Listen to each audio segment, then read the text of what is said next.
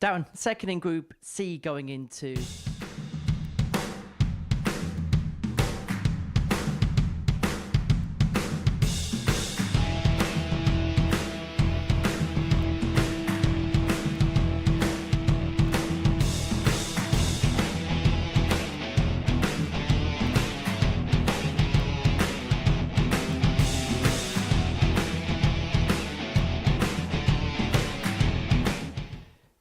Good afternoon, welcome along to the Modus Super Series here from the live lounge in Portsmouth. It's Friday afternoon, which means two more players will book their places through to tomorrow night's final here on the South Coast. We're going to be watching all of the action today in the company of the Asset Paul Nicholson. But before we talk about this afternoon, let's go back to last night where Paul Hogan, who made it through to Champions Week in Series A, has kind of picked up where he left off in terms of his form. I think the fair thing to say about Hogan last night was that he got a little bit fortunate. He played well at times and maybe had his best ever night when it comes to a Group B situation, because that's where he tends to play.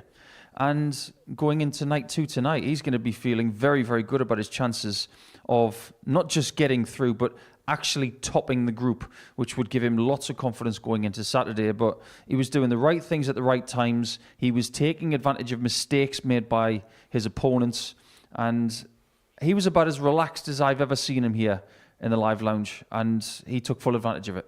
Well, that was Paul Hogan getting the better of Noah van Leuven by 4-1. That 1:15 checkout sealing the deal. And it means that Hogan is going to start day two on 8 points. So when realistically we'll see him through, Devon Peterson won 3 from 4. Noah van Leuven 4 points to her name. And Justin Hood, who was one of the favourites for the week, on just 2 points in the group. That action is going to resume from 10 o'clock tonight on the Super Series YouTube channel. But it's all about Group C this afternoon. And if you missed it yesterday, here's some of the lovely action that we saw from the live lounge.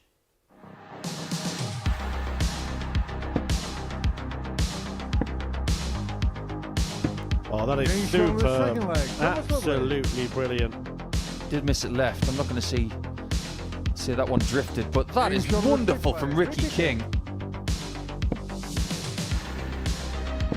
Double top to steal it. Bravo. Another this time, and he does get 2. He's looking to do what Kai Gotthard did last week, and he's done just that. Stunning check out to take us all the way, and at 3-0 down. It's Thomas Lovely that leads the way going into day two's action here at the Live Lounge in Portsmouth. A player that we've seen here on a few occasions. The first time he came with a bit of a big build-up. But is it fair to say that he's a player growing the more that we see him here in Portsmouth? Yeah, I think it's important that he does that. Chris Murphy and I yesterday afternoon was saying that he looked more comfortable yesterday than at any point. It's almost as if he's more ready for this challenge than ever. His challenge to our form's been good. His confidence was being exuded when he was finished yesterday talking to us in the studio.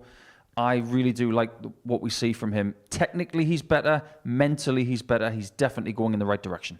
In terms of Darren Armstrong, he was the king of the comeback, wasn't he, yesterday? Yeah, just a bit. Won a couple of games, 1 from 3-1 down, 1 from 3-0 down, and almost did it again towards the end against Fallon Sherrock as well. So I think he's just got to get out of the blocks better, give himself a chance of maybe winning a game more comfortably. Or he might just turn into one of those guys that we love having here because every game he plays in, it's filled with drama.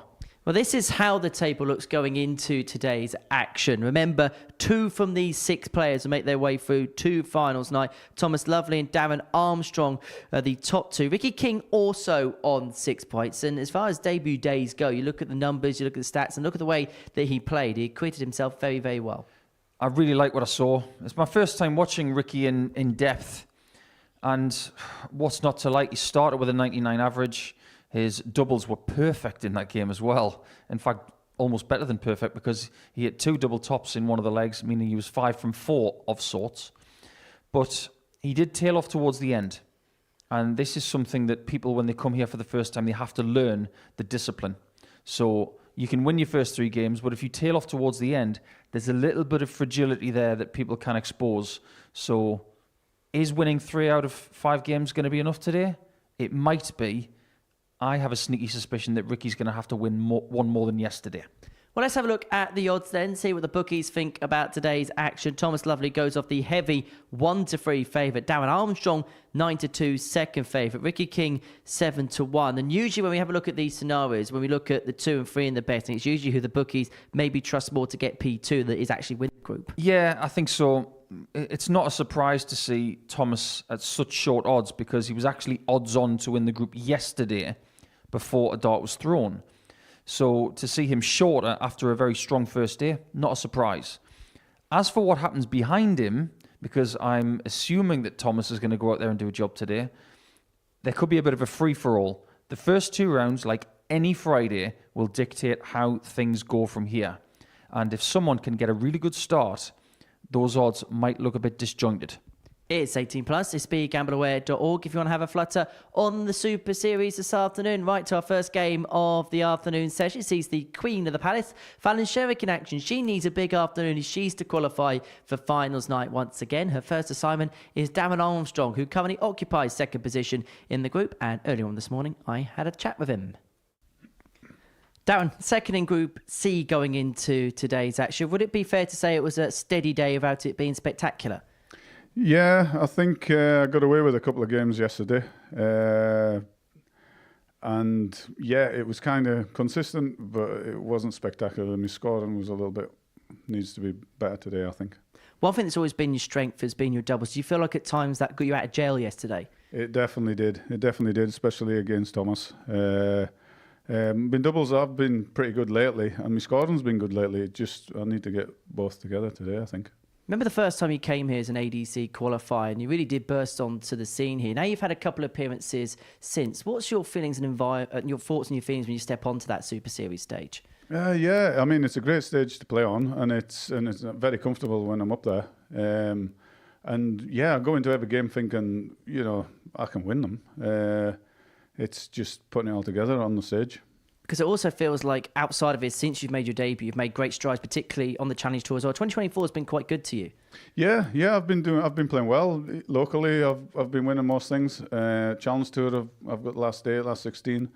And I've beat some good players. It's just about getting to Saturday today, really. I suppose the key is just to score a little bit better than yesterday.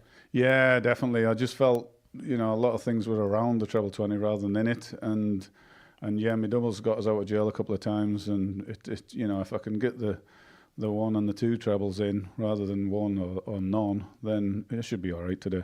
I wish you well, Darren. Good luck. Thank you.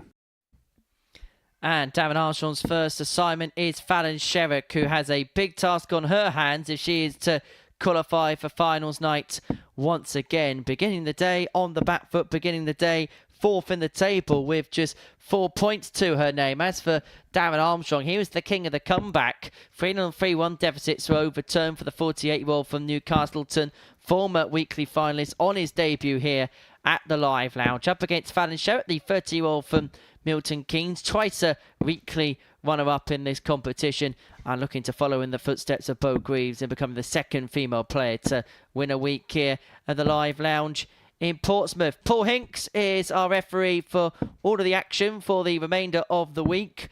The Yorkshireman who's refereed 4 World Championship finals across an illustrious career.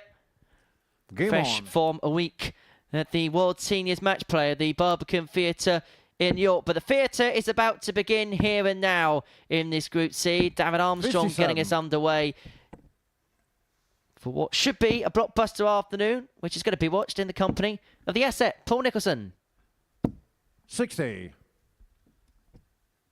I am really excited to see what happens next. But as we go into day 2, as we always do on a 93. Friday afternoon, when it comes to Group C, separation can happen even in the first game of the day. 120. Armstrong starts on 6 points. Fallon starts on 4. Fallon wins. She joins Ricky King and Darren on 6 points. Only 2 points behind Thomas Lovely. And then we have ourselves a group. We'll get to James Richardson 90. when he plays against Nick Crowell in Game 3. However, the other side of that coin states that shots like that could separate Darren from Fallon, and winning the game would cause that 4-point gap between these two to become very apparent, with games running out. 3 for double 16. 2-8. And that would have been for 5 visit leg to kickstart his day and to kickstart the day here in Portsmouth. Slow out of the gate in this leg, Fallon Sherrock, and so Armstrong will be presented with 3 more to take out leg 1. 16.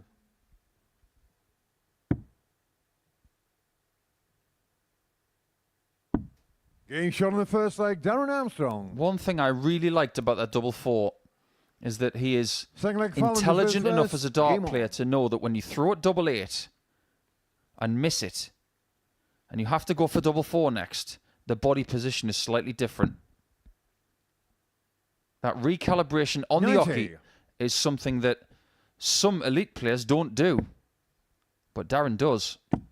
And that, for me, is why he's 1-0 up. 140.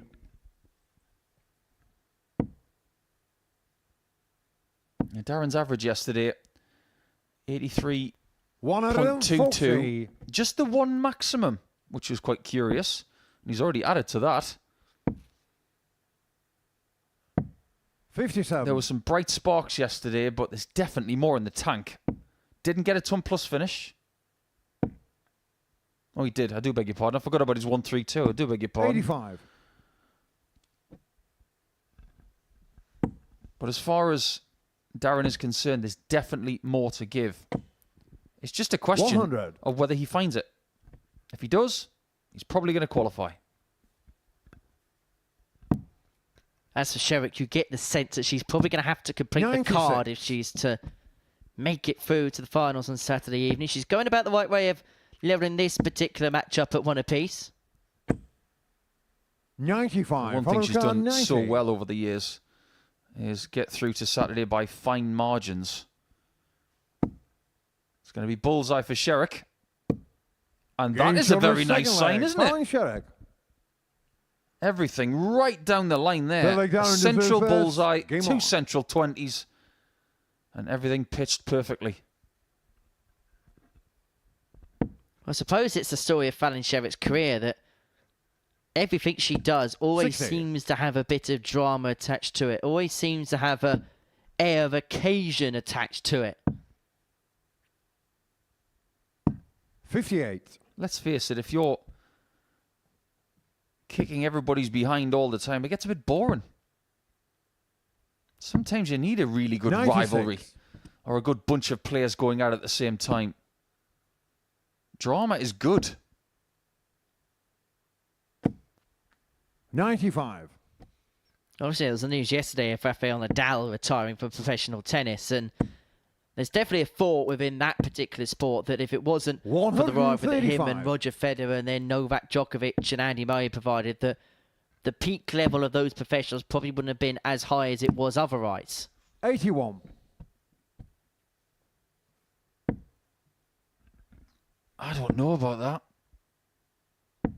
174. I think that's something you and I should talk about. I'm not convinced by that. I think Federer would have won a lot more had it not been for the others. 140. That's for Armstrong. Leg 3 could be in his bag.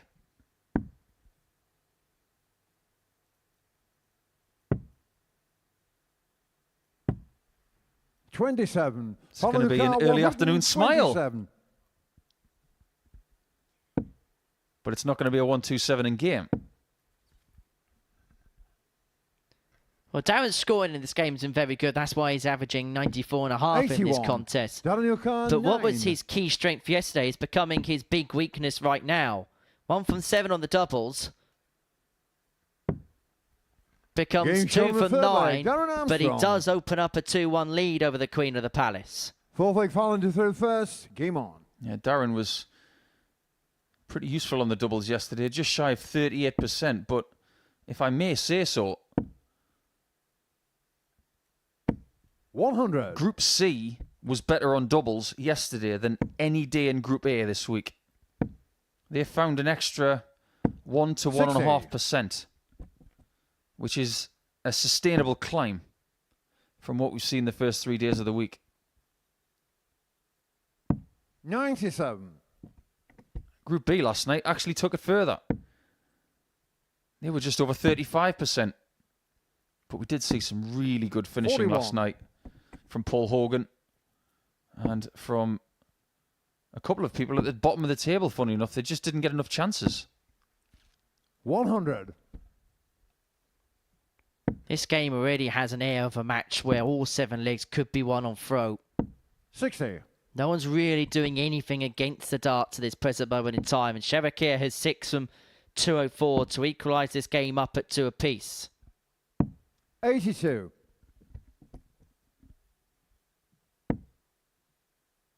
She does have options on 122. 100. Could start on the bull 22. if she so pleases, but the common approach is the use of the 18s. 90. And that's worked out well. Double 16 for a level match. And she has 60. got all Follow the the car, time that she 32. wants in doing so.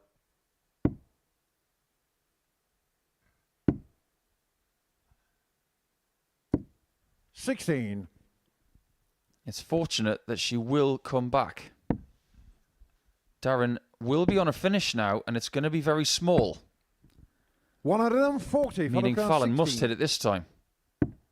Game shot on the 4th leg. Fallon Sherrock. No mistake. And a level match we have. 2-2 between Armstrong and SHERROCK. 5th leg Darren to through first. Fallon Game on. wins this game.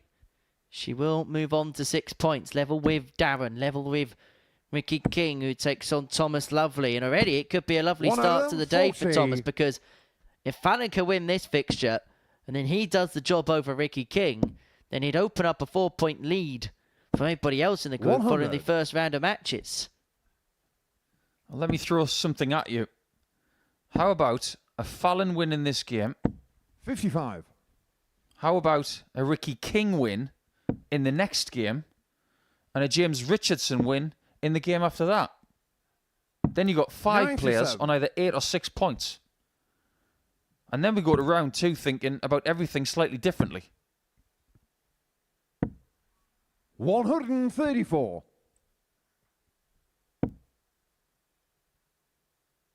I could sit here and criticise Darren for not using the 25 in bull there, but 84. based on Fallon's position,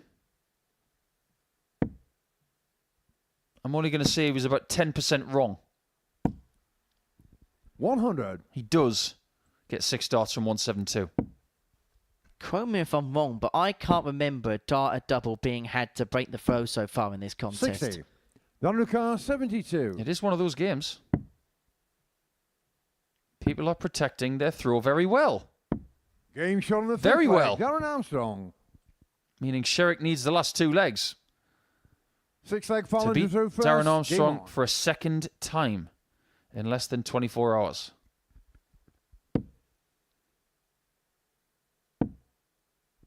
Now, call me crazy, 76. because many do. Change of footwear today for Sherrock. She's been in flats all week. 100. A change of footwear for a dart player is a big, big thing. Be like a footballer changing boots or a golfer changing shoes.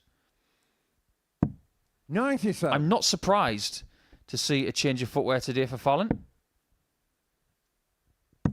For a couple of reasons. One, she's been on her 86. feet all week.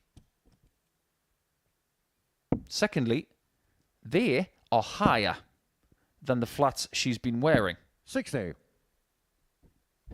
And some of her darts yesterday, especially in the scoring department, were quite low. A change of shoes like that to get a bit of height 95. might make all the difference. Does that also mean a readjustment to the throw potentially as well? No, it doesn't. It just gives you that extra centimetre and a half. You can stay in a 60. natural throw, but you're going to be at a natural height that you'll calibrate with really quickly. Well, Some players do that. he said that there was hardly a 100. poker to break a throw in this match, but Armstrong has left himself first to finish against the darts here. 120 to win this particular contest. But Sherrock comes back with a 140, leave herself on a 2-darter.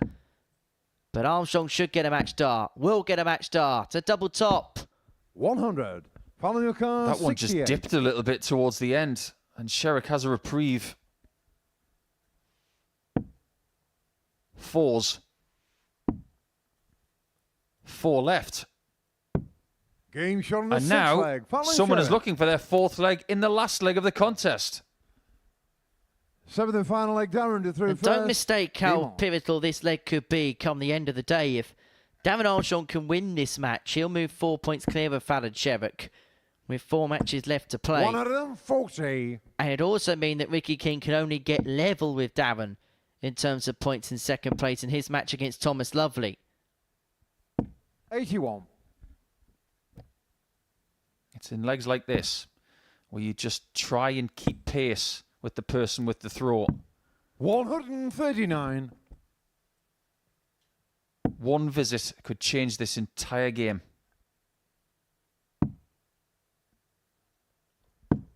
81. You definitely fancy Armstrong from this position. However, it was at this point of the last leg where it 45. did go wrong for Darren, where he had a sizable lead. That was then quickly whittled away by the Queen of the Palace. 99. One more troublous visit, and she could gain. But it's really good. 137. A double after 12. What he's done is he's forced Sherrock into hitting a 12, which she can't do. Possibly saving his best leg until the last leg. 60. It's an opportunity Daniel to Carr, 40. win the match in the previous leg, but he's going to come back. Game He shot on had the match, 6 if he Darren wanted Armstrong. to, but he only needed the 1. And a 13 darter will finish the job off for Darren Armstrong. A 4-3 success against the Queen of the Palace. Fallon Sherrock moves him onto 8 points, but perhaps more importantly, keeps Fallon Sherrock on just 4. This is how the game went from a statistical viewpoint. Armstrong with an average just under 93, 4 from 12 when it came to the doubling, but an important win for him, which puts him onto 8 points, and now could make things very interesting. Thomas Lovely can move clear at the top of the table and have a 4-point lead over third place Ricky King, or if it's a win for the England International, then the top 3 would all be prized on 8 points.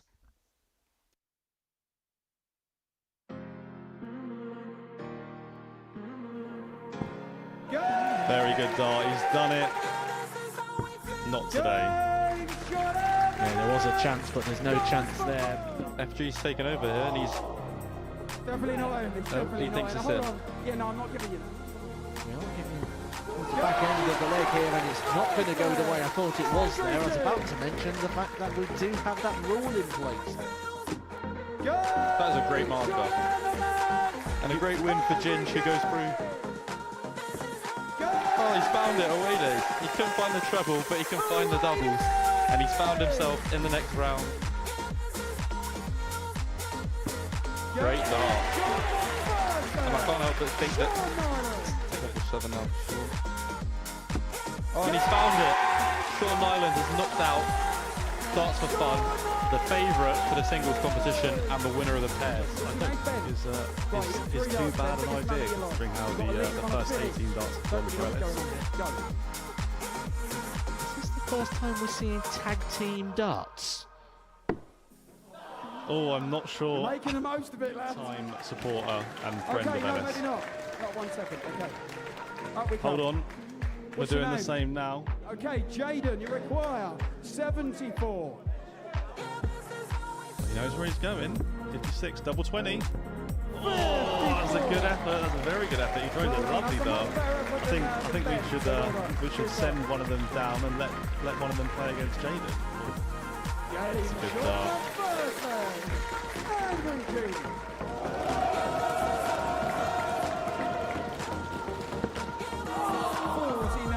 Plenty of dartboard to use for one of the most unorthodox ways you'll ever see a semi-final being won. And that is good. It's a nervy game, a nervy encounter. He is the favourite now to go on and win it, and he's trying to get... today with a bit of nerves. And that extra moment, that little bit of pause, that little bit Second dart. calm down a little bit, just to relax into the game. Oh, hold on. Yay! We have the first one from an influencer. It's one of them things either loves or hates in a darts time. And he loves it! But that is... It's Angry Joe!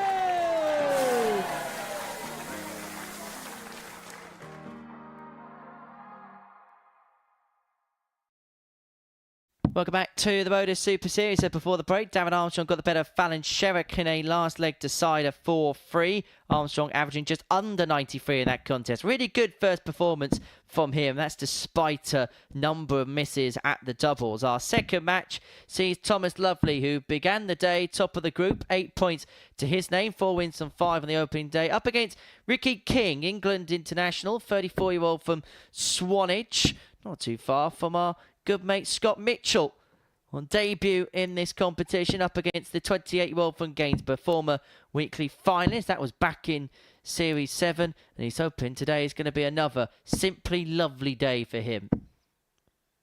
As for the King, he's hoping to ascend to the throne here at the Live Lounge in Portsmouth, although if something about history and Portsmouth is to be said, we don't talk about kings and churches in this particular city. Anyway, it's Ricky with the darts, and he's going to get us underway. Care to give us a Portsmouth history lesson? I'm sure you know about this. 41. Well, basically, King Henry VIII set up the Church of England, and he famously has a castle down in by the seafront. Yeah, it's beautiful. I walk past it every week. It's actually nicknamed Henry's House. That's what they call it for the music festivals, and they open it up to the public, Henry's House. Is that who you're named after? Henry VIII? I wish I knew, but I've got no idea who I'm named after.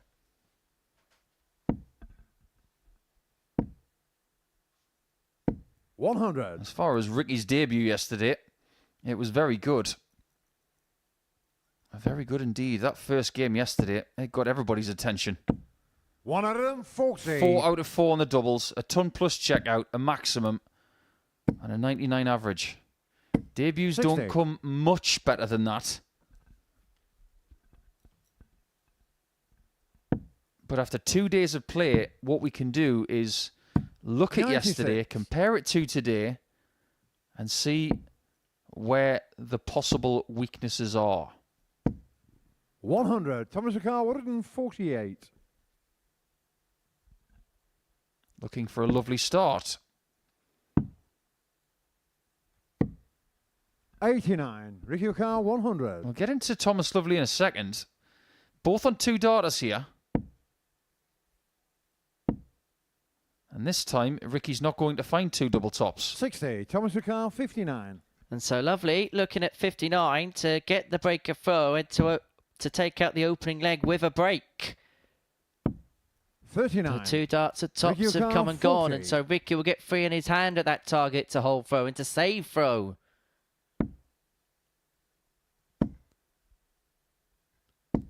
20. Thomas McCarr, 20. That was a big chance. Game shot on the And first Lovely leg, breaks Thomas him Lovely. immediately. And that leads me to my point about Thomas. Yesterday, he had Second the leg, darts Thomas to throw first. 3 times out of 5 games. Today, he's only got it twice. Meaning, based on the grey areas of 57. darts, or what you could call some of the obvious truths that everybody talks about. 100. If you've got the darts less times today than you had yesterday, you should realistically get less points. 140. But the fact that he's broken Ricky King in the first leg of his day, 60. that turns really quickly. This year has been a really good year for Thomas. Made the Challenge Tour semi-final back in August. Lost out to 140. Connor Scott by 5 legs to 3. No shame in that. Connor's actually going to be playing in the semi-finals of the World Masters tomorrow afternoon in Budapest, Hungary, as Thomas got Ricky 164. piles in a max, leave himself on a finish. Both on a finish after 9. Lovely looking at 164. Was looking at treble 18 to give himself a dart to the bull. 132. And leaving Ricky Carr, 32 after 161. 12. He's got an opportunity to back up the break of leg 1 with a holder throw in leg 2 to take control 51. not just of this Thomas match, but Ricardo, also 32. potentially take charge of his destiny when it comes to this group. Game shot on the second leg, Thomas Lovely. There's more evidence of him looking Third leg, Ricky to relaxed throw first. Game on. and perfectly okay with the challenge of this group. He was the favourite at the start of the group. 41. He was even more of a favourite after day 1. And he was aware that he was the favourite, 60. which tells me that he wasn't bothered what the odds compilers or the punters thought. He just wants to get up there and do his job. 100. Again, a sign of maturity. It was one of the things that we were speaking about at the top of the show, because the first time he did come here a couple of series ago, he made it through 60. to the finals. He played superbly on debut, and because of that, there was a big reputation that was built up as a result. 140. He'd lose out in the group stages on his finals night, and then he came in as a heavy favourite on his next appearance in week 10 of Series 8. He wouldn't get out of his group 85. in qualification, so he didn't make the Saturday night. Well, the way he's playing, it looks like not just is he going 100. to put himself in a position to qualify for Saturday night, but put himself in a position where he could be a dangerous threat when it comes to Saturday evening. 100. Ricky Carr, 120. Best time to get into this game is now in the next 2 visits. 40.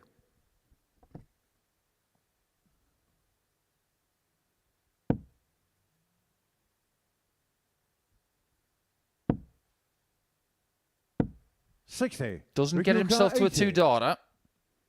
And Ricky's got to find a double. 60. Thomas Just Ricardo, hasn't been 136. able to find that tops. He's had a couple of shots at it now, and both have been drastically low. 96. Ricky He had Ricardo, mixed 20. fortunes on double 10 yesterday.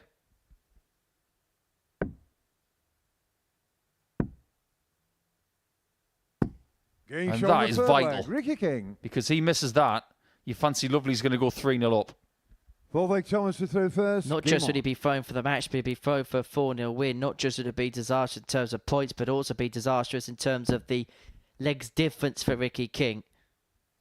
But Lovely still has 140. control and still has command of this match. He won't be overly bothered by losing that leg as long as he can hold on to throw here. 45.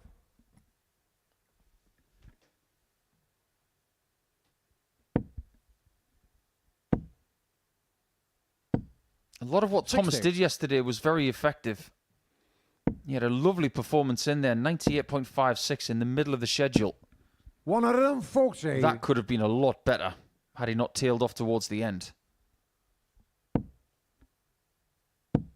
His doubles were, 100. well, what's the fairest way to say this? They were below par. But because he was scoring more consistently than anybody else, he was getting more opportunities. Let's put it this way. Let's put it in layman's terms. Thomas Lovely 93. Ricky Ricardo, had 20 more darts at a double than the next person. Double 8. Now this game changes. Ricky King. Somebody's woken Ricky King up. Well, from 2-0 like down, Ricky to that throw Sun first. Topper brings this game back level Game on. at 2 apiece. And if you actually have a look at the tail of the tape for Ricky King yesterday, if you were having a look at it 140. as somebody who hadn't watched a dart yesterday and you had a look at the numbers, you'd say, well, Ricky King must be top of this group. Had the highest overall average, 90.56. 82. Hit the most 180s in the group yesterday with 10. Was 35% on the double, 16 from 45, which is very respectable. 134. But he finds himself third because at the key moments it just went missing.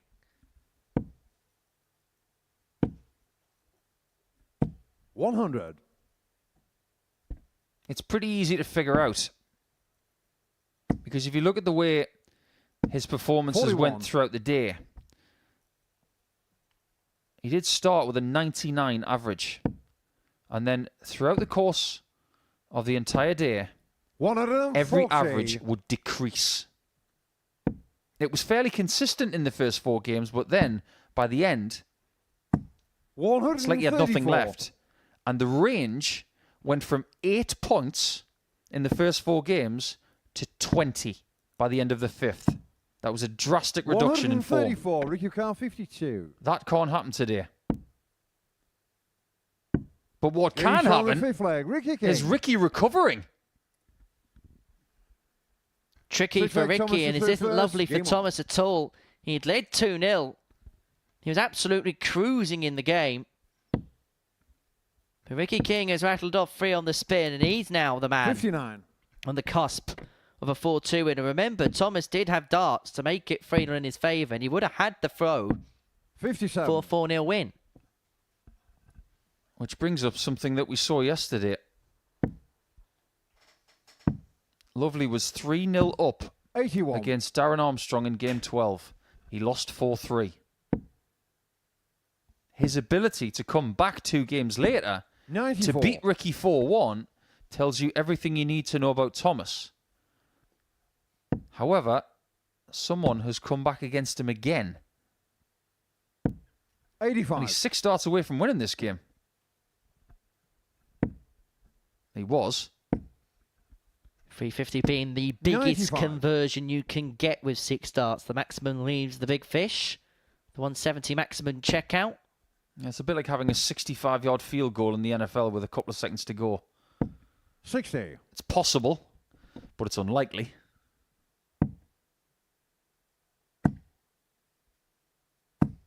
$95. So King leaves himself on 160 to take this match out and to take out Thomas Lovely. And it'll mean the top 140, 3 Ricky players will all 160. be on 8 points in the group. 82. This Thomas game Ricard, might not be 76. done yet.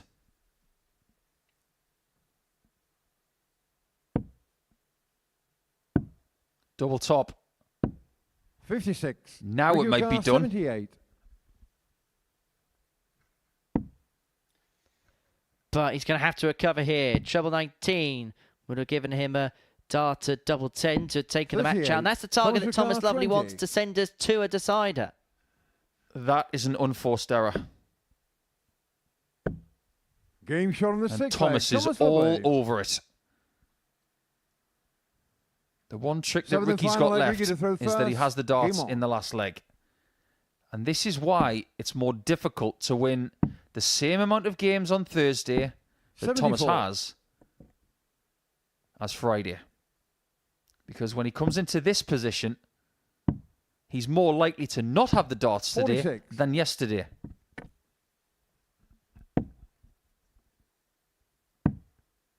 If Ricky wins, 81.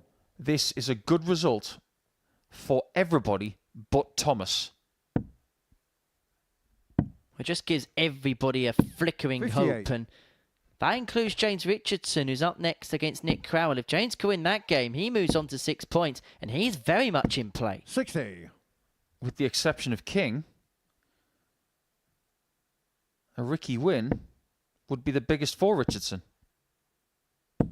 140. Simply because of that game in hand.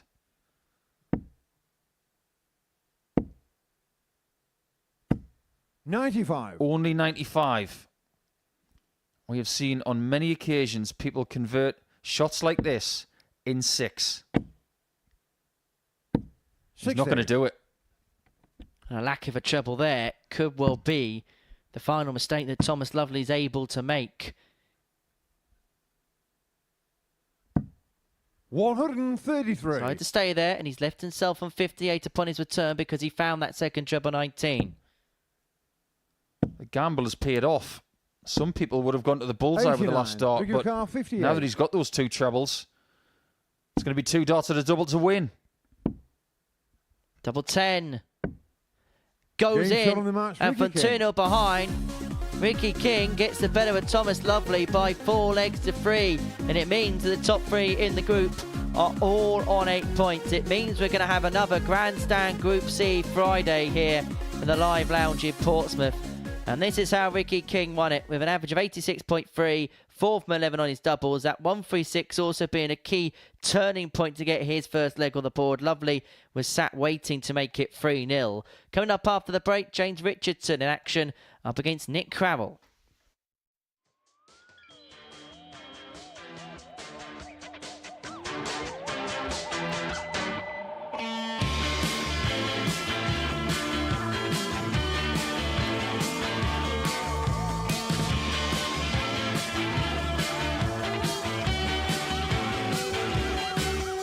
It's Phil, the Power Taylor.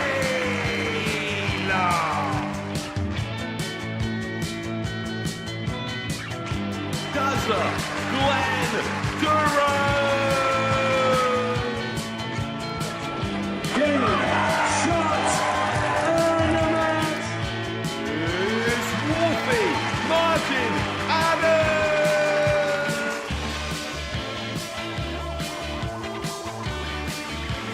Adrian, Jackal,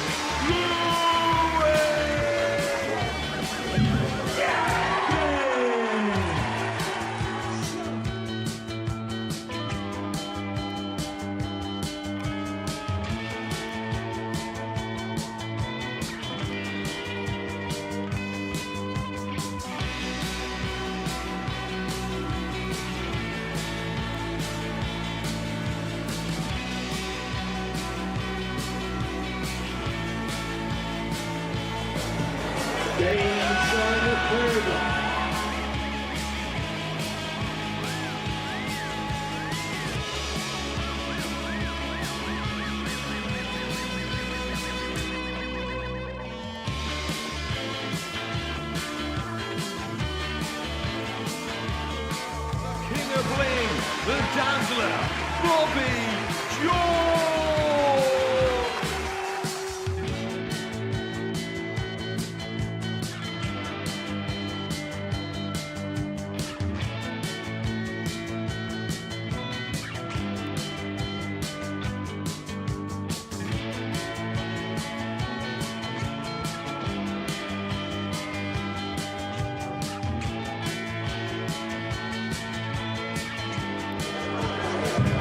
Game, shot, and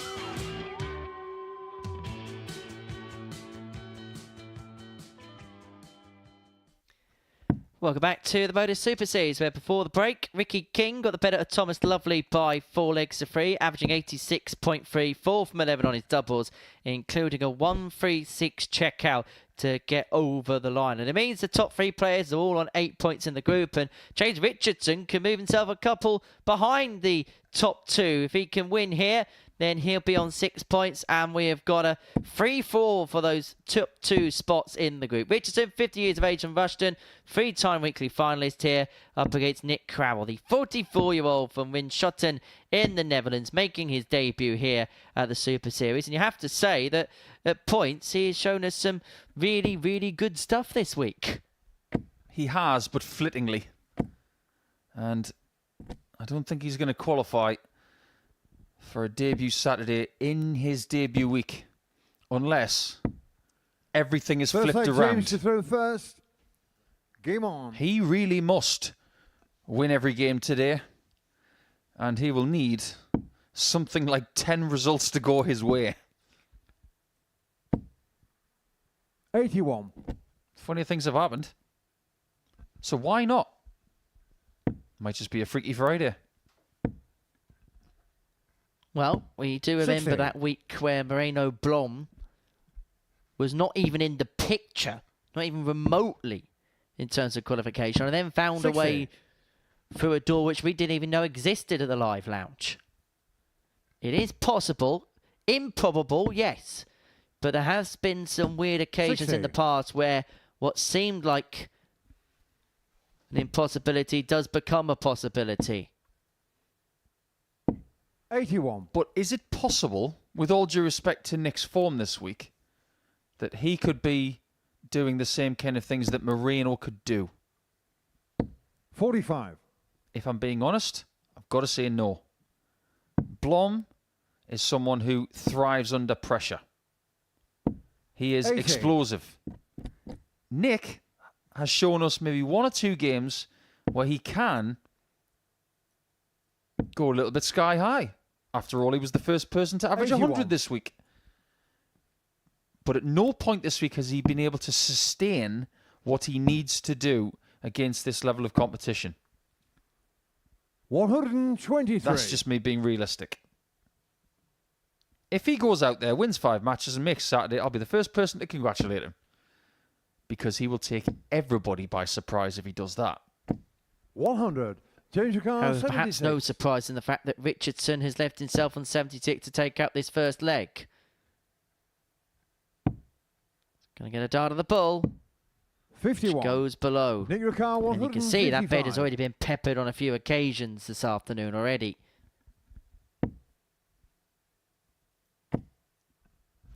Crown unable to take out the 155. 60. Richardson's going to Change your return for car, 25. 2 darts in his hand for 1-0 lead. And he likes the 17 double 4 split.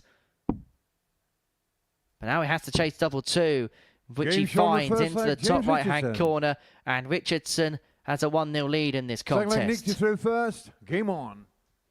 And that word on the back of his shirt is exactly how he needs to behave today. If he is not ruthless, he's going to be back 45. in Rushden by tea time. Just in time for him to make a ruthless Vindaloo. 24. And that's actually been one of the characteristics of this week. The practice room have very much got along with one another. There was a picture posted on Devon Peterson's social 60. media on Tuesday of the players in Group A all enjoying a meal out together. They've been enjoying each other's company away from the darts. And that's one of the unique facets about the Super Series where, 36. and you'd know because you spent way in excess of a decade on tour, that everybody has their own little tables, have their own... Cliques may not be the right word, but you have your own little places of people you speak to, whereas here, you've got 95. no technology, no communication with the outside world, and so you have to get along with the people that are in the room alongside you. Oh, clicks is the right word. Sto Bunce used it. I'm going to use it. We do have 25. clicks. And sometimes the clicks get broken.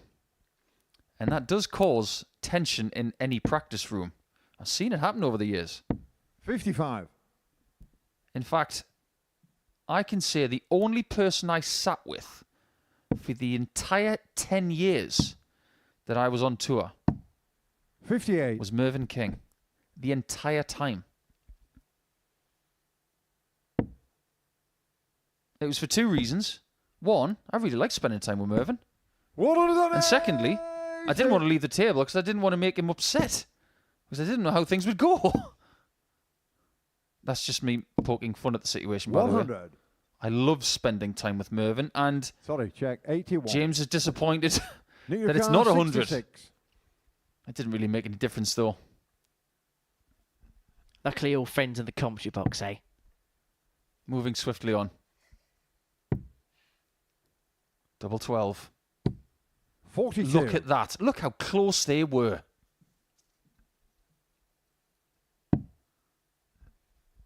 Two darts that couldn't be pitched any closer without going in. 101. Nick your But he car, is going to get at 24. least 3 more. He's got 6 more if he so wants it. 2 6s now. Game And it shot on the goes. second leg. Nick There's not going to be any drama down on double 3. Crowell levels this game up at 1 James apiece. to throw first. Game on. Putting a bit of a spanner in the works for James. The first 2 games of the session were played to a fairly high standard. This third one has yet to 140. live up to the heights of those previous matches thus far. I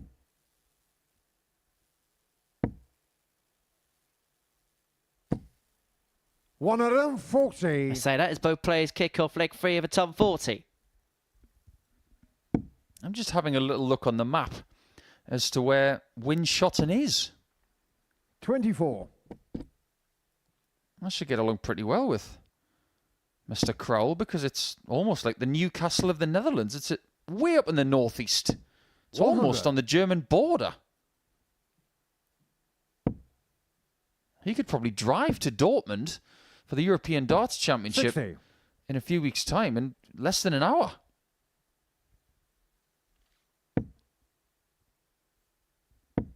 I wonder what that town is famous for. We'll have to dig into that. 100. It's like you know it's my favourite subject. 39. Nick your car 161. Well, Crowell here looking at 161, and he has got Sixham here to get the break and open up a 2-1 lead from 1-0 behind. 100.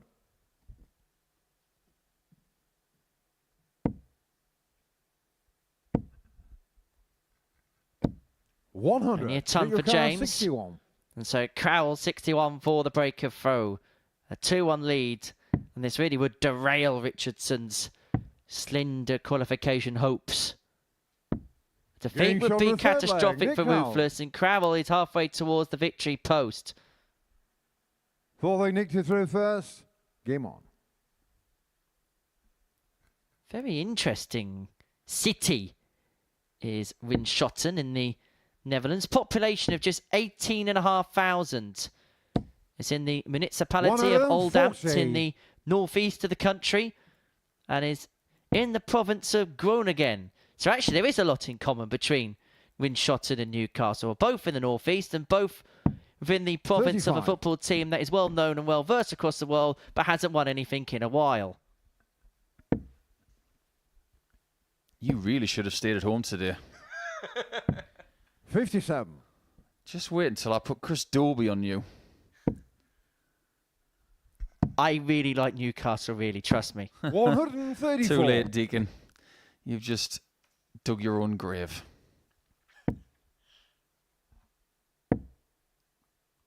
Yeah, the town of Winschoten actually 100. hosted the very first ultra marathon in the Netherlands.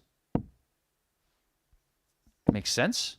Nick has a very 26. marathon runner style physique, doesn't he? He is immensely aerodynamic.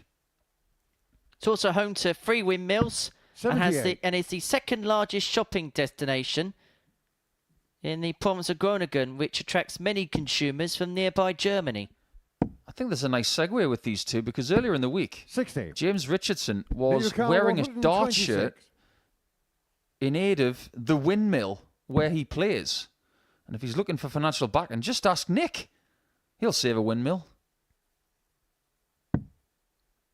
But James needs to save himself in this game because things 54. are not going to plan. Well, the question is, in which direction is the wind going to blow in this match? Because it looked like Richardson was blowing red hot to the beginning of the contest 60. when 1-0 up. But if Crowell takes this out, it's 3 on the spin and he's a leg away from a victory, which would put him on to 4 points. Double 12.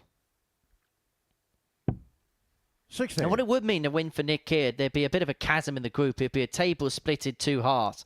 Lovely Armstrong and King would all be on 8 points, while Sherrock, Richardson and Crowell would all be placed on 4 points. 140. Nick your car 12. Things can change over the course of a round of play. Just look at what happened yesterday. That is a bad dart.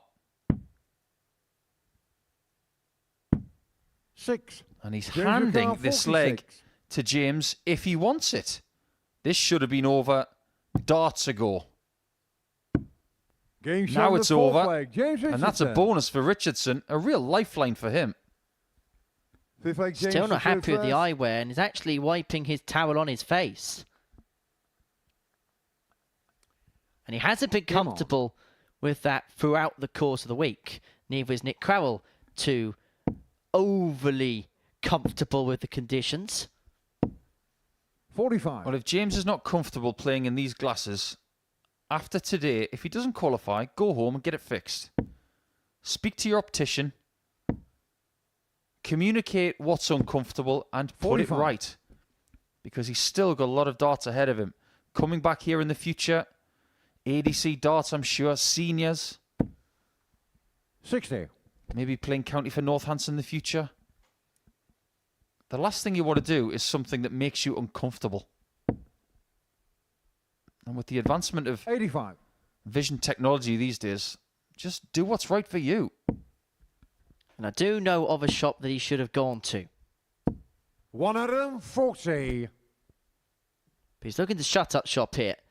Because Crowell had the opportunity to go 3-1 up. Those chances came and went. Richardson level at 2-2.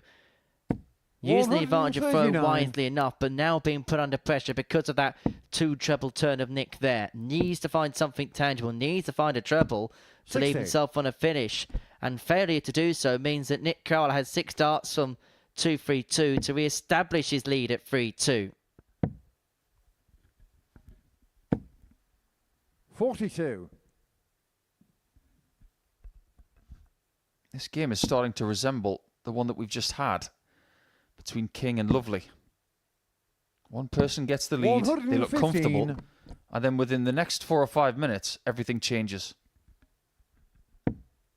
So Richardson leaves 81 to open up a 3-2 lead in this contest. 100. Solid ton there Jennifer, for Nick. 81. Leads himself on a 2-darter as well as he makes his first traverse across the stage today. Job 14 would have given James a darter double 16. 41. He's going to leave himself on Car tops 90. nonetheless. Following that 25. And Nick may well be looking at the bullseye on the back of this. Cancel that. Game Just shot on take the that. fifth flag. Nick Crowell. 6 flag Nick to throw first. Game on. What a lovely kill that was. Richardson not playing anywhere near his best in this game, but you've got to say that the first 2 darts of the previous 44. visit for him were not very good. And this is the kind of game that James knows he should win 100 on it. 29 times out of 30. The fact that he isn't tells me that something just isn't right this week. 60. Something hasn't quite clicked into gear. And he needs to find a big comeback here just 60. to keep himself in touch. And if he was to qualify through to tomorrow night's final, when you consider the week that he's had by and large, it would be a big success for him. 59. Yeah, it's not been easy at any point, really.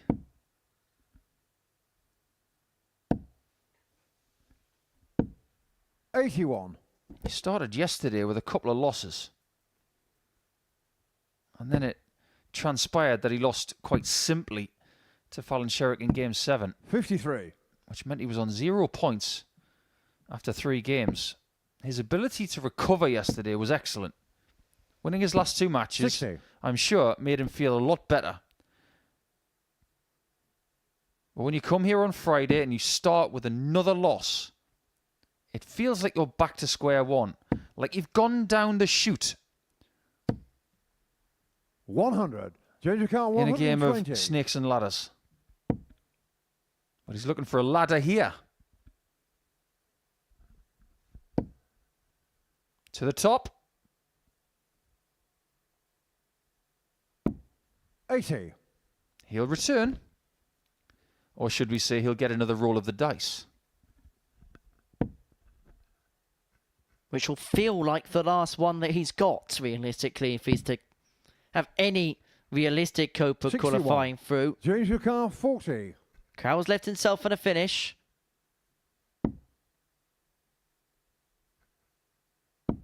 Game shot But he's on not the going to sixth go flag. at James it as Richardson gives us our third consecutive last leg decider to kickstart the day. Semi-final Out leg, of a James to possible throw first. 21 legs that could have been played so far today, we have played all 21 of them.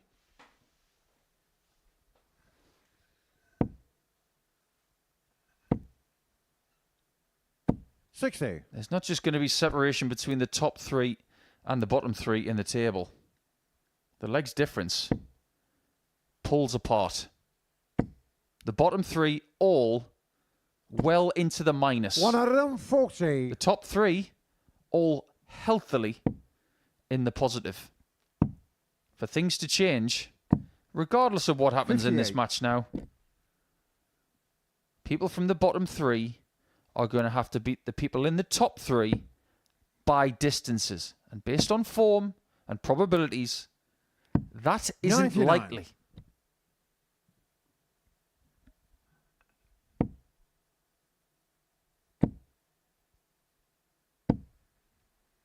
$43.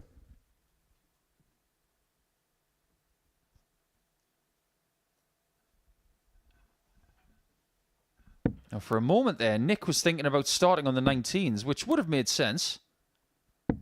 56. He changed his mind, and he doesn't make enough here to get himself on a finish.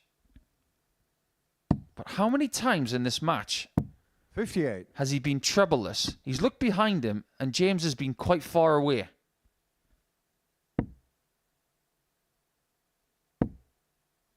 We've got to be honest. Based on what we've seen in this game, neither of these players look likely to make the top two.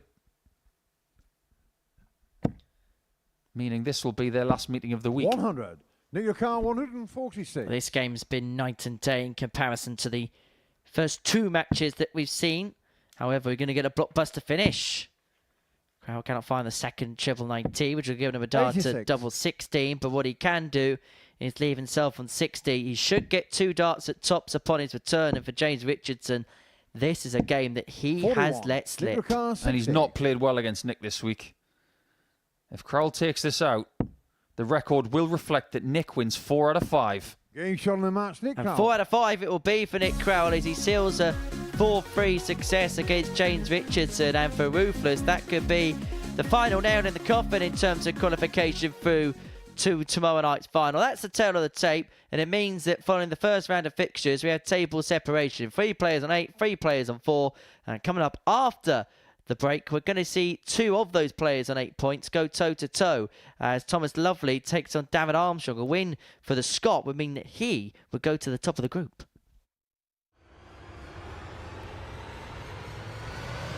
Welcome back to the party in Portsmouth here at the Modus Live Lounge. And he was right.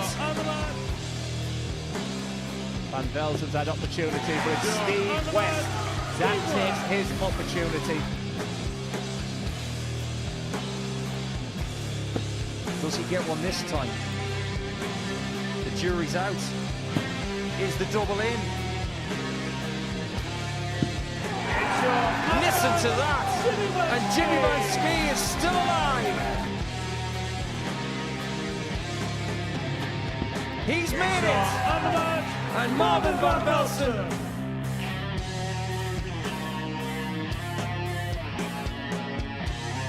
Jimmy Van Ski probably felt he's already been out already tonight. Surely not again. Oh, Jimmy! It's a wry smile. What a finish! What a man! What a response! Of the 5-time weekly champion. It's Jimmy Van Ski who makes the final! Are we, Jimmy? You bet we are! One leg to see who the champ is. Yes, he can! Marvin is the man!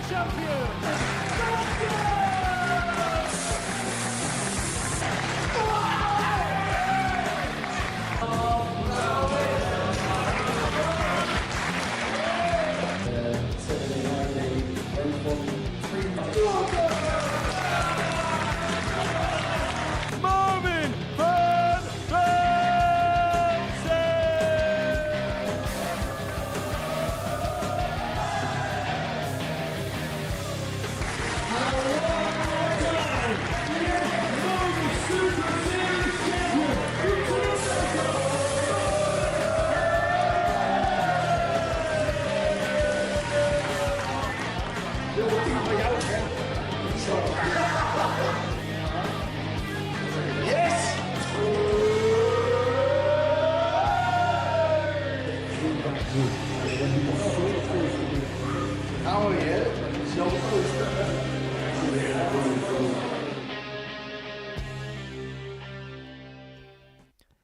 Welcome back to the Modus Super Series, where we completed one round of matches here on this Friday afternoon. And it means at the end of it, because of the results, we have 2 splits in the table.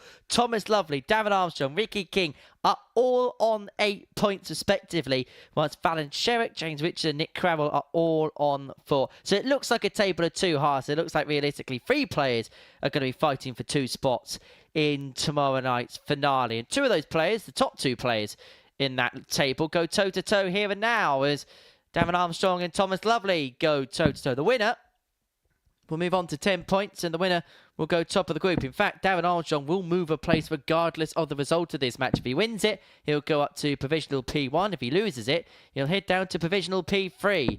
But for Thomas Lovely, having already lost his first match to Ricky King in a last leg decider, he can ill afford to lose further ground on one of his rivals in this group. And a defeat in this game could be costly because Ricky King is in action against James Richardson in match number 6. And it means that the man who was the pole sitter going into today could find himself at the bottom of the podium. And if you find yourself at the bottom of the podium in this group, you don't find yourself through to tomorrow. Game on. But he does have the darts, unlike that game against Ricky King. 140. The bottom 3 can't do anything about what happens in relation to who goes to the top of the table. So why worry about it? So Crowell, Richardson and Sherrock know that somebody is going to make 10 points from this match. However, in this round of play, Sherrock 85. can beat Crowell or vice versa, and one of them makes 6 points. Ricky King plays James Richardson in game 6. 56. In that game, Richardson can stop King from getting to 10 and can take himself to 6. 100. Things have to change in this round. Otherwise, I have a sense that somebody's going to be safe at the end of round 3. 56. The chasing pack, and by that I mean the bottom 3. Stuff has got to happen now. 98. Thomas McCarr, 150. Something special going to happen right here, right now. Both players on big finishes at the beginning of this first leg after 12.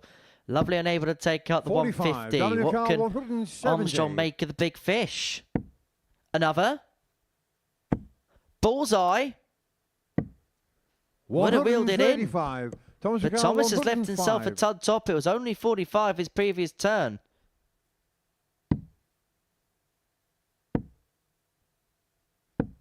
$45. Down your car, 35. People have got to sense that Lovely is not having the same start as yesterday. 3. Thomas McCarr, 60. But if you keep giving him opportunities,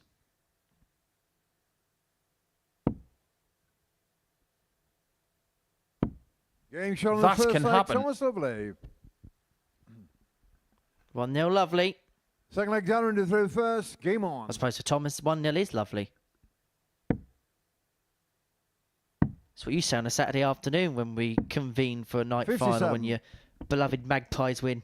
1-0 Lovely. excuse me everybody, I'm just about to turn my microphone off and Henry's is going to be off forever. 140. I can hear an army trundling down from Newcastle thinking that was derogatory. How dare you 43. deface our accent like that? And that includes Darren, because that leads me to his accent. He's from Scotland. Lives in Scotland. 140. From a place called Newcastleton. Beautiful part of the world, in fact. Very rural. But his accent is a little bit of everything, isn't it? It's a bit of Cumbria, it's a bit of Northumberland, it's a bit of Scotland. I like it. A lot. 96. And he's a lovely chap as well. If you ever go to the borders of Scotland, there are some beautiful towns along 58. that border. Thomas McCarr, Kelso. 125. You've got Newcastleton, you've got Gretna, you've got Eyemouth.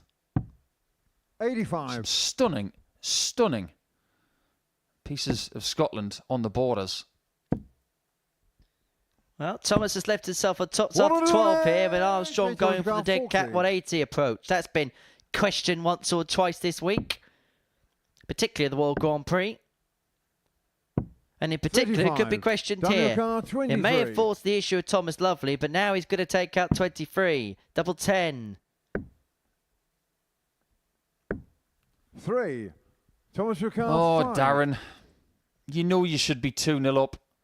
And you might be staring at 2-0 down. Game shot in the second leg. Thomas Lovely. Sometimes people say it's better to be lucky than good, but Third boy, leg, if Thomas you are to good third and first. lucky, Game on. that's a nice combination. The most frustrating thing for Darren Armstrong as well will be is he did the hard work in game 1. It was a hard-fought win against 55. Fallon Sherrock. The luck then goes his way because Ricky has beaten Thomas. He's put himself in a position and has been in a position in this match. And that the undoing at this present moment in time has been his own. The moment somebody gets a maximum at the start of a leg, 135. we start thinking, is it another one? Not this time. 96. By the way, Henry, because we're in Portsmouth and you've brought up accents, what's that thing on the end of their darts called? 99. Portsmouth folk call that a floit.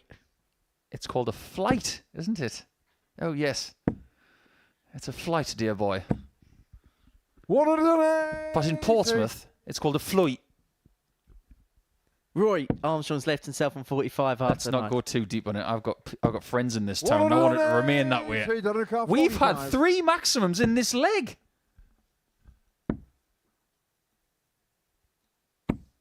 5. But yet again, Thomas Ricard, 32. Armstrong misses a couple of darts at double, and Lovely is right there to steal.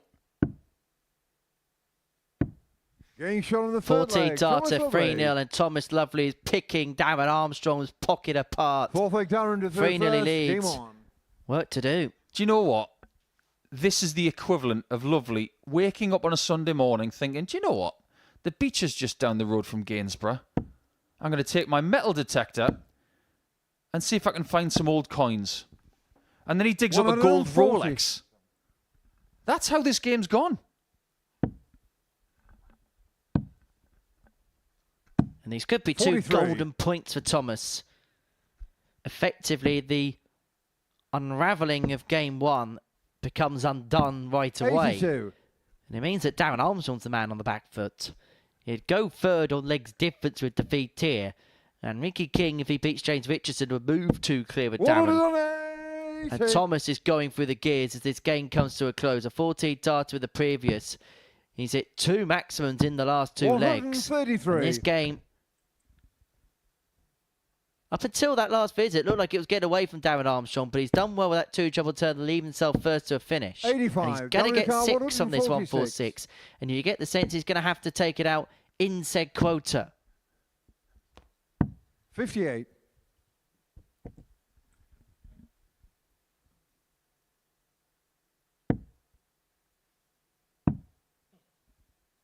Well, that hasn't gone to plan. 26. He bails out on the Daniel 18s, Carr, 88. and he did the right thing.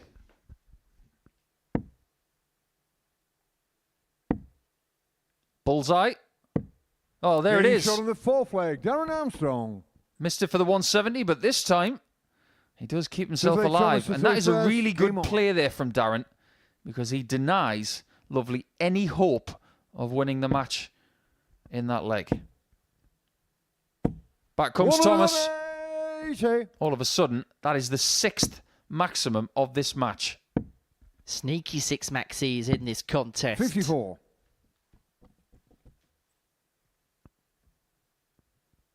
And because of that dry turn for Armstrong, Lovely is stretching clear. And for a second, it looked like he had 135. perfection in his sights. Easy for me to say, but with the way his darts behave in the final 85. third, the right move was to switch there.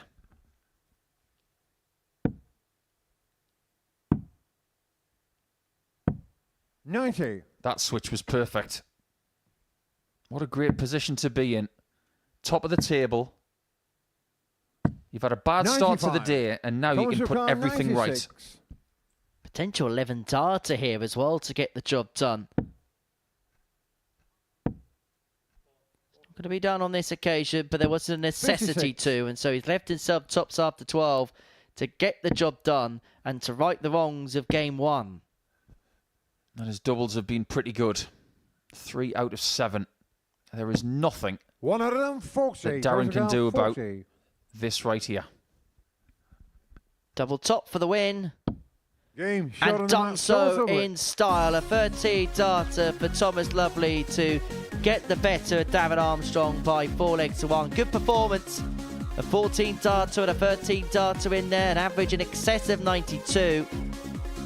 4 out of 8 on the doubles as well, but for David Armstrong, a pained expression on his face. It was a decent performance from him, 91.5 the average, but it was that 1 from 8 on the outer ring which came back to cost him in the end, and it now sees him on the back foot, back down to 3rd, and he's got to wait to see what Ricky King does in this round of fixtures. But he's in game 6. Game 5 of our session pits Fallon Sherrock and Nick Crowell up against one another for a 5th time this week.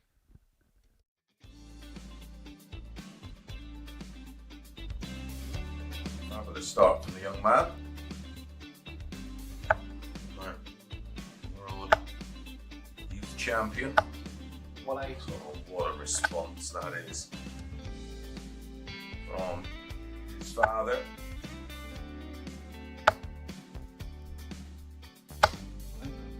Back-to-back 140s. Siding leg of 7.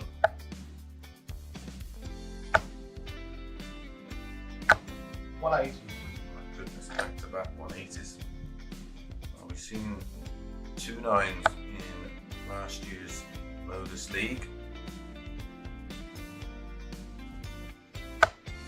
Seen a couple of 10s. Not seen a 9 yet in the Online Darts Live League.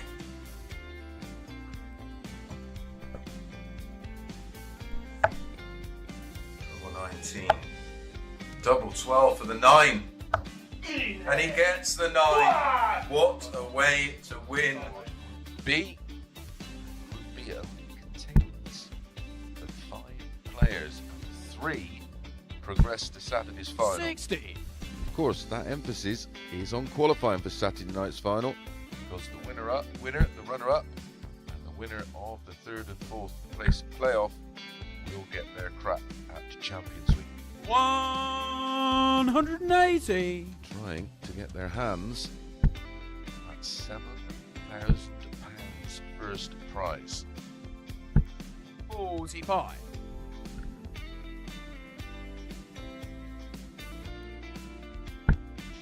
Some of you on the forums are here. 180. Oh, welcome back, Martin. Where have you been? Where did you go? 100. Martin, you require 141.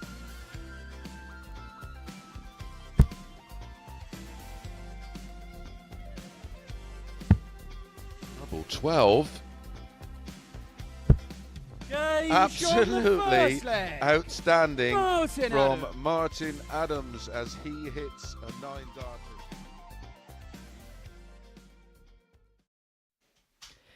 Welcome back to the Modus Super Series. We're 4 games down on this Friday afternoon, and before the break we saw Thomas Lovely get the better of David Armstrong by 4 legs to 1. That moves Thomas on to 10 points, 2 clear at the top of the table. Realistically, for Nick Crowell and Fallon Sherrock, their chances of making it through to Saturday evening's final have come to a shuddering halt. And so for this pair, be about finishing as high up in the table as they possibly can. They both start this match with 4 points to their name. Sherrock losing out in the last leg decider to David Armstrong. Armstrong averaged 92.72 in that particular contest, was Nick Crowell won a last leg decider to kickstart his day. He beat James Richardson by 4 legs to 3. It wasn't a high tempo affair, but it was points in the bag and points in the pocket for Crowell. Whilst Fallon, even though she was defeated in her opening match, had a better performance than that of Nick. Yes, she did. 100. Would you like to have a little game of spot the difference? Any guesses as to what Fallon's been 56. doing between her first game and her second? Enlighten me. You mean you don't know? 98. She's been plaiting her hair. You won't find many guys doing that between games. Unless Danny Jansen fancies it. 180. Well, those darts were so tight together, it was like 3 coats of paint. 99. This could well be the last throw of the dice this week. She's got maybe 3 hours to put this right. And this is now like a 81. knockout tournament. Win the next 4 and pray that 12 points will be enough. And as we've been mentioning all week, this has been all about getting herself in the best 140 possible for shape ahead of the 140. women's series next week. And so, even if she doesn't make it through, she'll want to leave with a lasting impression enough to think, right, I'm in good enough stead ahead of what is a very big weekend 88. for her. Nicola, Qualification spots 64. of both the Grand Slam and Alexandra Palace are both at stake as a result of that final weekend in Wigan. This is double 8.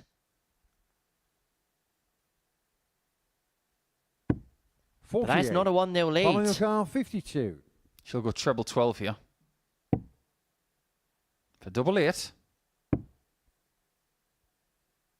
And 44. won't take the immediate Nicola, advantage. 16.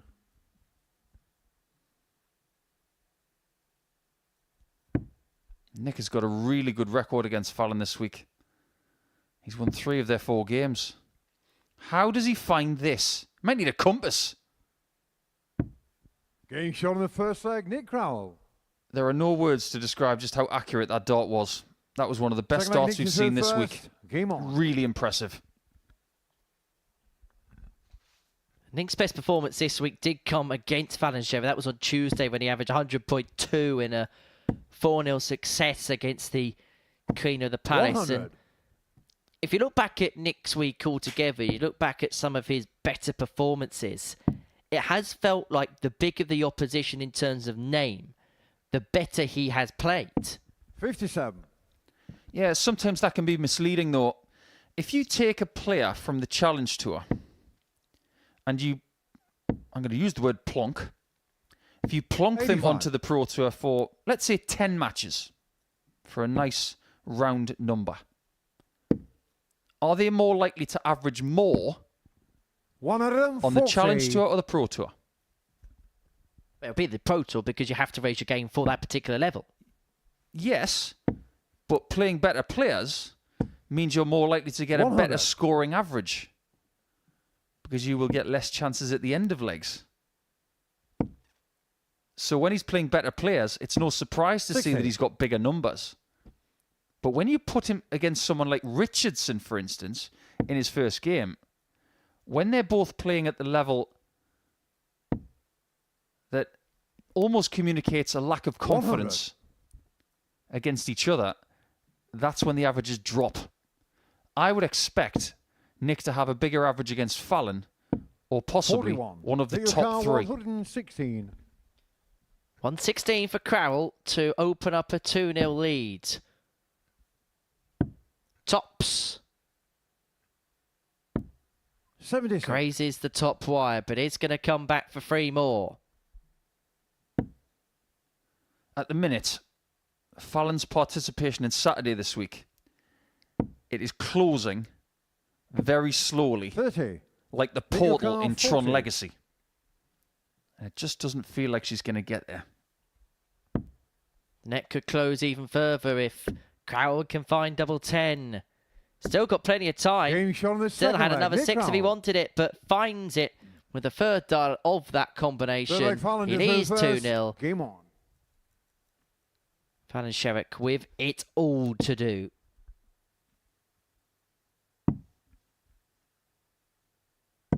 $90. It is a darting Friday. The World Open's taking place in Budapest today, ahead of the final stages of the World Masters tomorrow. World Grand Prix darts tonight as the quarterfinals will take 60. place. Good luck to all of the players who are left in that tournament as well. And well done to Johnny Clayton on becoming the Welsh #1 for the first time. That is now official. 140. Johnny, a really good friend of Fallon's. They've done some exhibitions together. And remember that when you go to dartshop.tv, it's not just Modus Super Series tickets that you can find there. But you can also find exhibition tickets there too. And there are some huge shows coming up over the 82. next 6 to 10 weeks. Including one in Portsmouth. Yes, the annual Untouchables exhibition at the Guildhall in Portsmouth. 60. You played there. Was that the one at the Pyramids that you played? Played at them both. Yeah, both great fun. The Untouchables one is 81. Is an exhibition that's been going on for a very long time, though. It's got a lot of grandeur. Always huge stars there. And it's almost like the last exhibition before the Worlds. It's actually the first ever darts event I ever went to. 57. Following the car, Well, it's in 108. Portsmouth. Of course it was. If it was in Southampton, you wouldn't have gone. Double 18. Just needed to check that the treble was in. Game show on the third And the leg. good news is the double is as well. Fourth leg, Nick, you through first. Game on.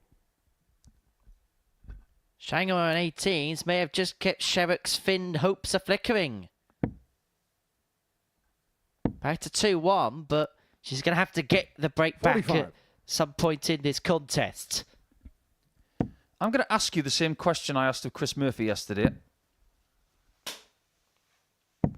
96. I went to the cinema a couple of days ago to watch the new Joker movie, Folie à Dieu. I see a resemblance between Fallon Sherrock 100. and Lady Gaga's character in that movie, Harley Quinn. 140. Do you see it as well? I'm going to be honest with you, Nico. I've got no idea who Harley Quinn is, so I cannot answer that question. 80. Coming from the real-life embodiment of Abraham Simpson, who, when he's finished at the Modus Super Series, sits next to his gramophone and reads his paper. 57. Isn't that right, Henry? I shouldn't have asked you that question. That's on me. I shouldn't have asked you that. No, I just shout at clouds if I'm Abraham Simpson. 140. You do strike me as the kind of person who would shake your fist at things. 60. Nick your car, 136. We have already seen this checkout today from Ricky King, and that changed game number 2. 96. Following the car, 148. This would change this match. Perfect. Gave it a chance. Tried to hit the flight to nestle it 100. under. Nick your car, Just 40. missed the mark. And so this for a 3-1 lead for Nick Cravell. Tops is what he's looking at. Double 10, got him out of jail in the previous leg. But doesn't get him out of jail 20. here. And this game could Final be level car, at 2-2 48. before too long. Sherrock had trailed 2-love in this contest. And it's going to get 2 darts in her hand at double 16 to square the equation up. Double 8 Game is show on found the and we have a fourth level leg. match at Fallon long Sherrock. last. Fifth leg, Fallon to through first. Game on. As we get towards the end of this match, the picture will become very clear as to who's still in the race and who isn't. 100. But I'm going to give you until the end of this leg, Henry, to find me in the World Open field in Budapest the best 60. name of a player. Because there are some pearlers in there. And I'm going to give you an example of that after Fallon's maximum. 180. There's a Danish player who's just been eliminated in the last 64 called Mikkel Bak. Well, if that 60. dart player was ever to grace the stage in Denmark and didn't walk out to Nickelback, that is a missed open goal, isn't it? It's too late to say sorry about that one. 91. How you remind me of some of these quotes, Nico. Anyway, Sherrock 130 to move 3-2 to the good. 60. Had trailed in this Volunteer contest. 130. Could find herself in front, and she's got 6 darts from here and in a fairly comfortable position to do so in this leg. 90. That's worked out pretty well.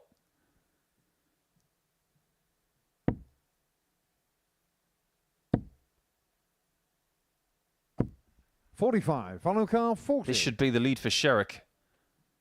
The points Game shot on the are fifth her leg. first Fallon issue. Sherrock. The second one is legs difference. She has a Six much leg better Nick to through chance first. Game on. of furthering her cause if she wins this game 4-2. Make no mistake about that. Now I'm going to take my Mikkel back of Denmark a bit further because in the previous round 96. he beat someone called Sheldon Fudge. That's a great name, isn't it? There's the kind of person you want to play against Steve 100. Hine.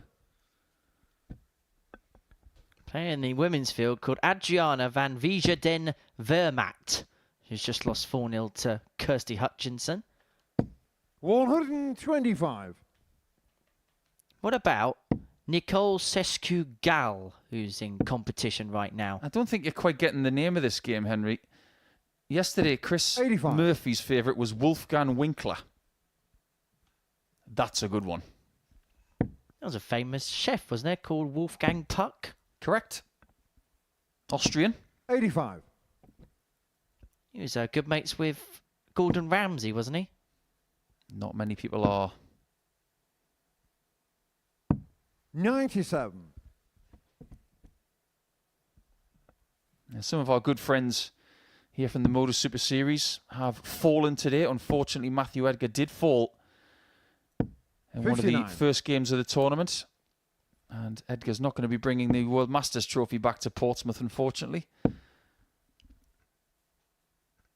Well, actually, Connor Scott lost to somebody called Elliot Milk. Yep, heard of him before. Another 136. Now a chance for Sherrock to 96. finish this Final car game 122. before there's more trouble. Stay right there. Bullseye. 97. Just off line, just off kilter. And this could well be the 4th last leg decider that we've seen in the opening 5 matches of this afternoon session. Crowell looking at double 10. He's been fairly good in this region. Shot on the 6th leg, Nick Crowell. And he's good again. And we go all the way again. And for the 4th time in 5 final leg, matches, we Fallon have a last leg first. decider. Game And it's the Queen of the Palace, Fallon Sherrock, who has the darts to see this game out, to move herself on to 6 points, and to just give herself a bit of an outside chance. 120. That was nasty.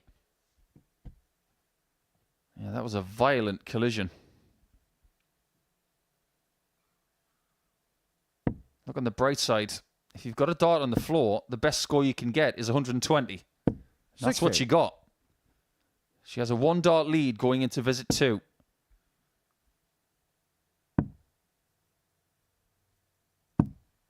$96. All right, I'm going to give you one more name. And it's going to be an Austrian, because Austrian names are usually the best. 100. Marcel Schlupfinger. I love a good Austrian name that's about 20 consonants. 78. Reminds me of Rainier Wolfcastle naming his Bratwurst.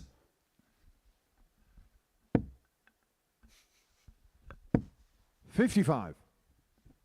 Well, this week we have seen a lot of clever darts from Nick Crowell. But this game 100. might be the fixture just to put him away. He's only going to have 3 more games left after this. And if he loses, the best he can do is 10 points, which 60. is not going to be On enough. the car 107. So Sherrock 107 to seal a 4-3 success. She's actually 13 points better off in terms of the average in this game. And she's going to be better Game off in shot in terms the of the match. scoreline. Fallon It's a Sherrock. second ton plus checkout of the match. The 107 to see the game through. The 108 got her in the game.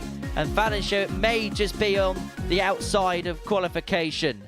4-3, she beats Nick Crowell with an average just under 91. 2 ton plus checkouts in there, including that 108. A couple of maxis too, 50% on her doubles for Nick Crowell. Too many missed darts at the outer ring. 11 missed at a double in that match. Sherrock wins 4-3. Next up is King against Richardson. Please welcome to the stage, Angry Ginge and John Henderson.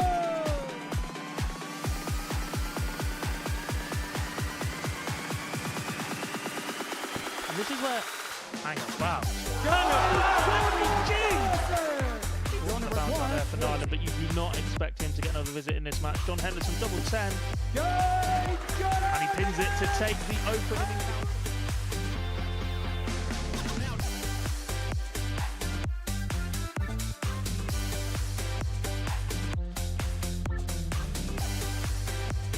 Devon coming up first for double 10. He's the one that left it, and he's the one that hits it for the opening leg. They talked a good game, didn't they, beforehand? They're not quite delivered it as of yet. You still make Devon Peterson. This is a big favourite from this moment. Oh, hello! It's the big favourites. Goes 2-0. But it doesn't. The most successful player at the Super Series is the man who turns it around. He's got it 1-0. Away days and Bradley Brooks. May see a double-double. Does go double 19. Wants another double 19. Great shot. Wow. Very, very good. The Bradley Brooks show. No 180, unfortunately. Did go for this one.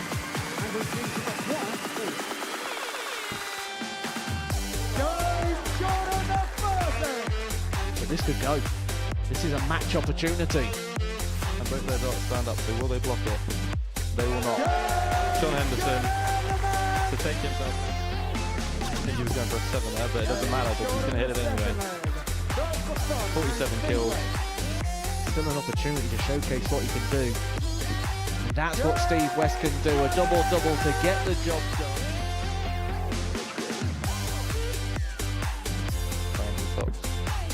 When you get those nerves, you just hang on to the dart a bit too long. Steve West finds tops For a breaker throw. Steve West at 20. Tops for the match. Darts for fun and Steve West. Steve West and Darts for Fun!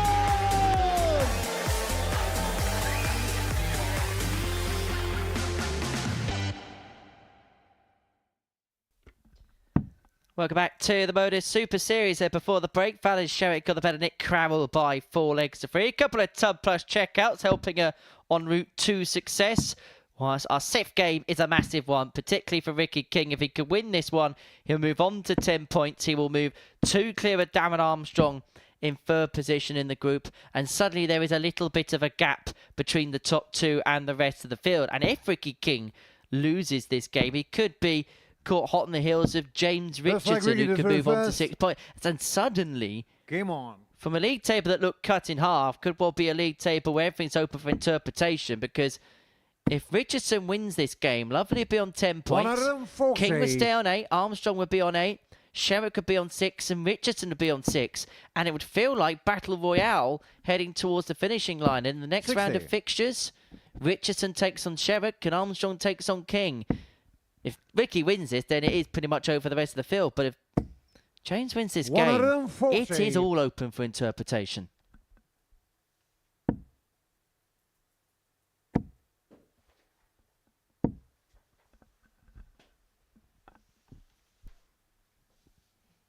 $123. Pause for effect. It was worth waiting for.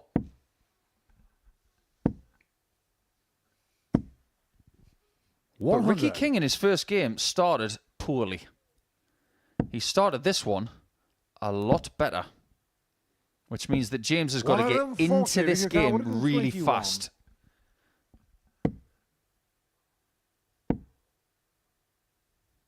105. This really is a good start. Won his first game against Thomas Lovely.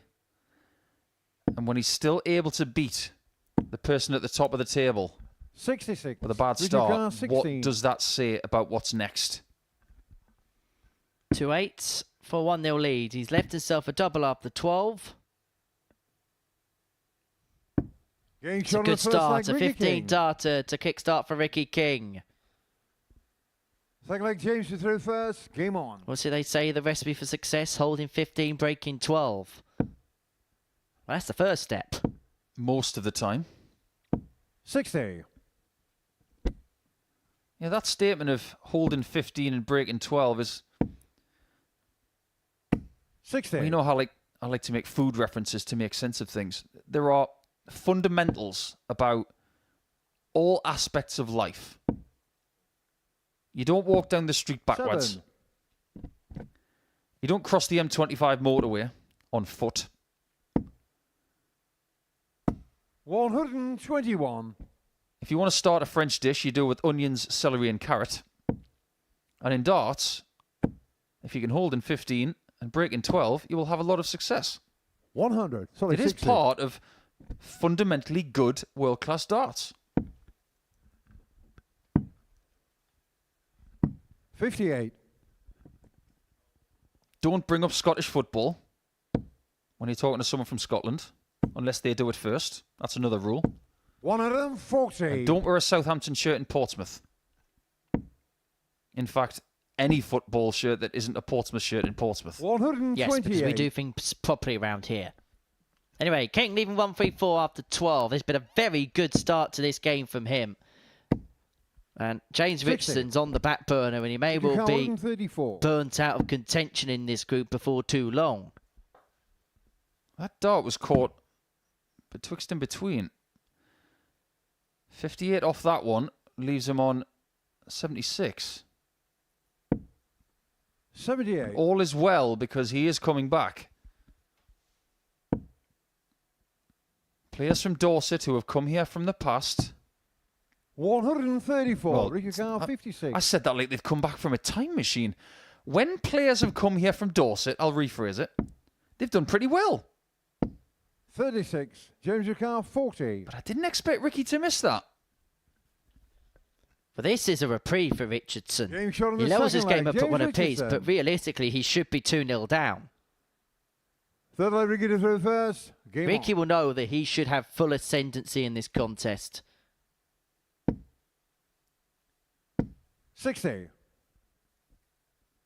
If I'm being fair, because yesterday we were talking about Scott Mitchell and Tommy Morris, Dorset really has been going in the right direction over the 60. last 4 or 5 years. But if we are being fair, 180. we still haven't had a winner from Dorset. Mitchell hasn't won. Tommy Morris hasn't won. They've been to multiple Saturday nights. 100. We need somebody from that county to come here and almost show that it can be done by a member of the Premier League 100. county team. What's to say that Ricky isn't that player? 140. I don't Ricky see why Carr, not. 161. Bringing through great players 10 to the dozen. He's not going to take out the 161.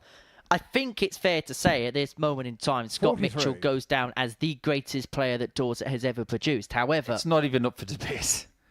Scott is by far the best player that's ever come from Dorset. However, fast forward 130. 20 years' Ricky Carr, time, there may well be 118. another discussion because there's a young player by the name of Jaden Walker who's doing some spectacular things. Ricky looking to do spectacular 78. things, but he James cannot take Ricardo, out the tops of the 71. 118.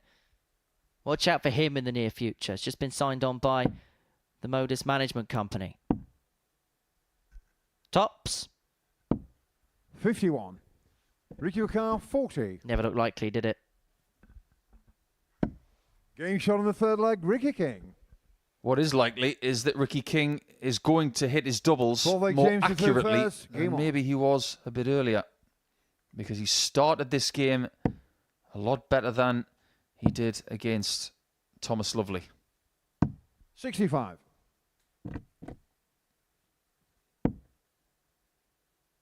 There is a thing on planet Earth at the minute. We have this necessity to rank everything. Everything's a top 5. Everything 48 needs to be ranked in order when it's very hard to rank things that can't be ranked. 100. It's like saying, who's the best ever to have graced the Live Lounge in Portsmouth over the last 26 months? 180. There are many players who can say that they could have that title, but it just 45. causes chaos.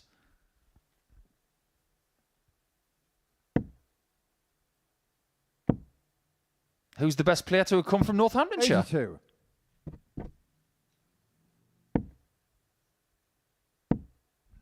Is it James? Is it Ricky Evans? 100. James Carr 126. They're probably the biggest two. Although, I have another thought. He's missed the 126. Now, going for the bullseye in that spot is typically Richardson. 140. It does James mean Carr 25. that he can only get 2 darts at the outer ring, maximum. 2 fours Shot on for the 4 plate, 2-2. James Richardson. And that was a finish of real conviction there for James Richardson. We Good have a play, level Ricky match. first. King with Game the on. darts. It's a best of 3 from here, and a big best of 3. Yes, it is. 39. Do you know who else lives in Northamptonshire who's had a really good career? 180. Big Cliff. Lazarenko. Lives in Wellingborough. 140. I think with all due respect to James, he's done some great things. Ricky's done some great things. But Lazarenko's done more. 100. James went 4 deep into the 9 there. Has hit one in this tournament, but it was under the predecessor guise of the Live League. And against his son Josh. You see it occasionally in the little advert breaks between transmissions. 140. Ricky Carr, What has happened to this game in the last minute? It's gone into overdrive. 125. A little bit James too many, Carr, 81. but still big pressure on this. Great opportunity. It was. And the chance slips by. 22. Ricky You Carr, feel like Ricky 17. just has to compose himself here because he's almost been caught in the tailwind of James Richardson. But there's an opportunity Game to shot on the wipe 5th away leg, any Ricky advances that James was making. He leads 3-2. That was a much needed 6 leg clean James to kill serve of the first. 17. Game on. And Richardson now has to win each of the remaining 2 legs to keep himself in any kind of contention. Yeah, the loss of one more leg for James and he's toast. 180. He's been a very impressive glut of 43. 180s today from all of these players. Everybody who's had the darts today has 60. got a minimum of a maximum. The majority of them have got multiple. 60.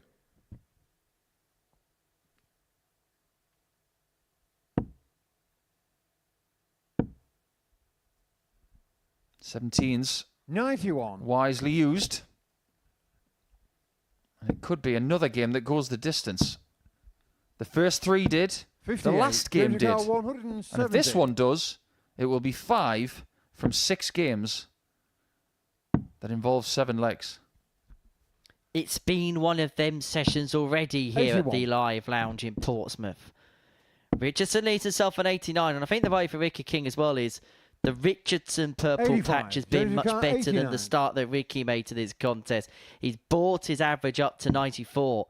He's scoring like a dream, but it's been this segment where he's had a couple of issues finishing off. But there's no James issue on the finishing 6th off leg, there. James Richardson. The 89 goes. We head to a last leg decider. 7 and final leg, 3-3. Ricky This is the defends turn of the first. tape of the match. Game It's on. been a very steady affair. 3-15 to 16 to 17. There's only been one leg in this contest that's gone 100. above the 6 visit mark. It's all been steady about being truly spectacular. 41.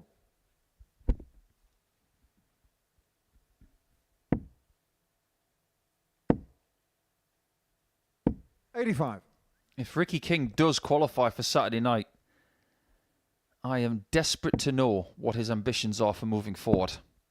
He's not even been playing county darts that 100. long. Just 4 years. And now he's a top-level international. 60. That is a rapid rise to international darts. And this is only going to further his cause moving forward. 123. Only problem Ricky has is half of that England team are now commentators. Playing with the likes of Scott Mitchell, Cam Crabtree. 60. Paul Milford also part of that Europe Cup team.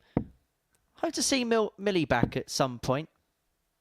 Yeah, I think he was quite unfortunate the last time he was here. 140.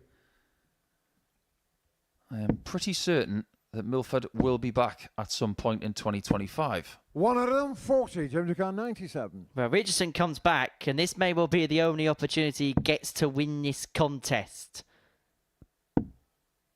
It's up for treble 18 with dart 2, unable to get, and so King should get 2 darts at tops here to see this contest 39. through and to Ricky see O'Connor, off James 56. Richardson, not just in this match, but in terms of his hope to qualifying. Great marker, but he 36. cannot utilise O'Connor, it. 58. And now Richardson has his chance to win the game. People want Richardson to finish this off.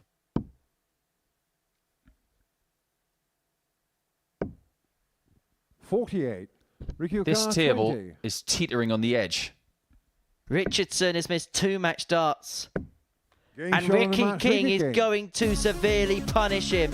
A 4-3 victory for the man from Dorset, which holds huge weight because it means that him and Thomas Lovely are both on 10 points. Darren Armstrong on the back foot on 8. Van Sherrock on 6, Richardson on 4, and that pretty much puts paid to his hopes. That's despite having the higher average, averaging nearly 92 in that contest. But Ricky King getting over the line and the last leg decider puts him on to 10 alongside Thomas Lovely, who we're going to see in action after the break against Nick Cravell.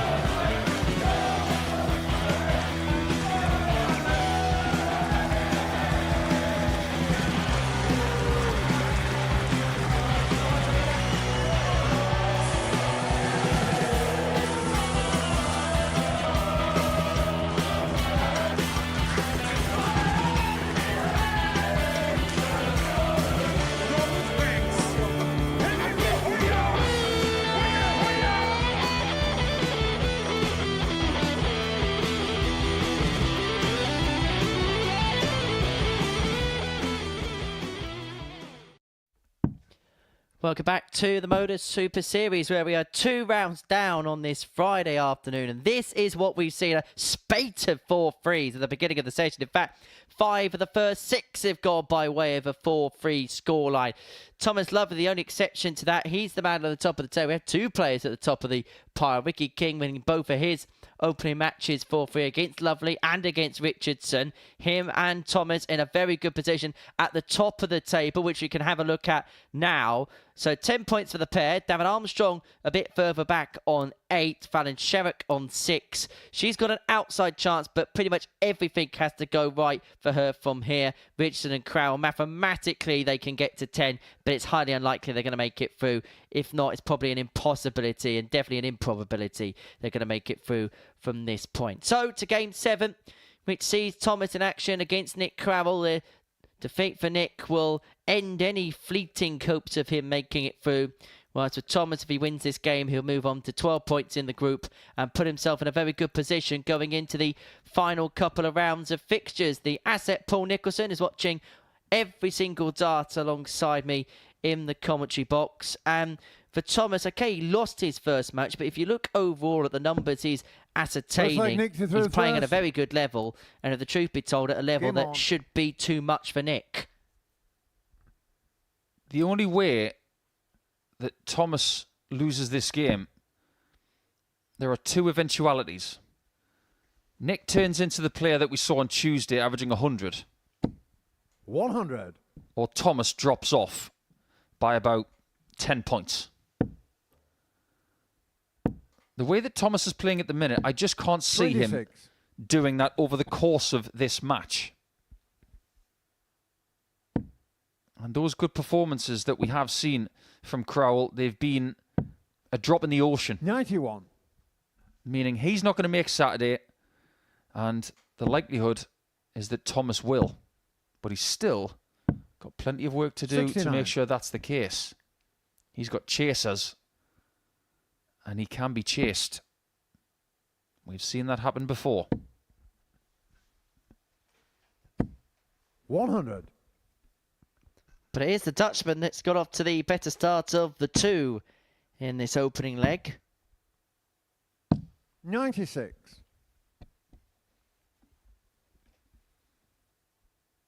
Yesterday, when they played each other in game number 9, 100. Crowell managed to get a couple of legs from Thomas. And it was purely because the standard of the game 60. was maybe at 110. Thomas's lowest level of the day. Seems to me that at the start of this game, Thomas has dropped his level a bit. And this is something that Nick can take full advantage of.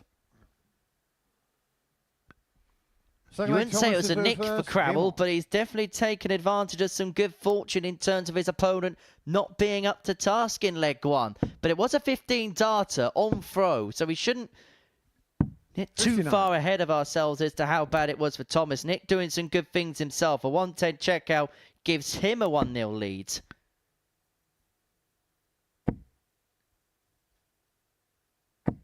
$100. You can have a measure of patience when it's best of 7. 93. But you don't have a great deal of time. In a format where a game can be finished in about 6 minutes, I think you've got about 1.5 legs grace. 140. When you don't have the darts, you maybe have a little less than that. I think Thomas has had his grace. Now he's got to start playing properly. Well, at the minute, there is a gap of about 40 points more in terms of the averages. 57. So 30 points more, close to 40 points between the averages. Crowell's got off to a flyer and Lovely's got off to a shocker. That won't be the case for much longer.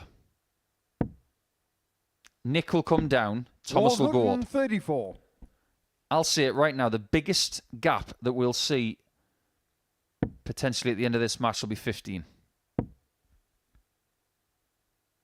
If it's more than that, I'll be really 58. surprised. Thomas McCarr, 134. Well, 1-3-4 for Thomas to equalise this game up at 1 apiece, unable to take this time. And he has to hope that Nick Carroll has got a second consecutive ton plus checkout in the locker. And if he does, he'll get the break.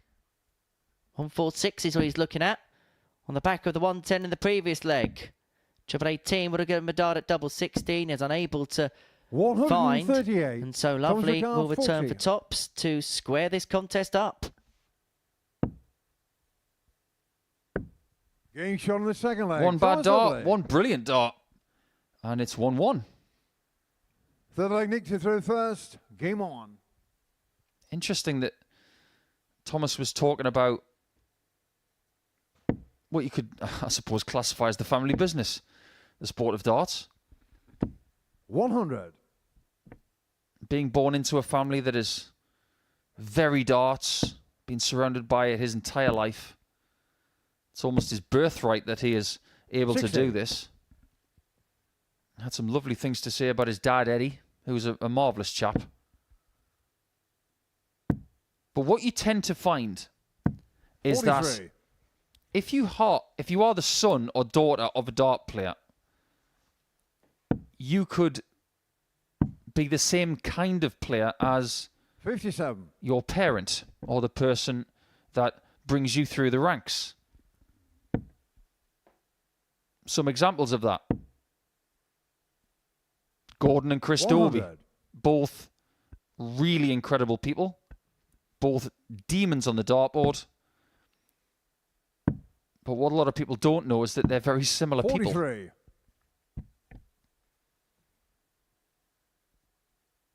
I'm going to use another example here of Colin and Aaron Monk. Both vastly 58. talented at world level. But maybe both would admit that they are slightly flawed at times. 100. One thing we can't dodge? Genetics. And when it comes to Eddie Lovely, to Thomas Lovely, I see a lot of similarities. Especially when it comes to approach. 97. Really friendly, but on the stage, patient and always ready.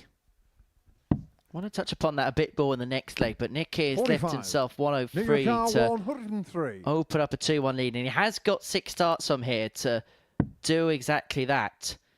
84 left. That's just below the treble bed. 55. And so he's going to leave himself on 48 upon his return to lead 2-1 and to lead once again in this contest. Every leg thus far has gone with throw, but another trouble here for Thomas. We'll just ask a question or two of Nick, and that's exactly what he's done. 140. Nick Ricard, 48.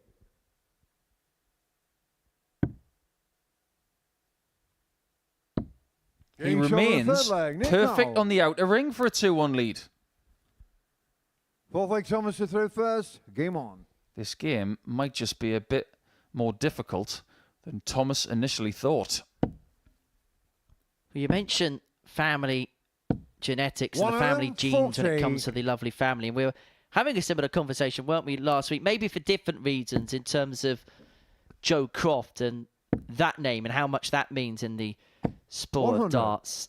And I can imagine it must be really difficult when you have a relative that's been very successful in the game, like Thomas has had of his dad, to try and carve a name out for your own right. So it's not just the fact that you're Thomas Lovely, son of Eddie, that actually you're just complimented as a dart player as you are in your own singular right. Yeah, it's always going to be difficult. 100. I know for a fact it was difficult for Aaron. It was somewhat difficult for James Hubbard because his dad, Vic, was an international and 43. played on television in the early days. You almost feel like you have to live up to that stature of the person that raised you. 60. But is there any reason why Thomas can't go further? The Dobie example is perfect because I have talked about Gordon Dobie for years. 45. Probably the best player I've ever seen that has never turned anywhere near pro. Astonishing player. And Dobie's better than him. 136. Thomas Ricard, 133. It's on.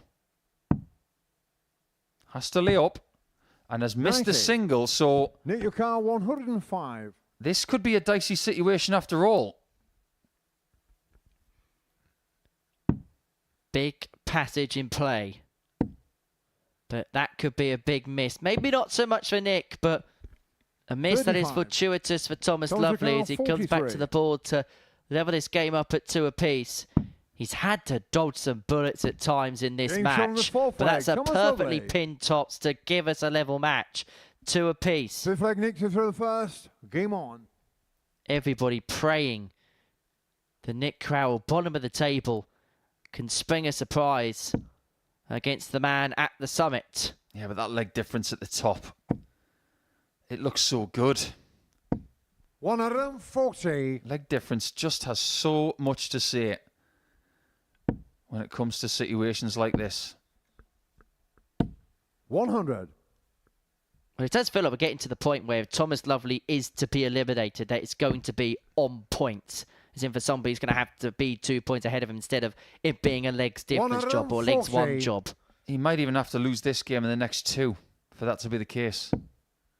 Because everything that's been thrown today is very, very close, 96. which is not good for the people chasing because they don't have the advantage of that leg difference buffer. King and Lovely at the top have got that 57. 2-point gap. They can protect that even if they lose.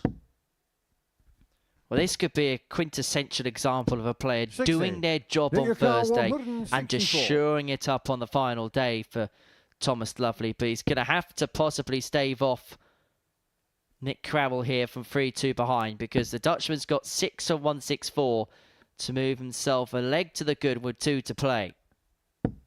43. But he's not made major inroads. He's actually opened up the door. Just a jar to Thomas if he can find something tangible. And finding something tangible he does. 140. Nick 2 your car, triple 121. visit leaves himself on 105. And it's almost half forcing this 1-2-1 to go. He still hasn't missed a dart at a double. 85. But all of a sudden, he's Thomas not McCall, getting there 105. because he's being closed out by his opponent. Does it happen again? Oh, Game's on yeah, the fifth that's leg. Thomas beautiful. Lovely. That is so good. Six Timed leg Thomas to like throw Swiss first. quartz. And that's the first time we've seen a celebration from Lovely this week because he knows just how big that was. Crowell looks stunned. Hit like a haymaker. 57. And that may well be the knockout punch to his fleeting hopes of qualification. He's not going to get there. Not with the position he's in. 45. But after all of the trouble yesterday for Thomas on double 16 and double 8, he backed himself to go 100. back down there to get it done in leg 5. That was a sensational checkout. 100. Crowell does lose this game, then the inevitable will be confirmed and his elimination would be mathematical.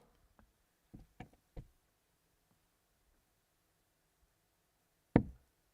Making him the first person to lose out this week. 60. But Terry Nash has got a mountain to climb later. Losing all 4 games in Group B. Somewhat unfortunate because in the first couple of games he played last night, he was off the pace, but then he figured it out, but he still lost the next 2. Darts can be cruel, and it may just be very cruel for Crowell. 100. The dangerous Pels of Group B, and we'll be watching that action from 10 o'clock this evening on the Super Series YouTube channel. Lovely here, looking to see the job 99. off, see the job through. He's first to a finish, 120 upon his return. Crowell could only apply tangible pressure, but he needs to hit a couple of trebles to really rattle the cage of Thomas. 60. Thomas McCall, 120. This will send Crowell out, and this will put Lovely in the ascendancy. Found a way around. It was a beautiful dart. Tops for the match. Game What a shown the finish. match. Thomas What a Lovely. way to seal it. Simply lovely, simply superb. And it is Thomas Lovely who is in pole position. He was made to work hard for that at times, and a brilliant way to finish the match off. 2 ton plus checkouts back to back. There was 3 all told in that contest.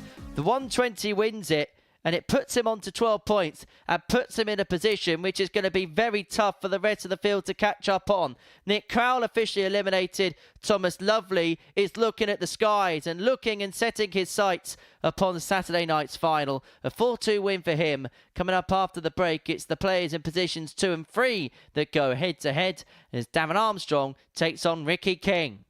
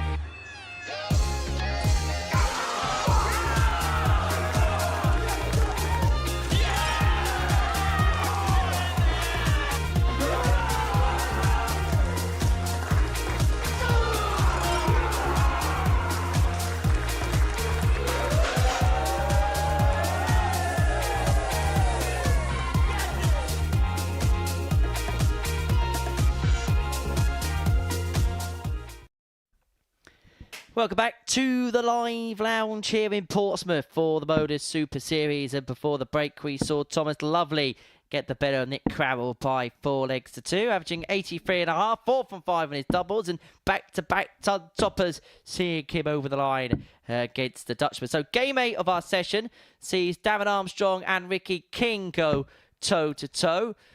And this a massive match in the race for qualification.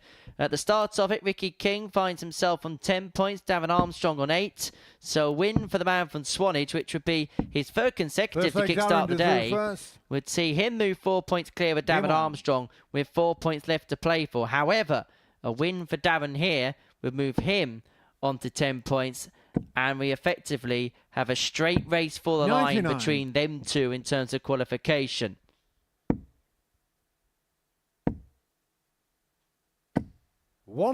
Things are not looking good for Fallon Sherrock at the minute.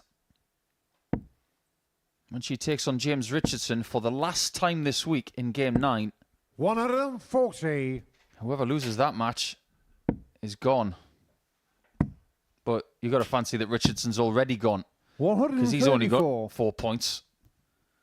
Sherrock is hanging on by her manicured fingernails.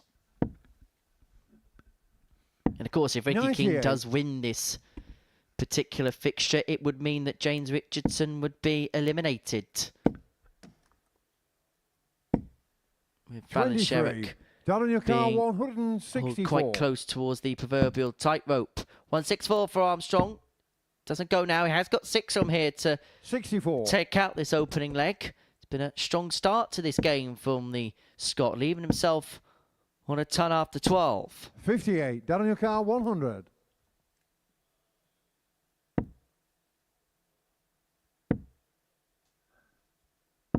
$45. I was just about to say, that visit is more than good enough.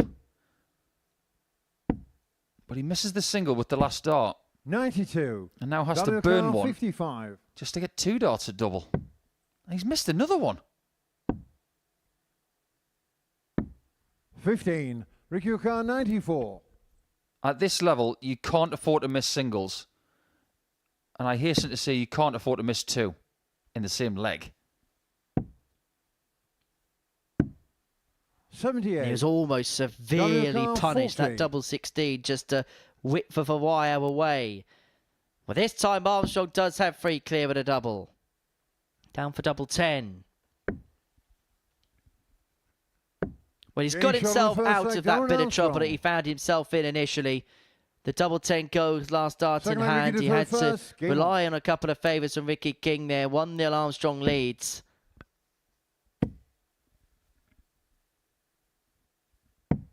$91. This was the point yesterday where Ricky just started to tail off a little bit. He scrapped his way through this fixture 140. by 4 legs to 2. Still a pretty good level of 91.5. His doubles were really crucial. 100. But it was after his third game where things started to turn just a little bit. 93. He would eventually lose to James Richardson by 4 legs to 3 in a very competitive contest, but his doubles started to 81. fail him in round 4. I said earlier on, if he's going to qualify today, he's going to need to be at a competitive 59. level in scoring and doubles for the entirety of the day. The only way that isn't the case is if the job is done prior 97. to the last round.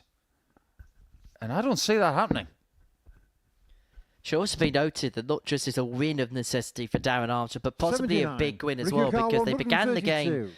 with Darren on +1 and Ricky +5 in terms of legs difference. King here to equalise. Looking at the bullseye, but it was a block 90. ball. Down on your car, 130. Speaking of the bull, 105. Ricky that O'Carr, was 42. close. And Ricky breathes again. Double 16. But the Game double shot on 8 the is second found. leg, Ricky King. And a level game we have at 1-1.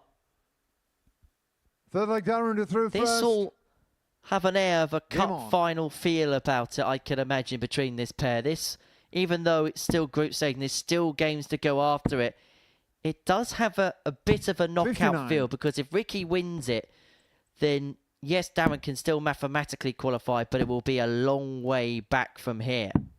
21. Look on the bright side for Armstrong. If he has to win his last 2 matches, which he might have to do anyway, 98. he's going to have 2 people that are eliminated. Crowell and Richardson. 83. 1 time with the throw, 1 without. That's manageable, especially when he played some of his best darts yesterday towards the end of the schedule. 30. However, may I also point you to the fact that Ricky King also has to play Nick Crowell, so 120. I'm not saying they're 2 points that will get given out like confetti at a Greek wedding, but it's a game that players at the top end of the table will expect to win. 60.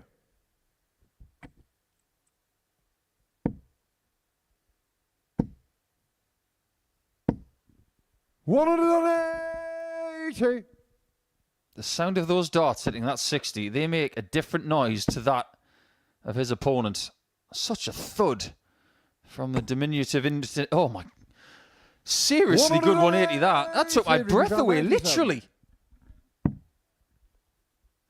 the breaker throw, Double. Game shot on the third Armstrong's in leg. trouble Ricky King. because Ricky King's got the break. He's 2-1 up, and he looks in full Ball flow. with Ricky to throw first. We have just Game on. witnessed, under this roof, 9 perfect darts. Pretty much.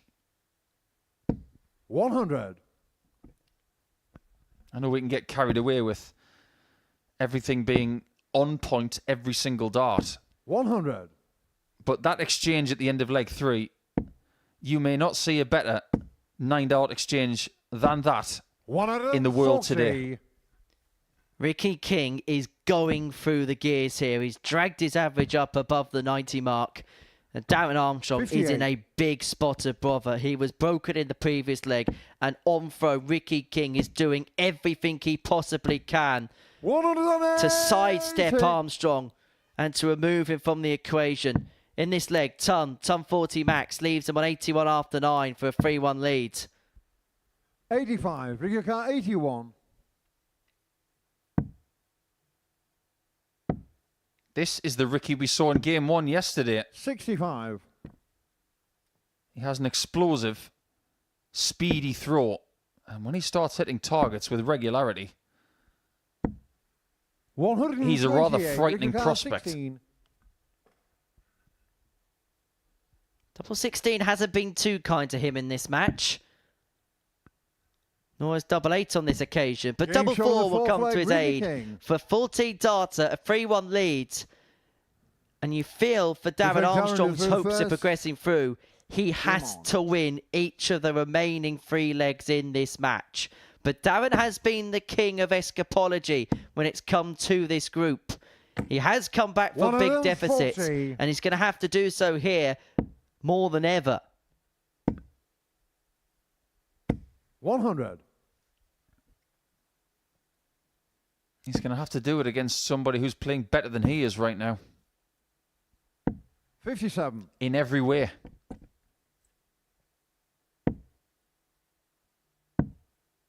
We can't predict what Ricky's going to do 21. next. But the amount of energy he exudes when he plays matches like this, we've only got a small sample size. 44. But the likelihood is he can sustain this level for at least this game. 140. He's 4 darts away from a table-changing victory. How did he get that in there? 140. Seriously. And is it just beginning to go awry here for Ricky? He has got the insurance Dominic policy Carl, of the next leg on 120. throw to win the match.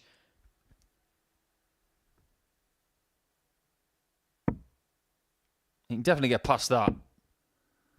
Considering the dart he's just thrown in the previous visit. 60. Ricky Car 100. But it is a match-winning opportunity for Ricky. Hey, Ricky.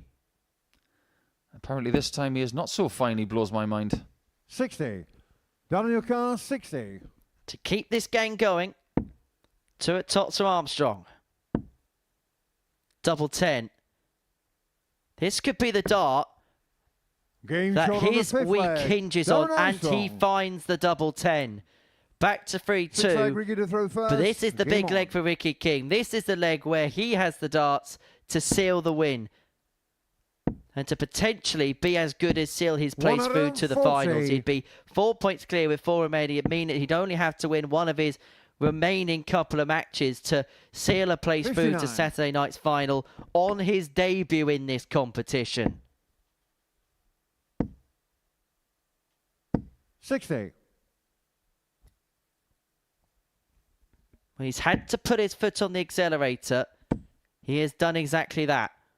And all he has to 99. do now is have one more flying lap. And he will cross the checkered flag in this match. He's just made a mistake. 100. 343 is a number you should not be leaving after 6. Matthew Edgar and I talked about it at length last week. 43. In spots like this, when you're behind, could be the last leg of the contest, you can't leave that number after 6. It is an error. 105. Well, Darren may have to learn from the error of his ways. Ricky King has left himself on 96 after 12. 94, Ricky Khan 96. When it's come to the key points, he has found the key moments. And has he got the keys towards Saturday night's final? 87. Just inside of the double 9, and that would have put him 4 points clear with 4 points left to play for, and it would have given him a healthy lead in terms of the legs difference. He'd actually be 8 legs better off 140, Darren Armstrong if he 9. could win it in this leg, and he's 9 points away from doing so. This time, 5. not so. Daniel Carr 66. Darren's mistake in the middle part of the leg might mean nothing. Because he James hits on the double sixth 9 leg, Darren Armstrong. and Ricky couldn't. Well, how Seventh the and final leg, tables Darren can to throw turn in a first. heartbeat, can turn in an instant. Ricky King missing a couple of darts on. to put himself in a position of authority in the group to put himself onto 12. If Darren Armstrong can hold foe here, both of them will be 60. on 10 points. Ricky King would still be in P2, but that would be just via legs difference as opposed to a 4-point gap. 59. That is how quickly Super Series darts can change. 96. And that's why this format hasn't changed a great deal over the last 4 years. And yet again, Armstrong on a number 77. that you can't hit a maximum and leave a finish. However, this time, his opponent is behind him. It's less of an issue. 100. Well, for Ricky King, comfort could become crisis in a few moments' time. He looked all but the winner of this contest. Could 99. have crossed the finishing line. And Darren here has got 6 darts and 2 for 5 to do what Ricky couldn't. 140.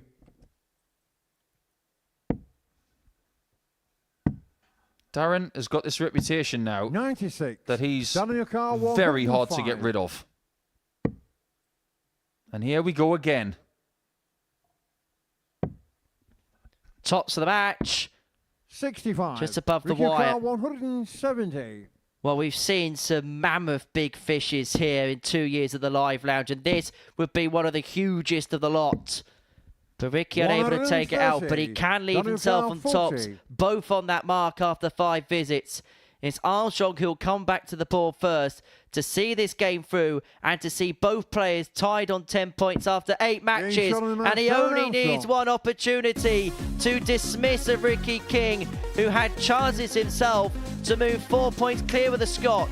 But it's Darren Armstrong who has kept himself in the race. He's put himself on 10 points and he's put himself very much in the picture. Ricky King could have been 4 clear in terms of points. He's now only 2 legs clear in terms of legs difference. Both players level on 10 points following that game that Armstrong has won by 4 legs to 3. Coming up after the break, James Richardson in action up against Fallon Sherrock.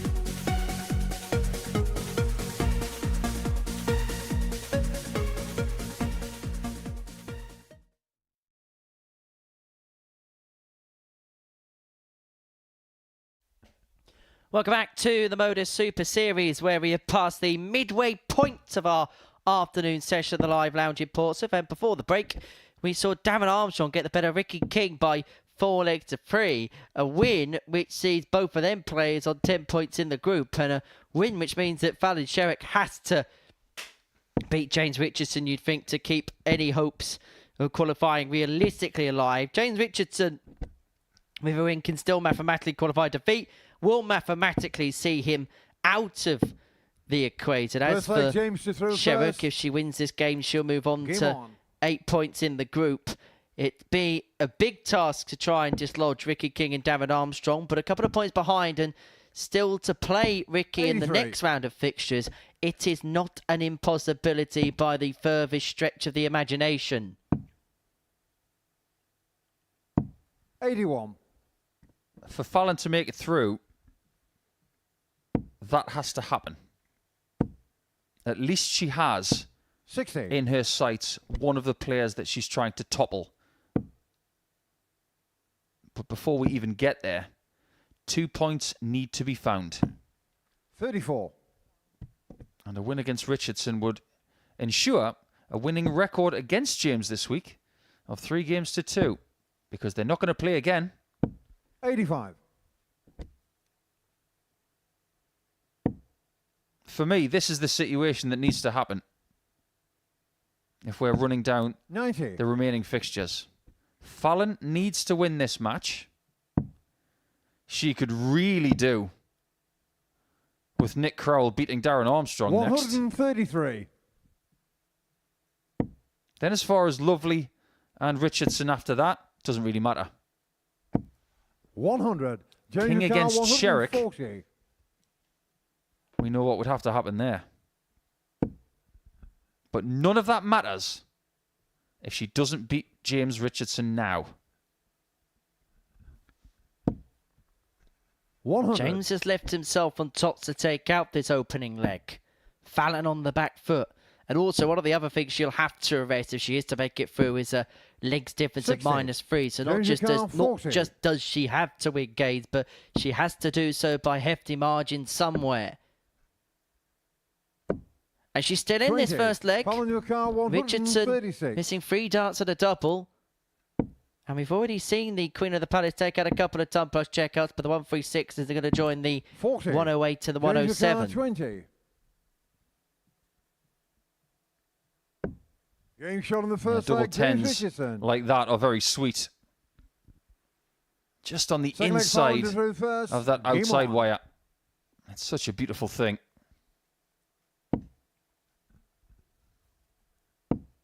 What's it Chris Mason says? Straight down the pipe. 60.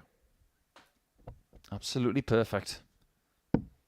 Doubles like 13, 6 and 10. 8, 11 and 39. 14. Straight down the line. That's why certain people like them. People like Connor Scott, when he won his title 134. here on a Saturday night in the previous series, he talked about leaving double 14 on purpose because he felt under pressure he could hit that easier than other doubles. 100. And it worked a treat. Connor Scott, who basically, whenever you speak to him 59. about the sport of darts, changes your perception of the game because of the way that he thinks about the sport in comparison to how 99.9% of other players think about the sport. Yeah, he's definitely darts smart. Some people 134. show it on the dartboard. Some people talk about it. Some people are smart and they don't even 57. Fallon Carr, show it on the dartboard 114. as much because they play the game conventionally because they believe that's the best way to play it. Double 18. 78. Scared that. He's going to come back for 3 more to level this contest up at 1 apiece. How much pressure can James apply? Ample. 2 treble turn. Needs him on 72. If Sherrock squanders chances on double 18. It's a favourite double and it's a favourite double for a reason. And Sherrock levels this game up at 1 apiece. Third leg James to throw first. Game on.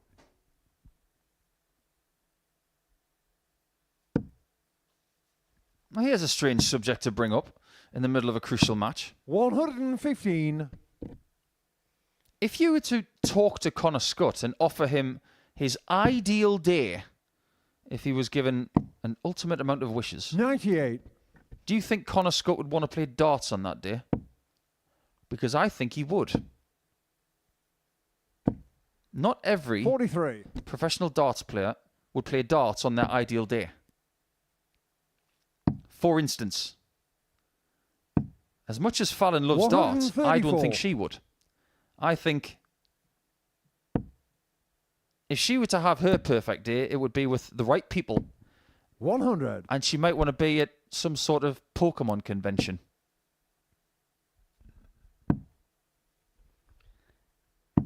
$96. I think James Richardson on his ideal day would want to spend it with his family at a darts event.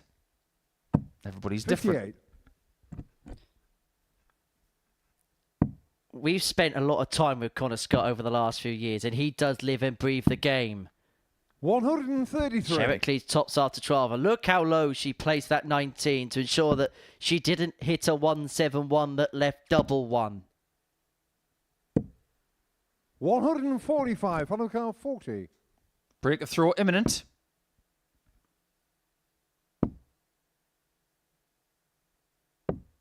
$30. James your car 40. Lefty arm swinging out there, thinking that maybe the double 10 was going to be good. It wasn't. Getting shot on the third But that leg. James tops. Richardson. Rids Sherrock of the chance of breaking in leg 3. Fourth leg Fallon to through It must be first. found at Game some on. point. So 2-1 Richardson. Sherrock on the back foot after having opportunities to lead 2-1. This should be a leg 59. for the Queen of the Palace where she's throwing to move 3-1 in front, but instead it's a leg to save this contest, you feel. Richardson goes 3-1 up, 140. breaks here. He has the darts to win the match. Before we get to the climax of this match, the World Open in 135. Budapest. It is at the quarterfinal stages. Wesley Plaisir, the number 1 seed, is through to 123. play against Jimmy Van Schie.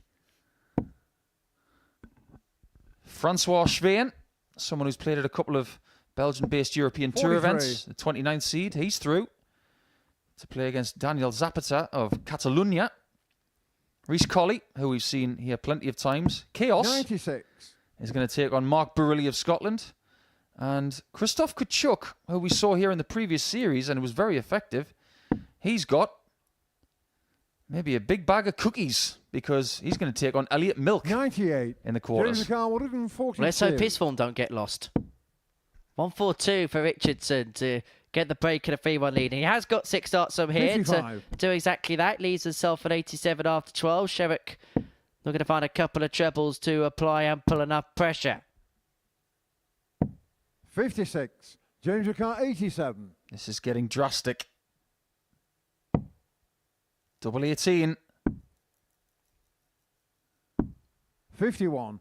Following your car 110. And she might be about to return the favour. Tops. Massive. 90. James your car 36. And for James to break. Getting shot on the fourth He leg. does James what Richardson. Sherrock couldn't do in the previous leg. Advantage Fifth leg Richardson. James to through first. And Game he's on. the only player today who has not won yet. This feels like a game that is just categorised Fallon Sherrock's week. There's been moments, there's been glimmers, there's been opportunities, but it hasn't amounted to anything tangible. 46.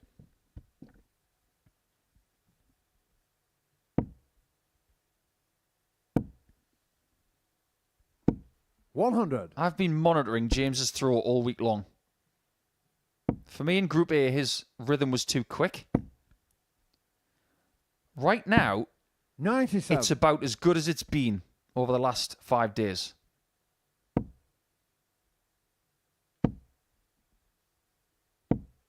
$60. He looks more likely to play well now than at any point but it seems as if he's just left it a bit too late. 58. Many people can say that. They can come here Monday morning thinking, I'm probably going to be playing for the next 5 days to get to Saturday. And it could be the most infuriating thing to say to yourself on Friday afternoon around 3:45. Now I feel good. 60. James the car 144. And this is to end this contest. Not to be for Richardson this time, but he does have time on his side to see this match 94. out. He's himself on 50. Should get 2 match starts upon his return. For Fallon Sherry, doesn't mathematically put herself out the race, but realistically, it is going to be a long way back. 50. Double 16 for a 4-1 win. Now double 8. Which is found for James Richardson. And that could be a crushing blow to Fallon Sherrock's hopes of making it through to the finals. Perhaps the fatal blow for Fallon, because she's now going to have to win every single game from here on in. James Richardson's going to have to win every single game from here on in, and hope that Ricky King and Darren Armstrong lose both of their remaining matches. Richardson 4, Sherrock 1. It looks like a 2-horse race from here between King and Armstrong for that second position. And don't rule out Thomas Lovely for the mix as well, but he's got a massive lead in terms of legs difference and on points. After the break, it's Darren Armstrong against Nick Crowell to kick off round 4.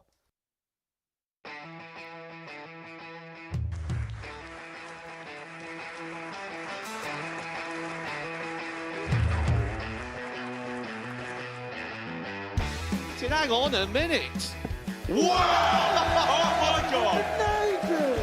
Well, that's 100 quid down the drain already. Itching to hit the 180. He's gone for the maximum.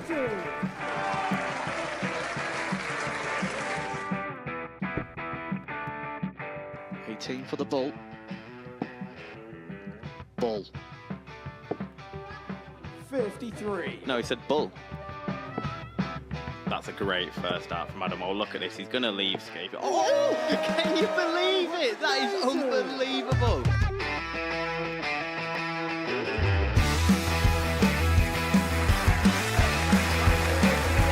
Get match starts to put his team into the final. And through to the final they go. Charlie Murphy has hit the match-winning dart on both occasions. Double 4 for the title.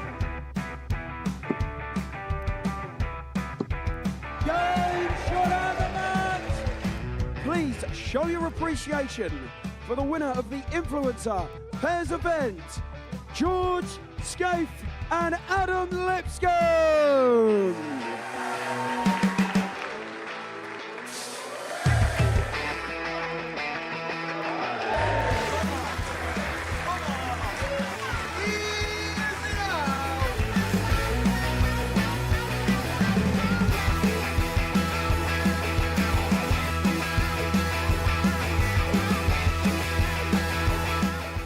He seems to be out. That's what he is. Charlie Murphy. A couple more visits yet. We're not going to need that. Bosh. Pie Face is through. He gets And he's absolutely buzzing. It was a game that Pie Face dominated throughout.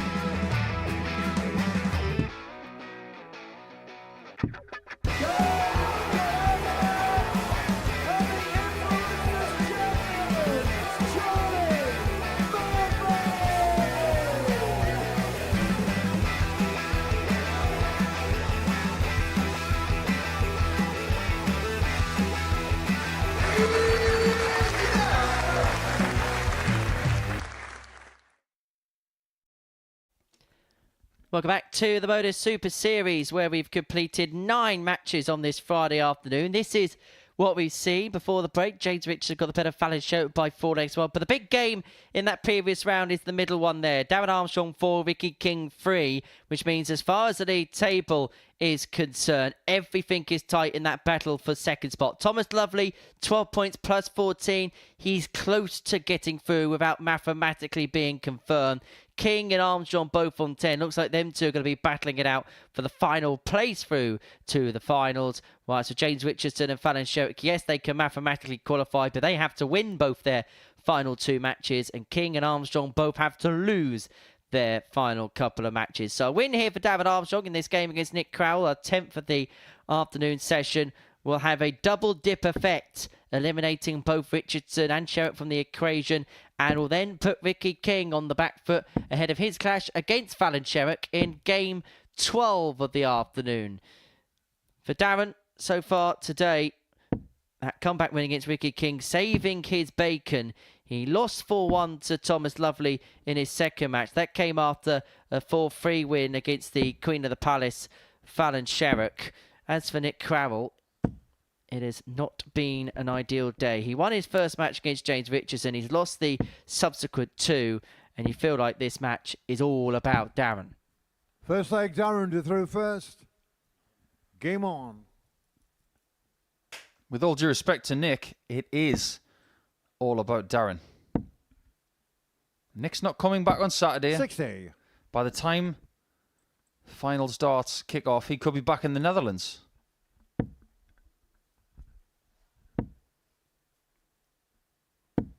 It's quite simple. Darren wins against Crowell here. He beats James Richardson as well. 98. He's going to make it.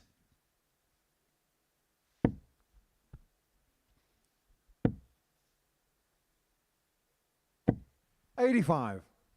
But if we look at the fixtures we've got left, Armstrong, with his opponents, can get to 14 points. 85. Lovely can get to 16 points. 125. Ricky King can go to 14 points. There is a possibility that someone on 14 points 100 might not qualify. That doesn't happen every week. Seldom does happen here at the Super Series. 14 is usually the safe 60. haven. Now 16 Car, points 158. mathematically will guarantee any player qualification through. 14 actually is the most amount of points you can fail to qualify 60. on. Just imagine how that would feel. You win 7 of 10 games and you're not in Saturday. 60. Daniel Carr, 98. It's a good job that leg difference between Armstrong and King is pretty tight. It might just come down to that. 82. But it might well be the saving grace of 130. Thomas Lovely if mistakes happen towards now and the end of the day. 130 for Crowell to get the breaker throw. And this would be a sneaky break. Bullseye. Oh, that could hurt. Nick Crowell. How that could hurt Darren Armstrong. Nick Crowell Nick has to throw sneaked first. up Game and on. picked the pocket of the Scotsman. A leg that Darren had full control of is now in the ledger of Nick Crowell. Fear not. Darren's best attribute is his ability 58. to come back from deficits. And if you look at Lovely versus Crowell in Game 7, Nick started with a ton plus finish in that game. Ended up losing 4-2. Again, just a guide of what's happened before.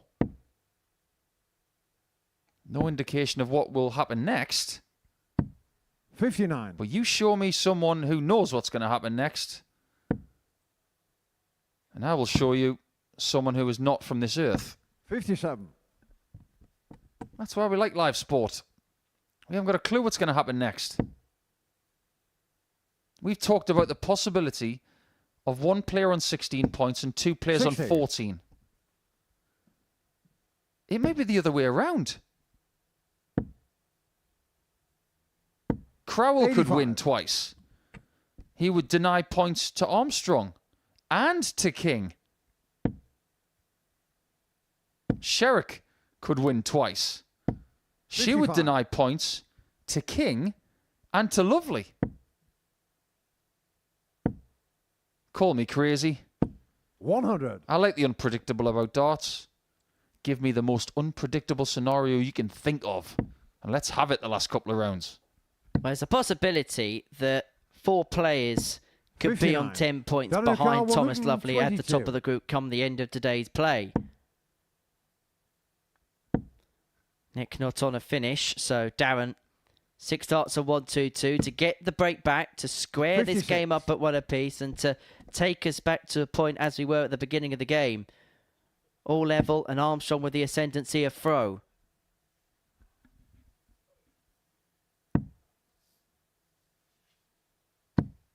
$91. Daniel Carr, 66. Double top for Darren.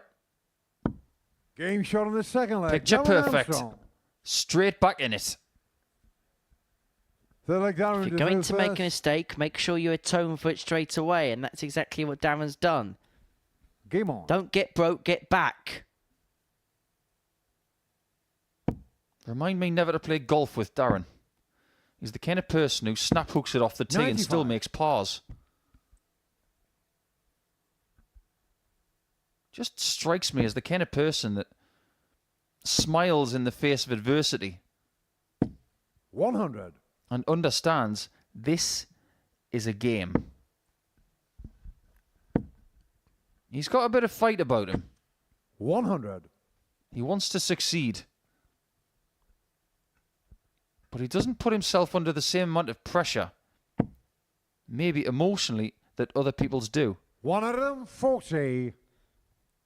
The first time Darren played here, I was very lucky to spend some time in the company of him and Andy Bolton, and I really got to get to delve 177. into his mindset, but also him as a person. And you are very much right. He plays the game as he treats life, and that's with the glass very much half full. And for him, this is just a hobby 57. for him, but a Daniel hobby he's Carr, very good at, and 129. something that he wants to be as successful as possible, with the realism being that this is 97. probably going to be the level that he plies his trade at, but he plies it at a very high level when it comes to the amateur game. He's left himself on double 16 after 12 to 100. move into a Daniel 2-1 Carr, lead in this 32. contest and to move himself halfway towards what would be 2 pivotal shot on points. the third Takes it leg, first Darren time. Armstrong. 13 darter, 2-1 Armstrong. Fourth leg, Nick to throw first. Game on. I told you he wouldn't panic when he was 1-0 down.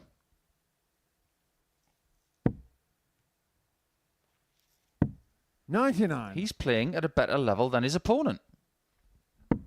And even if he's 1-0 down, 3-1 down, 3-0 down, 59. he can win from that deficit because we have proof of it over the last 48 hours. Has more comebacks than Jimmy 80. Carr at a stand-up gig. And he can do it without talking. 123. Best leave that conversation there.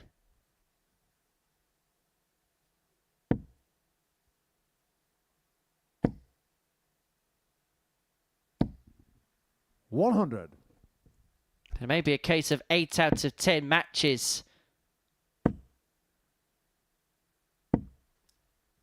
$123.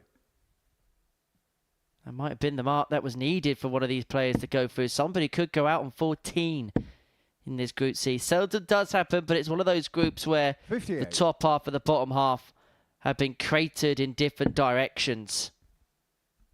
Crowell's first to finish, but Armstrong will feel like the break is a very 134. distinctive opportunity, particularly 164. now.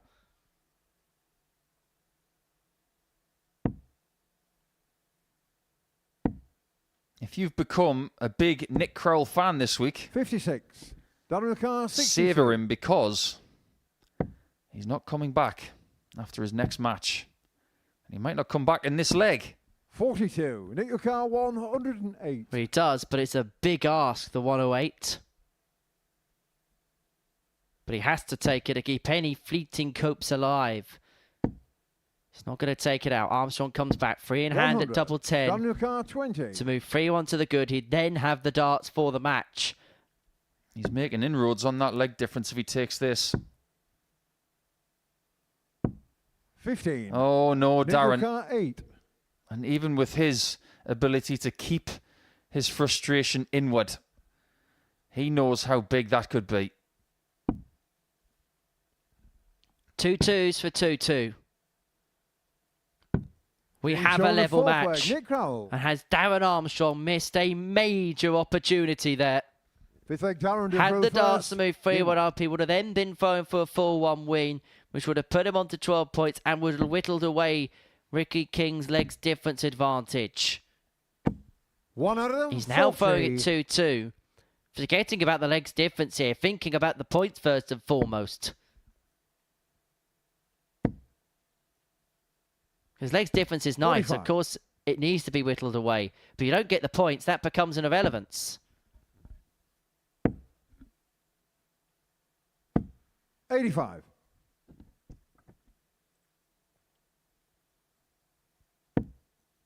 What do you think the biggest thing is that Nick can take away from this week? 58. For me personally, it is his ability to have good head-to-head records with talented, experienced players. 140. He's mixed it with the best that's been on offer this week. And we see plenty of players like Nick in the respect that they're unknown, unheard qualifiers through an ADC system. And sometimes they can find themselves railroaded at 96. points, maybe a little bit out of their depth, but Nick hasn't been that. He's been competitive in every game, even when he hasn't been at his best. He's given us flash points of brilliance, in particular that ton-plus average he had on Tuesday. 40. I think he'll be disappointed not to qualify for Saturday, but I think he'll be very happy the way he's played. And Darren Armstrong will be very happy with that leg. Tops found for 13 data. He's back in control of this contest. 3-2 to the good, forcing Crowell to take out the remaining 2 legs that are available in this match.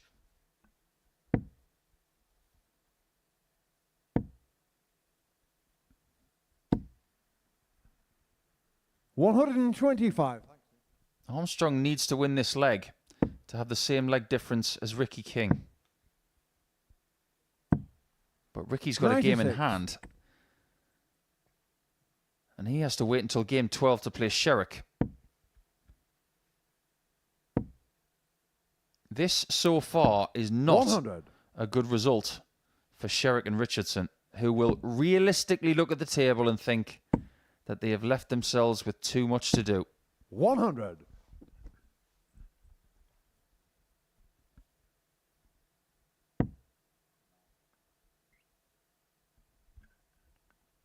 Cry of, oh, come on from Nick. That's one of his key attributes that's actually been quite good this week. He hasn't really given away many tells. He's been quite cool, calm, collected in the background. He's just got on with his job. But Darren Armstrong in this leg trying to do a job in this game, averaging 93.44, 3 from 8 on his doubles. But he's been forced to be good in this game. Crow hasn't quite been spectacular, but he's been snapping at the ankles of the Scot. 139. Nick Car 138. Terrific. 2 treble visit there from Darren. And he now has a 2 data to finish Nick off. 98. Darren Car 74. For a 4-2 win, which temporarily puts him in second spot, puts him on to 12 points, and puts him in play. 34. But he has missed Nick a match Lecard, start at 40. tops, and now he hopes that Nick Crowell can spurn 3 at the same target. Game shot in the 6th leg, Nick Crowell. This game for Darren has just too much trouble. 7th and final leg, Darren to throw first. Game on. What is it about Darren being involved in 4 threes? It's almost like he enjoys getting his money's worth when he comes to this venue. 100. Hasn't done anything the easy way over the last couple of days. I think that's just the overall story of Darren Armstrong, because when he did qualify for his Saturday night final in Series 7 Week 2, he did so without even using his own darts, because he snapped a point midway through the week. He had to go to a 95. local dart shop make some running repairs, play with equipment which was nowhere near his own, never thrown with before, and yet he had to hoist it on the big stage, and yet managed to find a way through to the Saturday night finals. 134. In what was a very, very good week. But this is a very good leg from Nick Crowell against the darts. He is posing all sorts of questions upon Darren Armstrong. 59. And at the moment, the Scot hasn't got the answers. And so it's the Dutchman who's got 6 from here to see the job through.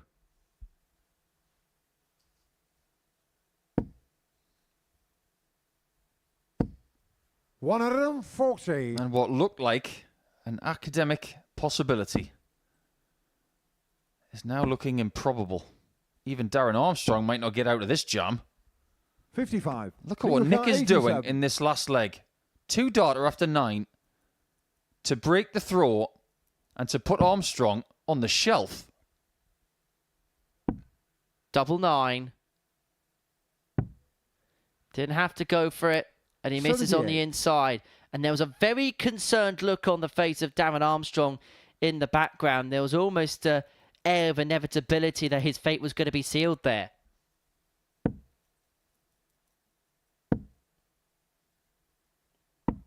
$94. Nick Rukan 9. Well, he's going to have to spurn a dart here, Nick. And Darren has left himself on a 2-darter. This would be music to the ears of Ricky King. Crowell looking at 4. But he's missed 2 match darts. 98. Armstrong gets a reprieve. I'm just going to put this out there. If Darren Armstrong hits this, his new darting nickname is going to be Houdini.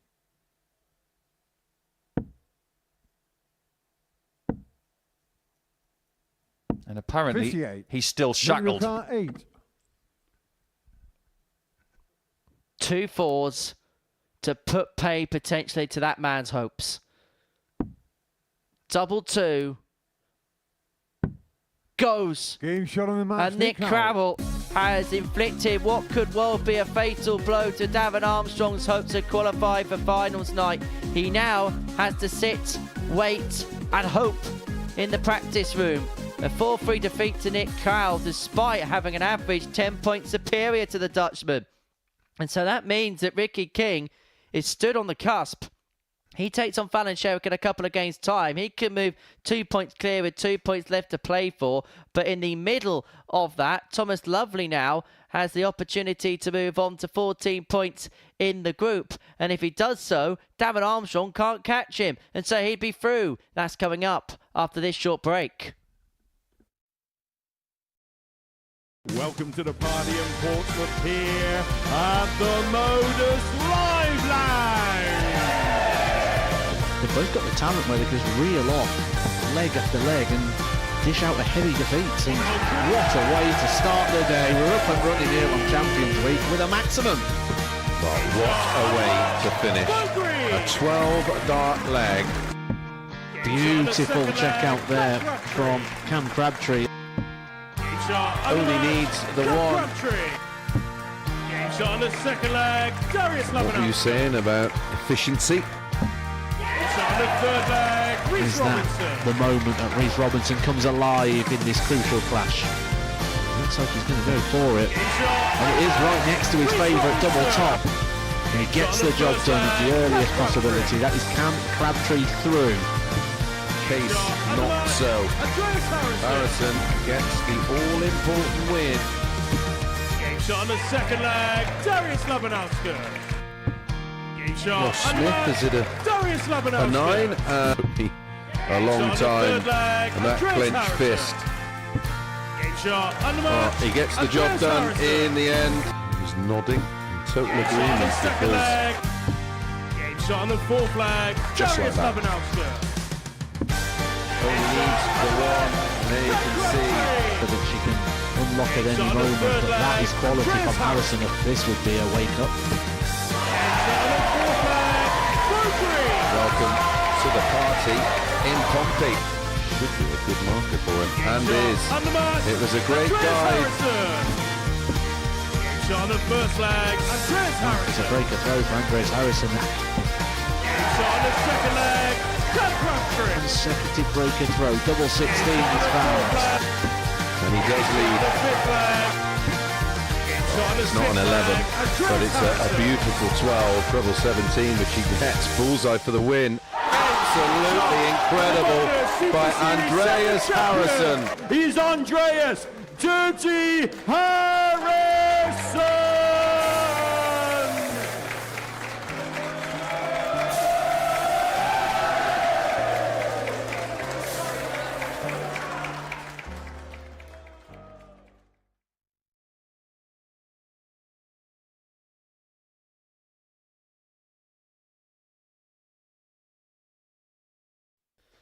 Welcome back to the Modus Super Series, where we can actually confirm, following that previous game, the 4-3 win for Nick Crowell, that Thomas Lovely has qualified for the finals. But before he takes on James Richardson, they're just having a check to see that all is well in terms of the board. So some running repairs for esteemed referee Paul Hinks to do prior to this 11th match getting underway. So Thomas Lovely already qualified. If he wins this game, he will win the group. So for him, it's going to be a second qualification through to a finals night for James Richardson. Well, he can still make it on to 10 points, but he's going to need a miracle in terms of making it through. Not mathematically out of it, but if he is to make it through, goodness me, there's going to have to be some hectic drama from here on in. But for Thomas, he can just sit back, relax, and enjoy himself for the last couple of games. If he wins this game, wins this match, he tops the group. And everything that he would have dreamt of when he woke up on Thursday morning would have come to fruition. And what a start! 180! He's got to be pleased. He's going to have another crack at a first weekly title. 180! Okay, open the floodgates. Keep it there. And now we've got to wait for James to see if he can go too deep. 100.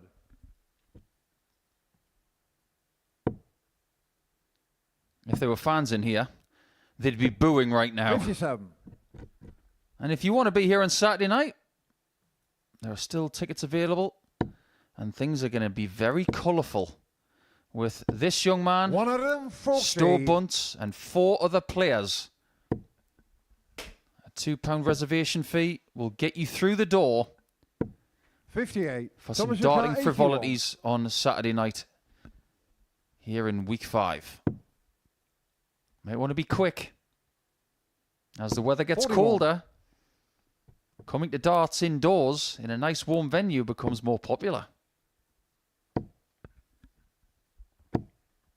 Richardson looking for the dead cat. 125. Thomas McCall, 40. Lovely looking to kill the leg off. Tops has been good to him. It is so again. It's a 14 dart to start. Thomas Lovely leads 1-0. Second leg, James to throw first. Game on. Would you like to know the semi-finalists of the World Open? Because the quarterfinals are finished. I thought you would never ask. 100. There's only one seed left. And his name is Jimmy Van Schie. He's beaten Wesley Plaisir by 4 legs to 2. He's going to take on Daniel Zapatat in the semi-finals. And Reece Colley is going to take on Krzysztof Kachuk.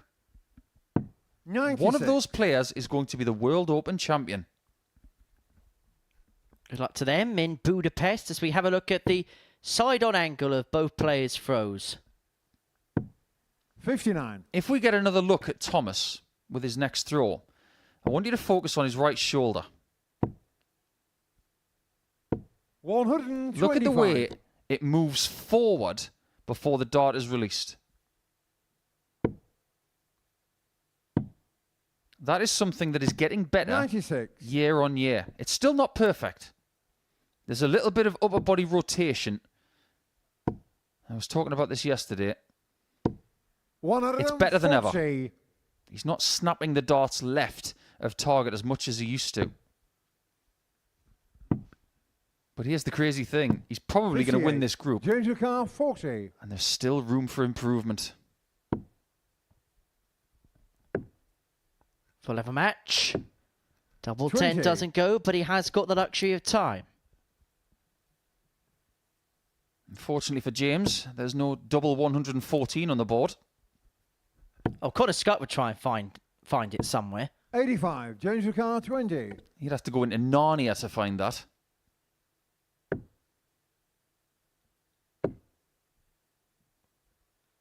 Would you like to try and get it any closer, James?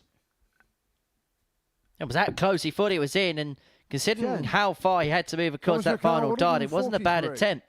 But Thomas Lovely could nick this leg if he had found the 143, of which he failed with dart 1 of his 60, attempts. James Ricard 10. Now, James does split this sometimes, 2 double 4, but he's going straight for the double 5 here. Game shot on this second And leg. that's James why. Richardson. Level we are, 1-1. Third leg, Thomas to throw first. Game on. He doesn't make me believe that he thinks he's going to get through this group. He's looking around this place as if to say, 36. I might as well savour it now because I'm not coming back on Saturday. It may all hinge on the next 25 minutes. 68. But it might be the last time we see James Richardson here in 2024. This being the last series of the year, and following Champions Week, the global 97. championship will take place, of which we know a fair few of the players that are going to be playing in that particular tournament, which includes 81. Fallon Sherrock, who's qualified through the Women's Tour Championship Order of Merit alongside Dieter Hedman. 57. Andy Bolton's going to be the top seed for the event, alongside James Welding, Adam Mould and Gary Stone on the ADC rankings. We'll then see Joe Croft, 134. Thomas Banks, Darryl Pilgrim, Bradley Brooks, provisionally for the Men's Championship Tour. We know that Brian O'Mahon's going to be here. Sebastian Białecki's going to be here. Andreas Nicolaou of Cyprus is going to be here. Marvin van Velzen, the defending Super Series champion, as well as Conor Heenahan and Tony Martinez. 58. Thomas Ricard 131.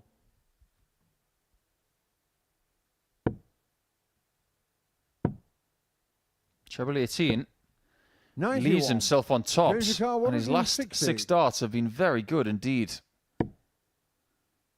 The maximum, the pinpoint approach, 83. Thomas Ricard 40. the finished article? Question mark. Game shot on the Full third stop. leg. Thomas Lovely. 2-1 Lovely, Ball and by now James 2 to go legs first. away Game on. from winning this group.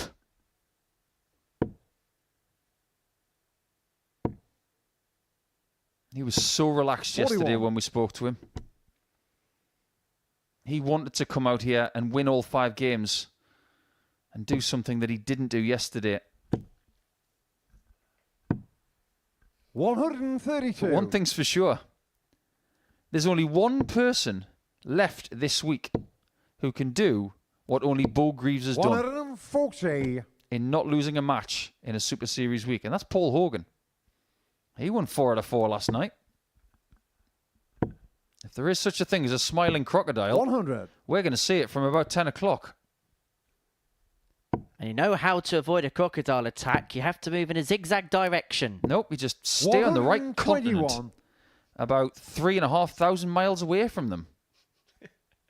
Apologies to our friends that are tuning in from Australia right now. 99. They're a little bit further away. It's more like 11,000 miles. 95. Thomas Ricard 170. I like to say, crocodile is not a fish. But if there was to be a finish involving a crocodile, what would it be? 60. James Ricard 104. I'll have to think about that one. Well, Richardson's thinking about parity in this match. Single 18 will give himself a dart at double 16. For 2 apiece. Game And shot on the parity fourth we leg. have. James Richardson. Richardson takes out the 104, and we have a level game. Fifth leg, Thomas to throw first. Game on. We have a level game. Well, you just said the word parity. You didn't even get that, did you? 140. Doesn't matter. If I be honest, I was too busy writing things down 96. on my notepad. It's miraculous, that. You're usually writing things on post-it notes. I've just run out of them 43. this week.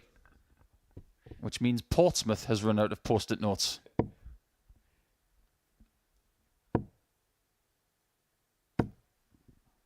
$100. I know how James operates. Even if he doesn't make Saturday, he'd like to leave this week on a positive note. 38. See what I said there? On a positive note.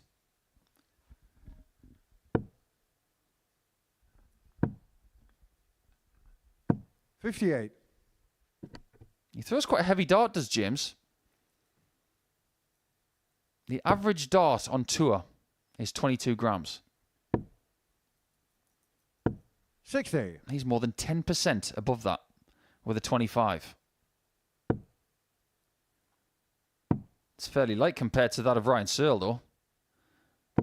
84. He throws a darting dumbbell. He probably throws that heavier dart. It probably brings the tour average up to 22. Yeah, I can only think 100. of a handful of players who are over 26. I know that Ryan Palmer uses a 28, doesn't he? The Lion 43. from the southwest. Thomas McCall, 120. Both players looking to climb the ladder. Lovely gets first poke at doing so. Is Lovely going to lift up to tops? And he returns into the lead. The 120 goes as his second of the day. Six leg He leads 3-2. Game on. And is a leg away from winning the group. Surely he's got to know that as well. 135.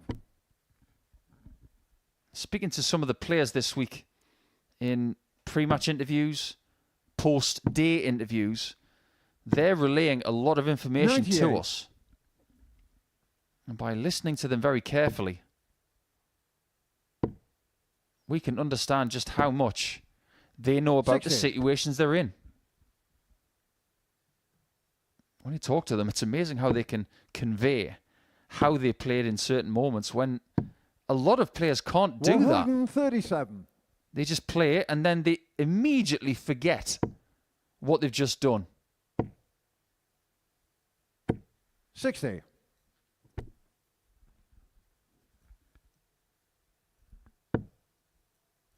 So Lovely will fill 6 with 266 to see this game through by a 4-2 59. scoreline and to see himself top of the group. But a dry visit there now opens up the door for Richardson on throw to take us all the way. 140. I've got a dare for Thomas Lovely.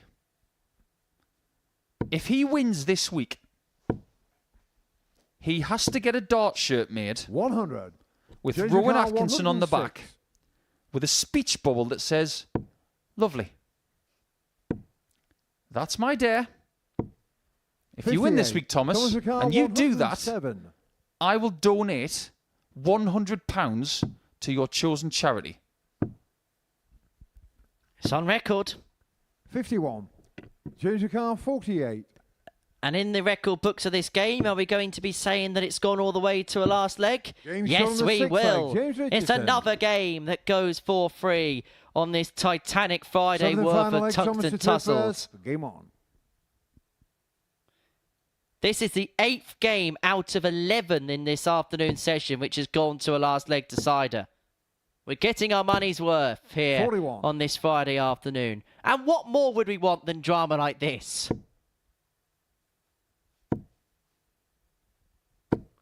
Give us more of this. 140. Give us as much of it as we possibly can get.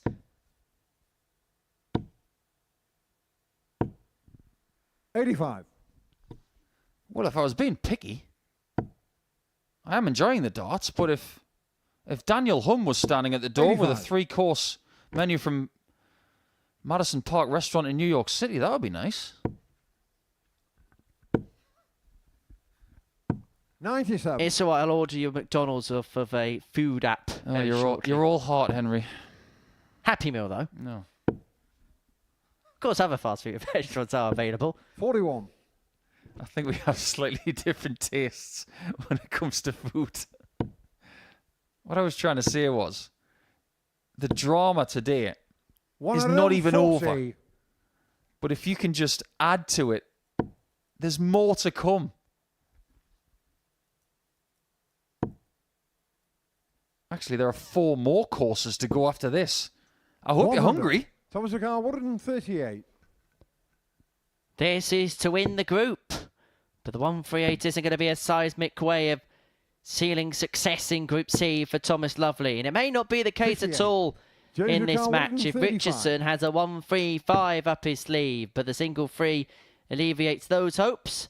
And so Thomas will come back for 80 to complete a win, which will see him win the group. 37. Thomas O'Carr, 80. Textbook or flair? Textbook. Game shot on the match. Just Thomas like Lovely. that, Thomas Lovely has won the group and done so convincingly. He's still got a game to go, and he will have the final say in this group in Game 15 against Fallon Sherrock. But he knows definitively that the job is done. And you're going to see that young man on Saturday night alongside Stowe Bunce, who is already there. Richardson's gone, Lovely is through, and that's how he did it with wonderful doubling.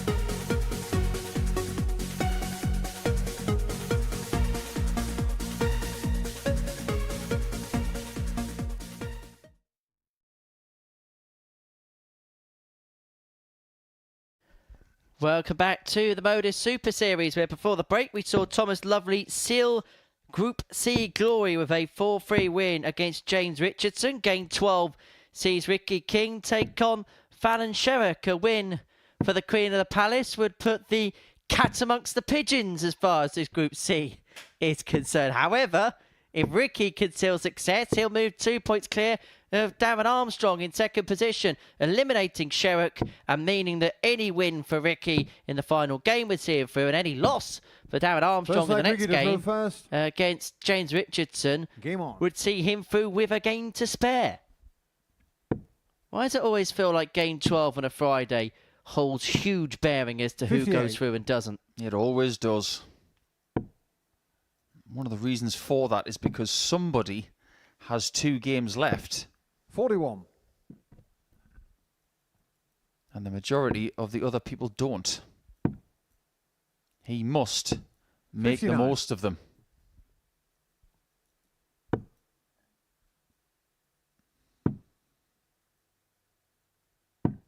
$43. Ricky at times today has played some good darts. Hasn't been as explosive and consistent as yesterday. 60. But he finds himself in a position that is enviable. Making Saturdays in his 58. hands. If you visualise what a normal darts tournament is like for Ricky King, I think that's what he has to do right now, because he's never been here before, never been in this situation. His 60. visualisation right now is, I'm in the semi-finals of a tournament. I have to win this game and the next to succeed. If he does that, he's through. This is where knockout mentality can really play in the favour of a certain player. 140. Fallon with 140 there, which has left herself on 159. And so Ricky's got 6 to take out leg Game shot on one, the first of leg, which he Ricky only King. needed 2. 1-0 to the man from Swanage. Second leg Fallon to through first. Game on.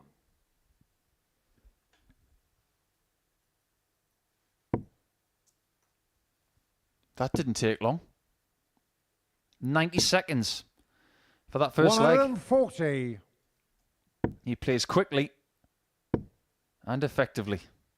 99. We've already spoken about Ricky's proclivity yesterday of tailing off towards the end of the schedule. 140. That can't happen today, because if it does, the usually strong finishing Armstrong will get him.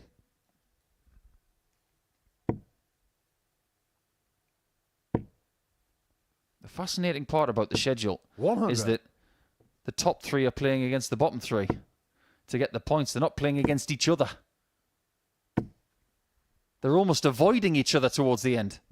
140. Follow car 121. And isn't it interesting, the dynamic, that it's the 3 players that have come into Group C that are the top 3 and the 3 players that dropped out of Group A that are bottom 43. 3. Usually we talk 82. about it the opposite way round. That's how this group started. That's how this group will end, by the looks of it. Oh Game boy, shot that on is the such second an leg, impressive Ricky. bullseye. And the look of resignation on the face of Sherrock. Third leg Ricky to throw first. Game on. You can't blame her.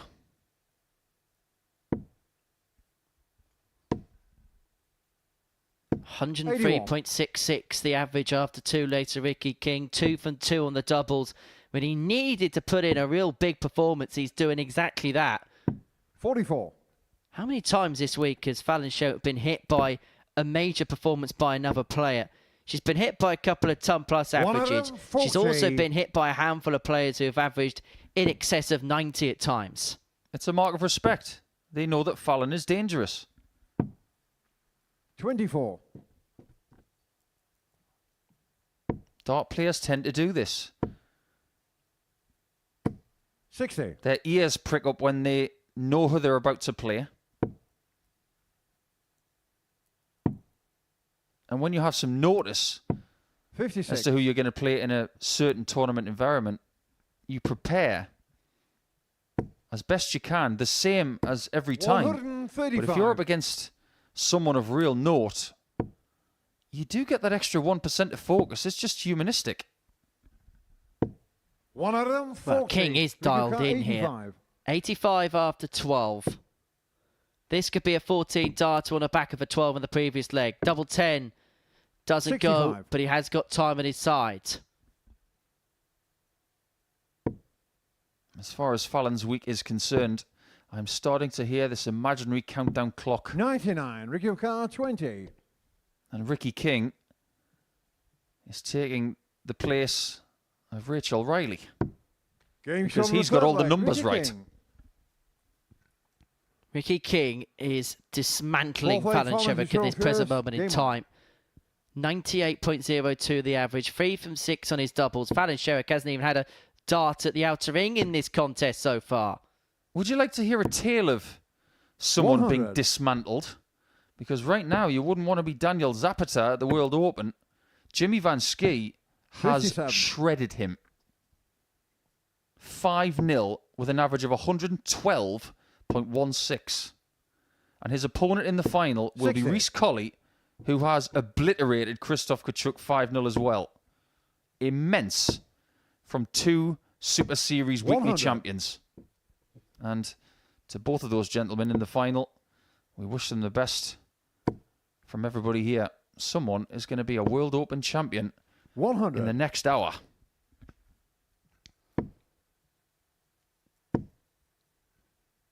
Is that being played on stage or is that 140. being played on the floor? Not to throw you under any proverbial buses. Oh, or I have anything. no idea. The only thing I know is that Benjamin Pratnam is the 100. defending champion, and he was swept aside in the first round today, I believe. He didn't play well at all.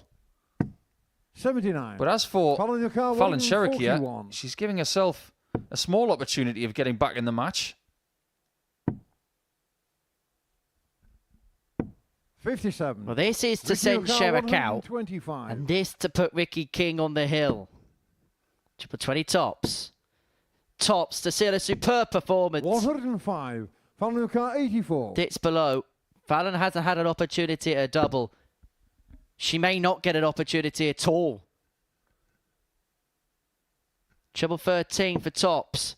Doesn't go. And so Ricky King, to put an end to Fallon Sherrock's hopes and to put him in the box seat when it comes to the final round of fixtures. 26. Ricky O'Carr, 20. 2 10s is what he wants to round off a comprehensive 4-0 win. Up for double 5. In Game the show of the double match, Ricky 5. King. And that was comprehensive from Ricky King. A 4-0 success against Fallon Sherrock means that he is just a couple of legs away from success. A 4-0 success for Ricky King there means that he's on 12 points in the group. He's in control of his own destiny. And he did so with an average of 95.5. 4 from 9 when it comes to the doubles. An 82 checkout in there as well. A 4-0 victory for Ricky King. Coming up after the break, it's James Richardson up against Darren Armstrong in the first game of the final round of fixtures. Next year, when that decision needs to be made, he's going to be 49. 1 year shy of the age of the seniors. A very viable option. 2 players who are around that age. Well, what did he say about the 9? Will we get the 141? Will the promise come true? Double 12. Shot and the match. Steve West West has won the match with a 9-dart.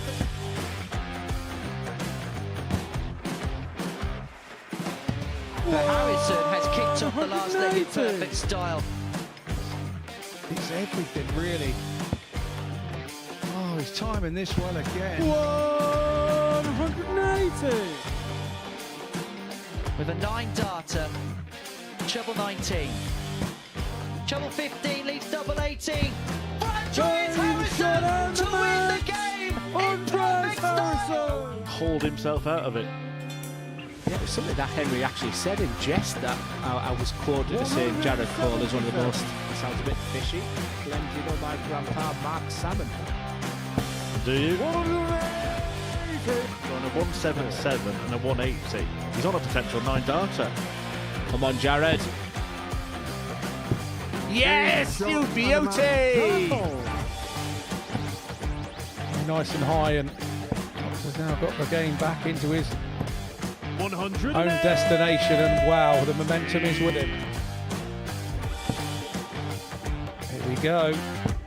108. I wouldn't have said it. Don't jinx it. Yes. Yes! Double 12! Yes! Get in there, Lee Cock! Well, I think it's fair to say that the blue touch paper has been well and truly lit. 108. 6th max of the match. Oh, hang about. Hang about. It's getting ridiculous now. Can Tommy Leishman give us back-to-back 9 darters in back-to-back games? He could, you know. He could, you know. Goodness gracious me! Tommy Leishman! Back-to-back 9 darters! Welcome back to the Modus Super Series. We've completed 4 rounds worth of fixtures on this Friday afternoon, and we already know that Thomas Lovely has won Group C. 14 points to his name, winning 7 out of his 9 matches. He is going to make it through to a second finals night from 3 appearances here at the Live Lounge. Ricky King is in the box seat in terms of qualification through to the finals in 2nd place. James Richardson, with 2 legs against Darren Armstrong in 3rd, would end any hopes that he would have of qualifying through to finals night. So let's get game 13 on. It sees Ruthless up against the Scot. And the Scot is going to have to be ruthless if he is to stand any chance of making it through. He has to win 4-1 or better and then hope that Nick Crowell could do a solid for him against Ricky King in game 14 of 15 in this session. So, the final 3 practice darts for both players ahead of our 13th game of the session. If you're Darren and you're in this scenario, how do you treat it? Pretty simple. Go out there and win.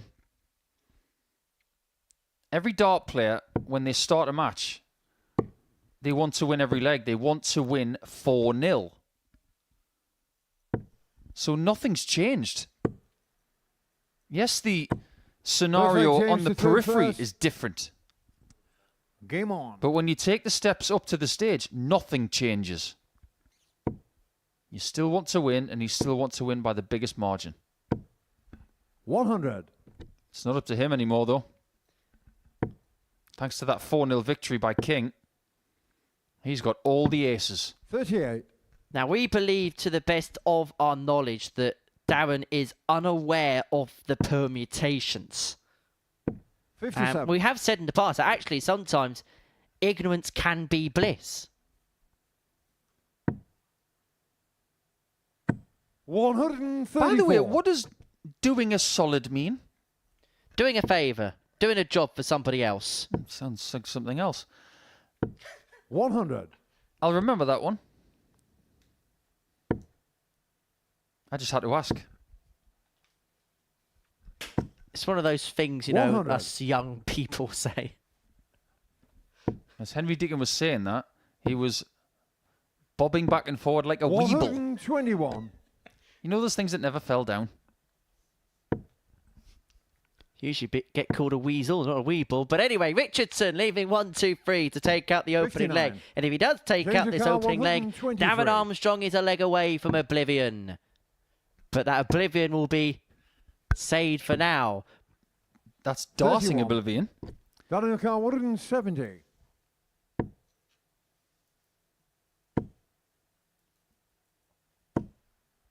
Okay. 140. That might do. 92. 18s twice.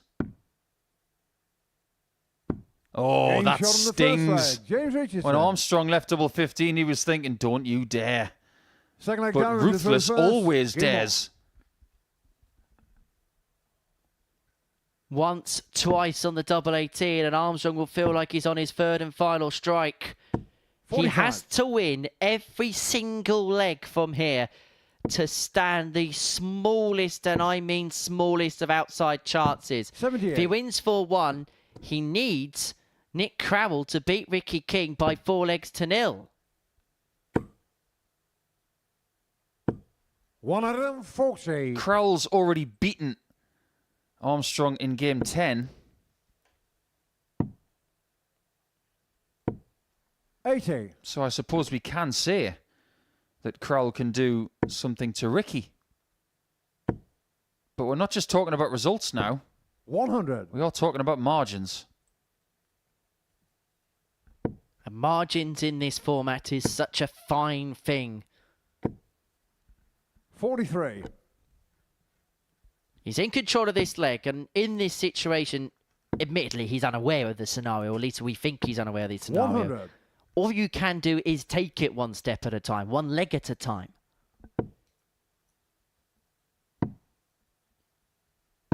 Have you ever tried to take it 2 steps at a time? It's really hard.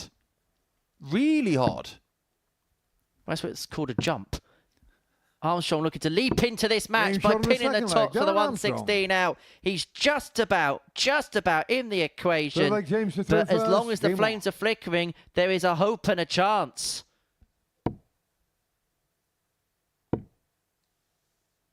That now means that every player's had a ton plus checkout today. It has been a really good group. 99. Some people are smarter than others when it comes to the psychology of the sport. 58. I've seen players for years go into scenarios thinking about everything but the game they're about to play. 180. What rankings table am I trying to get up in now? Am I safe for something else? 180. All you can do is get up there, toe the hockey and win. Small victories add up to 94. big victories. As far as this leg is concerned, it's been rather full 98. of trebles. 28. Is it a second ton plus finish? That puts pay to that. And Darren Armstrong here is in the deepest 84. of deep trouble. He's left himself in a single to double combo, but he's going to have to, you feel, evade a couple of bullets. Double 4, and that sends Ricky King through, and that eliminates Darren Armstrong. We don't know whether he knows. He has a look of a man that's got a beaten look on his face. Richardson needs 2-1. And we now know half of the field. 95.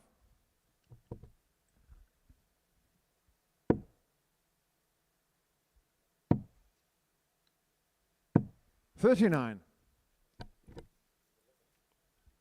Yeah, Bunce, Lovely and King.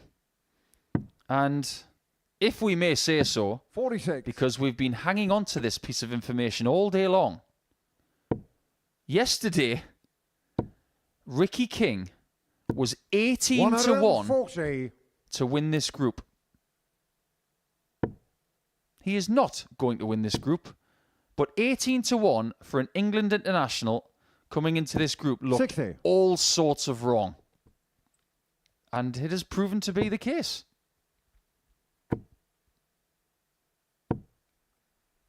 $140. We pay respect to the odds compilers when they get it right. But when they get it wrong, we've got to do the same. Armstrong has been valiant this week, but I suppose if we were going to perform an autopsy on what's happened, 42. He has found himself behind too much.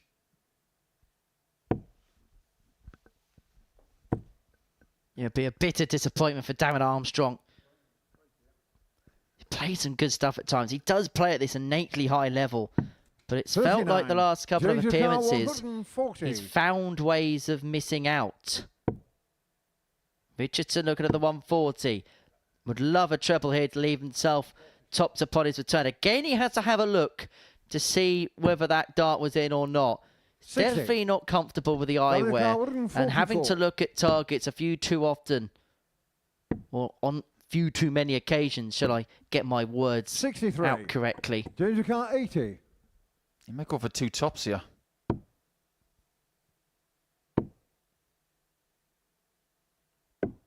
$60. Down in your car 81. This one's got 4-3 written all over it. Bull. 56. James Car 20. Well, if Richardson takes this out, could have 4-1 written all over it. Not when Darren's around.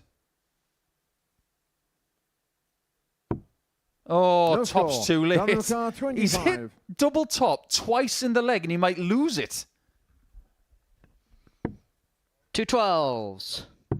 Loves that James double, Sean and the that's fourth why. leg. Darren Armstrong. Level we are, 2-2. It's one of those weeks, isn't it? Fifth leg, James is through first. We've Game seen Gerwyn Price this week hit tops 3 times in a leg and lose it. In fact, he might have hit it 4 times. 134. And now we've just seen in a straight start leg, Richardson lose after hitting tops twice in a leg of 501. 60.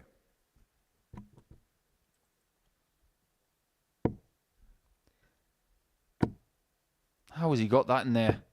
125. A very gifted dart player, but this is a ruthless format. 140. It's not going to be James's week. But if he can get as far up that table as he can, 41. Additional financial rewards are there because these players are rewarded for the position they find themselves in at the end of the group. And he's currently projected to be in 4th position. That's the best he can do. 58. Down in the car, 161. 161 for Armstrong to get the break and open up a 3-2 lead. Not to be on this occasion. And he's going to have to be hopeful that 99. Richardson hasn't got anything big up his sleeve. 143 is going to go, and so Armstrong will return for the break. 89. Down in your car, 62. To put himself 3-2 up, and then have the darts to win the match. Here he comes. Plays his best darts when he's not leading. 30. James Ricard, 54. Maybe I shouldn't have given him the build-up. Well, the walls have caved in on Darren Armstrong, but Richardson missing the big number. 45 left. 13 leaves double 16. Both players have missed a dart to move 3-2 up in this contest.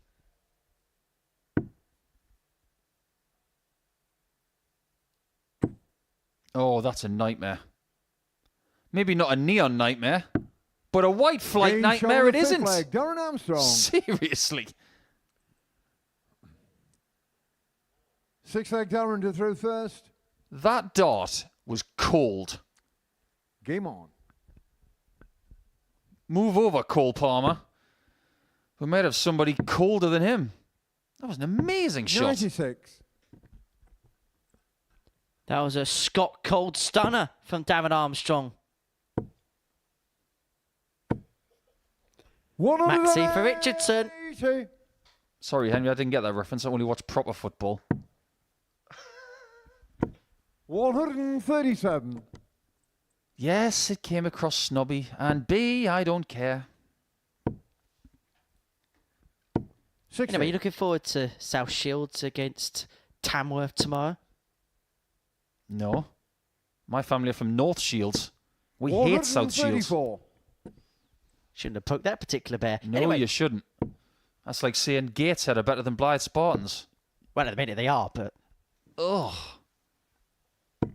60. Down in the car, 134. For the match.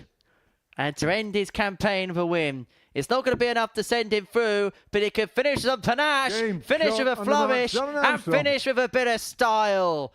A 1-3-4 with tots in hand for Darren Armstrong to at least give himself a parting gift on the live lounge. He gets the better of James Richardson by 4-2. He needed it to be 4-1 to give himself a fleeting chance. He's not going to head through, but he is going to give us a moment to relish to end. The 1-3-4. He beats James Richardson by 4-2. Coming up after the break, Nick Crowell up against the qualified Ricky King.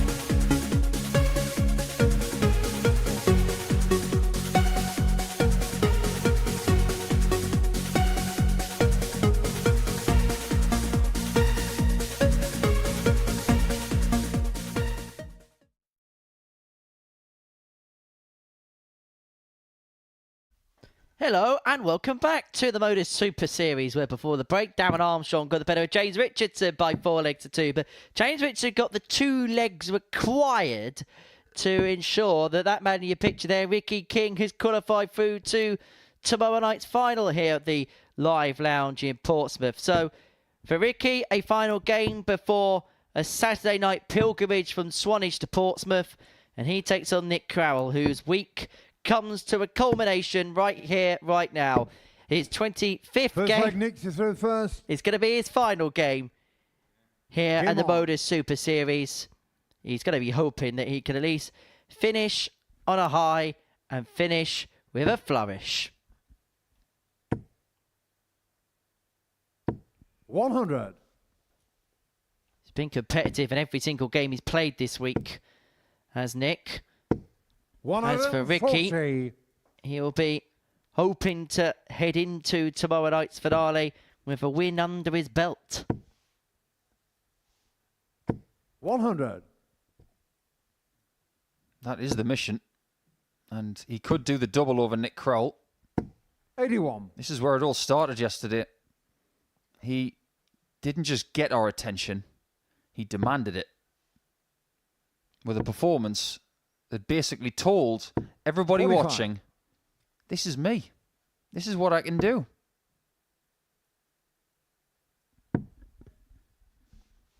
$96.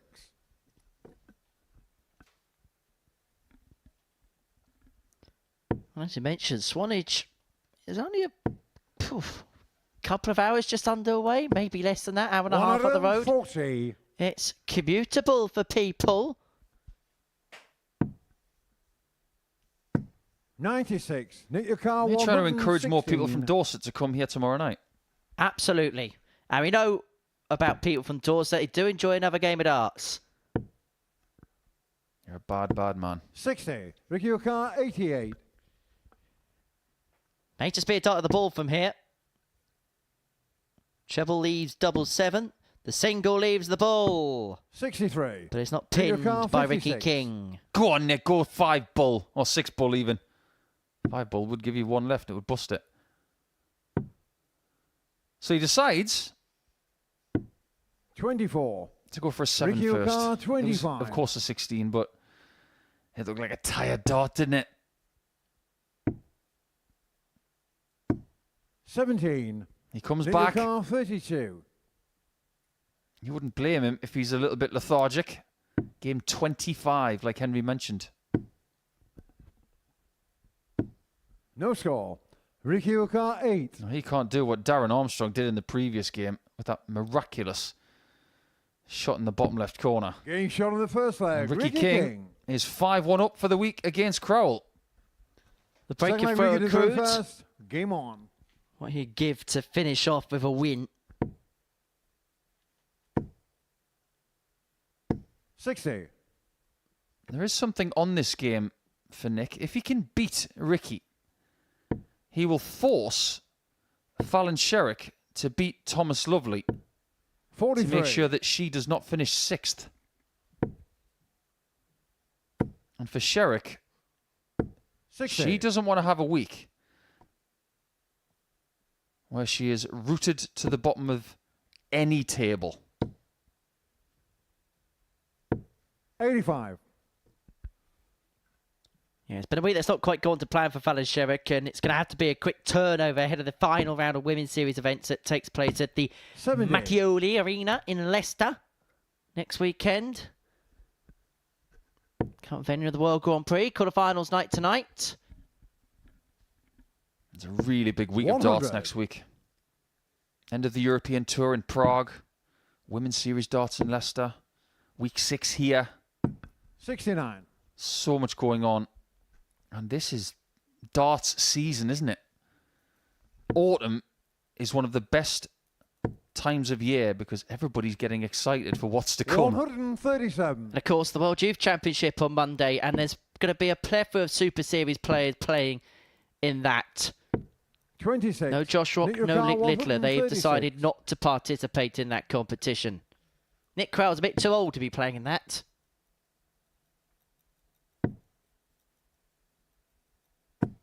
58. Luke Littler chose not to play. 100. Nick your car, 78. Okay, I want to come back to that. Fascinating. Double top.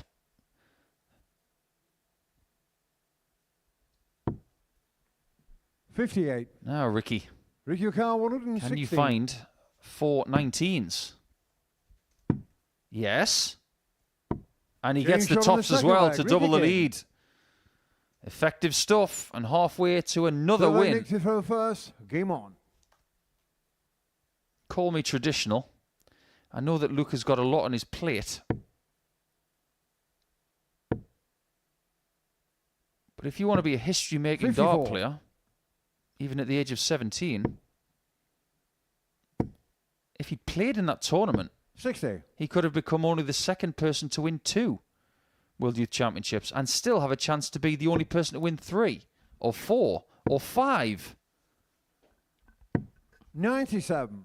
It's a decision he's made. I respect it. However, from my standpoint, if you win something 81. And you have a chance to defend it, you do that. That's my standpoint on that. I suppose there's the argument the other way, isn't there, that 85. it falls on the same weekend as the Players' Championship finals. And realistically, in the case of Luke and Josh, there is a big chance that they make it through to the Sunday night of the main competition. And if Luke was drawn in the bottom half of the draw, he'd have to play the second semi-final, play the World Youth final, then play the Players' Championship final if he won the semi. How is that a bad thing? 57. Just playing devil's advocate with you. He can play best of 51 and still be ready to go again. 140. Anyway, Ricky King right now is starting to show us that he might have an engine. Yesterday he tailed off 60. towards the end. Ricky Ukar, 40. That isn't happening as much here today. Double 10. Game shot on And the he's third 3-0 leg. up. King. Nick Crowell is staring Fourth leg, the Ricky bottom of to the throw table first. in the Game face. Could be a glum way to end his week. 55.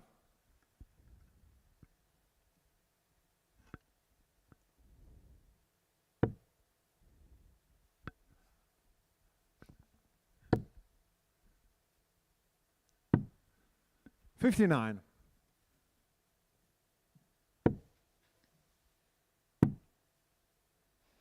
They're currently playing the 58. semi-finals of the World Open Ladies Championship. Bo Greaves coasting at the moment in the semi-finals. 3-0 up on Kazuzo Iwao of Japan, averaging 125. 56. As you do. Yep. The other semi-final, Lorraine Hyde against Rhiannon O'Sullivan. 60. They are not averaging 125. Like I've said this week, there's only 2 ladies who have averaged over 110 recorded. 100. Greaves and Sherrock. My word, if Greaves goes on to average over 120, that will take the headlines today. Yeah, Bo Greaves averaging 114.56 in a win against Kevin Painter. A match you can watch in full on the Super Series YouTube 94. channel. Yeah, she likes playing on a Friday. 58. Interesting, Ricky. Do you want to finish with a bit of a flourish? We saw some panache from Davin Armstrong 100. Ricky Ukar, in the previous 170. game, finishing off a 1-3-4 that ended with a tops combo. Is Ricky King going to finish with a fish? Not on this occasion. 96. Nick Ukar, 92. There's a possibility this could be the last visit of Nick's week.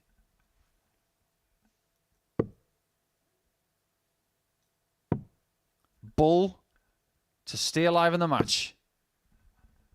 48. And that might be that. Ricky Ukar, 74. Could be curtains for Crowell in this campaign. Ricky King has 2 darts in his hand, a double 16. Game shot He's on the going to match, Ricky finish King. off with a whitewash. A 4-0 win for Ricky King to end his Group C campaign. We're going to see the man from Swanage on the Super Series stage, strutting his stuff on Saturday night. And when it gets to tomorrow, the way he's played at times, he could well be a lively contender. 4-0 win against Nick Crowell rounds off his campaign. He had a 116 checkout in amongst it. But to our final game of the group, which sees Thomas Lovely up against Fallon Sherrock. Welcome to the party in Portsmouth here at the Modus Live Line. They've both got the talent where they just reel off leg after leg and dish out a heavy defeat. And what a way to start the day. We're up and running here on Champions Week with a maximum. But what a way to finish. A 12-dart leg.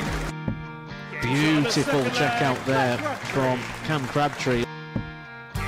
Only needs the one. Game shot on the second leg. Darius What are you saying about efficiency? On the third leg, Is that the moment that Reece Robinson comes alive in this crucial clash? Looks like he's going to go for it. And it is right next to his favourite double top. And he gets the job done at the earliest possibility. That is Cam Crabtree through. Case not so. Harrison gets the all-important win. Game shot on the second leg. Darius Labanowska. Game shot. Smith, is it a 9? A long time. And that clenched fist. Game shot. He gets the job done in the end. He's nodding in total agreement because game shot on the fourth leg. Just like Darius that. Labanowska. only needs the one. There you can see that she can unlock at any moment, but that is quality from Harrison. This would be a wake-up. Welcome to the party in Pompey. Should be a good marker for him, and is. It was a great dive. On the first leg, Andreas Harrison. It's a breaker throw for Andreas Harrison. On the second leg, Cam Crabtree. Consecutive breaker throw, double 16 is found. And he does lead. It's not an 11, but it's a beautiful 12, treble 17, which he gets. Bullseye for the win. Absolutely incredible by Andreas Harrison. He's Andreas Dirty Harrison!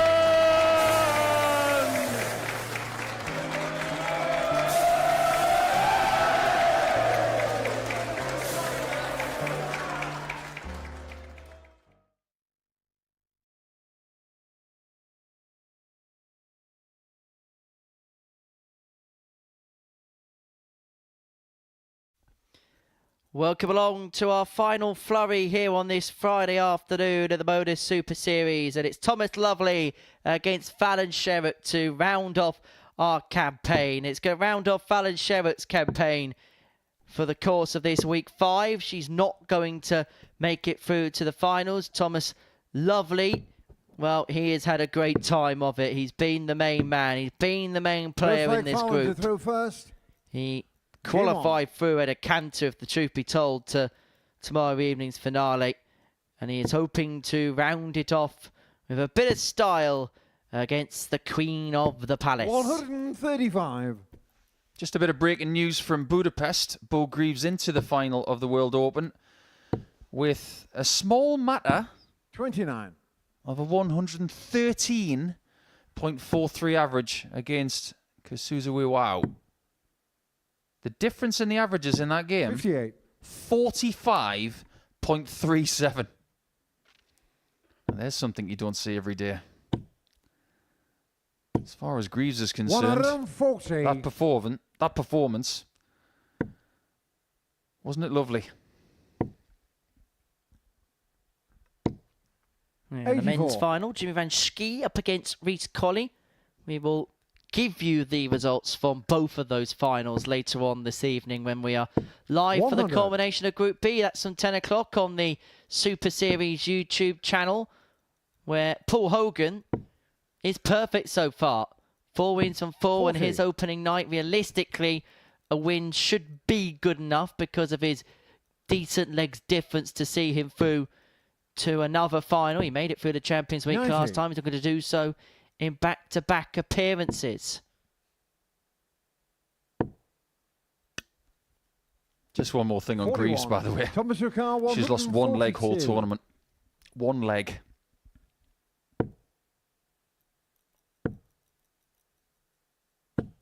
$56. Following the car, 143. She's already hit this week. Not going to find it for a second time.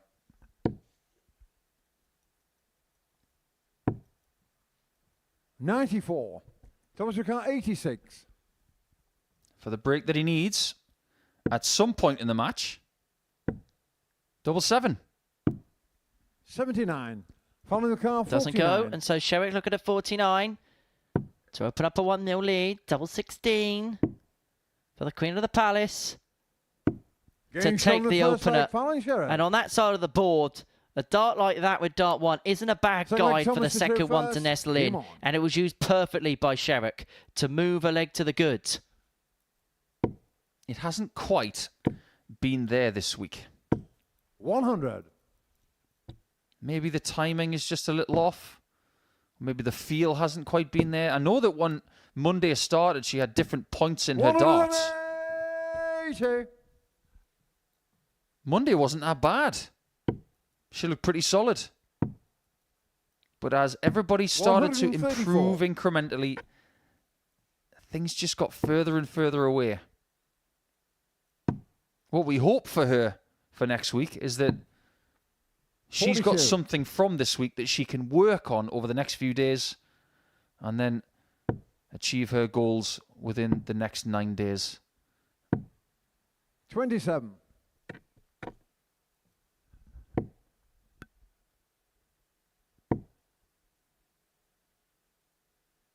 $60.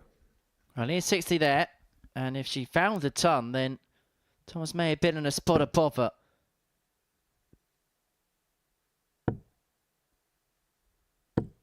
$11. But that visit didn't quite work out, and Sherrick has got 6 from here to open up a 2-0 lead. 85. When he won his last game, he knew he was qualified. That little climb of adrenaline. 34. Following the car, I wonder if it stayed with him or whether all of a sudden he feels a little bit flushed out. 16. 102. Well, he's on the cusp of being flushed away by Fallon. Double.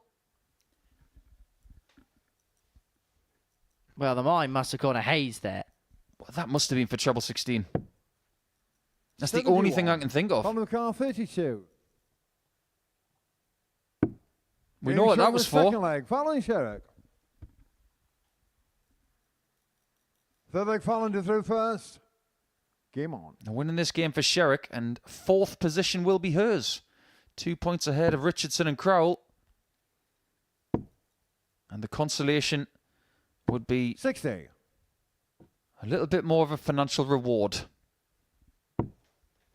It'll feel like a token reward, but it'll feel like a reward nonetheless for Fallon Sherrick. I think she's one of those players that, unless she's in the business end or she's winning the week, everything else that you do get in terms of monetary reward will just feel nothing more than a consolation prize. Yeah, psychologically you can say that, but she is a mum. 97.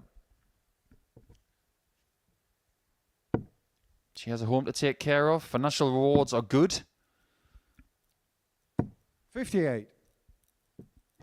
And remember, I did dare you, Thomas, to get that dart shirt made. If you don't,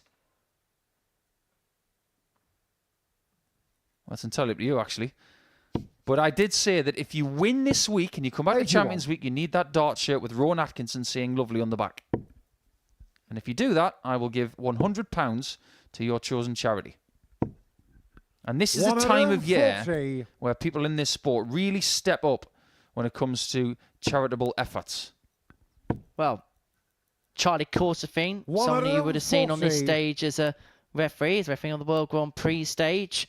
still does some work for us behind the scenes. He's doing a run a day for Prostate Cancer UK. 80. Thomas Ricard, 124. Dual 18. 63. Colin Ricard, 102. Now, double 16's been found twice in this match. Not this time. 84. Very, very Thomas close Ricard, to 3-0 up. 61 left. Too good. It's only won a double 4. 53. Doesn't find, doesn't get. Colin Fallon Ricard, Sherrock returns 18. to double 9 for 3-0. 1 left at 2 4s. Game One shown dart on the that's third leg. fouled. Fallon And Sherrock. Fallon is 3-0 to the good. Fourth leg, And Thomas to throw first. I tell you what, Game Nick, I'm just having a little bit of a look here at the group table, and I don't know about you, but I have it if Fallon wins 4-0, Ricky King wins the group. You would be correct. A very unlikely 85. scenario might just rear its head.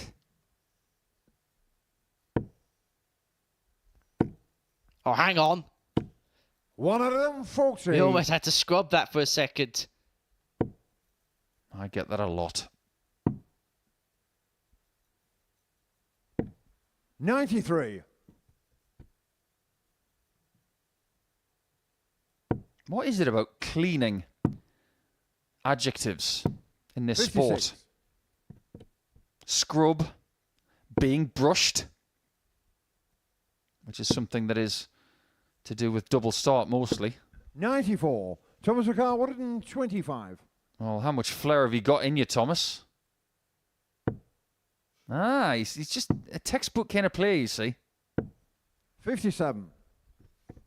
He had the opportunity there going treble 15 tops to do the old Rod Harrington. 59. So Thomas then, Ricard, to 68. bring it back to 3-1, to get the leg, and a leg that would guarantee top spot. But he's missed a big number.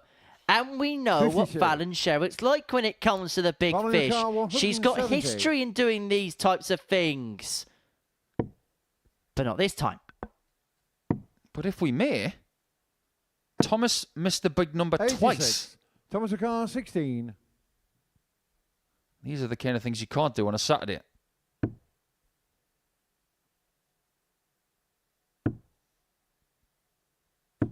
And this Game shown on the game fourth leg. is Thomas going to Lovely. end soon, but it's not going to be to 0.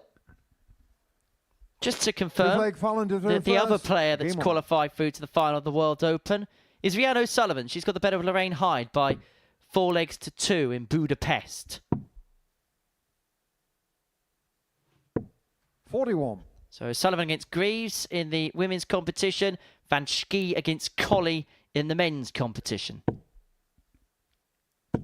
140.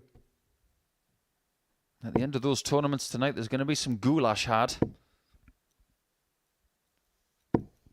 Or some chicken paprikash, depending on what you 140. like.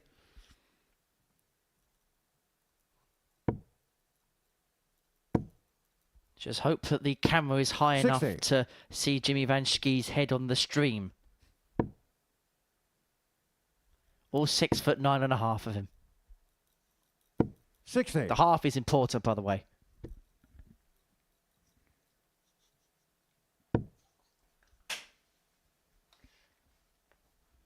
Well, you got to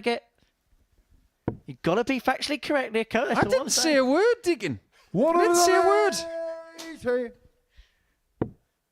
Well, lovely. It's threatening the comeback here. On 2-1. 60. Left after Thomas 9. Ricard, 121. What did LL Cool J say? Don't call it a comeback. He's been here for years. 89.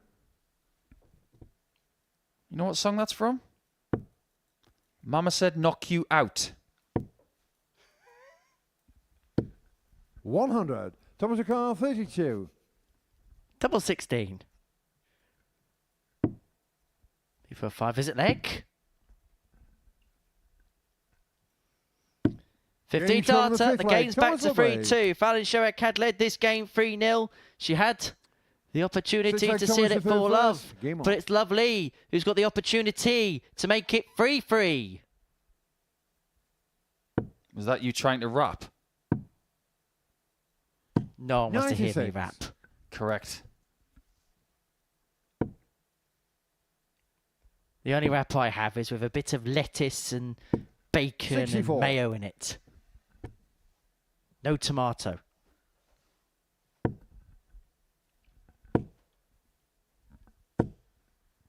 $135. I swear, all I can taste is blood. I'm biting my tongue so hard.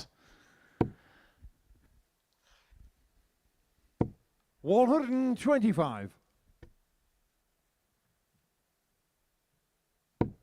Just imagine the emotions of Lovely through this match. 1, 60. 2, 3-0 down. And then starting to say to himself, well, it's okay, I'm going to Saturday. And then all of a sudden, something kicks in. 140. That little devil that sits on your shoulder as if to say, don't you lose. You keep giving everything. That's the 94. competitiveness that dart players have. And he has a chance to take us all the way. However, he's going to have to take out the 116 because Fallon is at a 156 to leave herself on double 8 after 12. This has to go. He has to find the treble here. He's unable to do so, and 60. so Sherrock returns for 16. double 8 to round off this Group C, to round off her week with a win. 1 dart left. 8. Doesn't go. Thomas And from 3-0 behind, Thomas Lovely should get 2 darts in his hand to take us to a last leg decider. And she might not get 4th position in the table. 36. But now, it's back in her corner. To finally kill the game off, and that's exactly what Fallon Sherrock does. Double 4, seals leg 4, and seals the 2 points that will see her finish in 4th spot. But for Thomas Lovely, he is through to tomorrow night's final as the winner of Group C, as a 4-2 loser to Fallon Sherrock in the last match. But that game for him was effectively a dead rubber. For Fallon Sherrock, she jumps up a couple of spots into 4th position in the table. It was a week that'll end in disappointment for the Queen of the Palace, but it's one that's going to end in delight, or a Friday it's going to end in delight for both Thomas Lovely and Ricky King. They have both qualified for finals night tomorrow evening. Analysis to come for myself and the asset after this short break.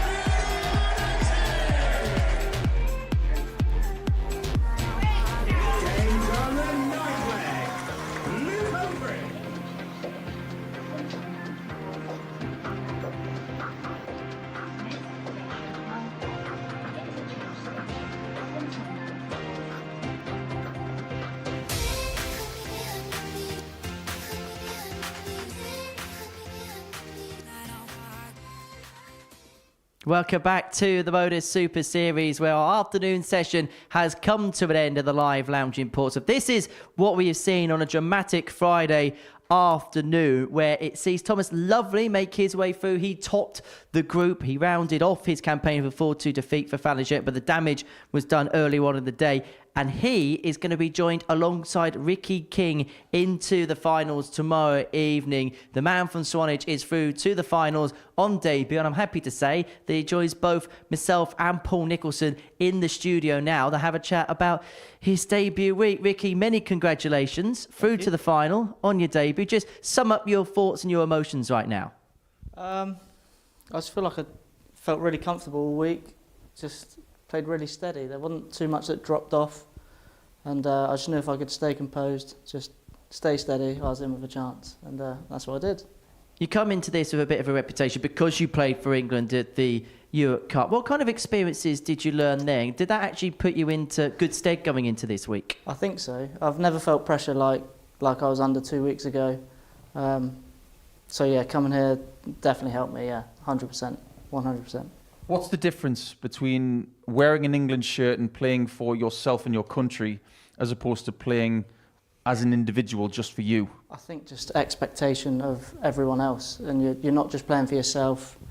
You know everyone's watching, you know everyone expects things, and playing for England, everyone expects England to do well. And yeah, I didn't really deal with that very well, but this week it was like the weight was lifted and back to just try and be steady, that was it. We've been talking about you for the last couple of weeks because even before last Thursday when we announced you were playing here, we looked at the schedule and thought, we've heard rumours from some people who are very close to this place who said that you can play properly. We believed what they were saying, and the odds compilers didn't agree. They had you as the outsider for this group, and they're feeling a little bit flushed right now, aren't they? That was a blessing in disguise, to be fair. It was like expectation was gone. I was expected to come last in the group, and just there was no expectation from me. I just wanted to play steady darts, and I did that and more. This last 2 days, I felt really good. Hopefully it continues. Yeah. How did you feel when your head hit the pillow last night? Because the numbers from yesterday were very good. You hit a lot of maximums. But in terms of results, how did you feel that went? And what did you feel like you had to do today to get through?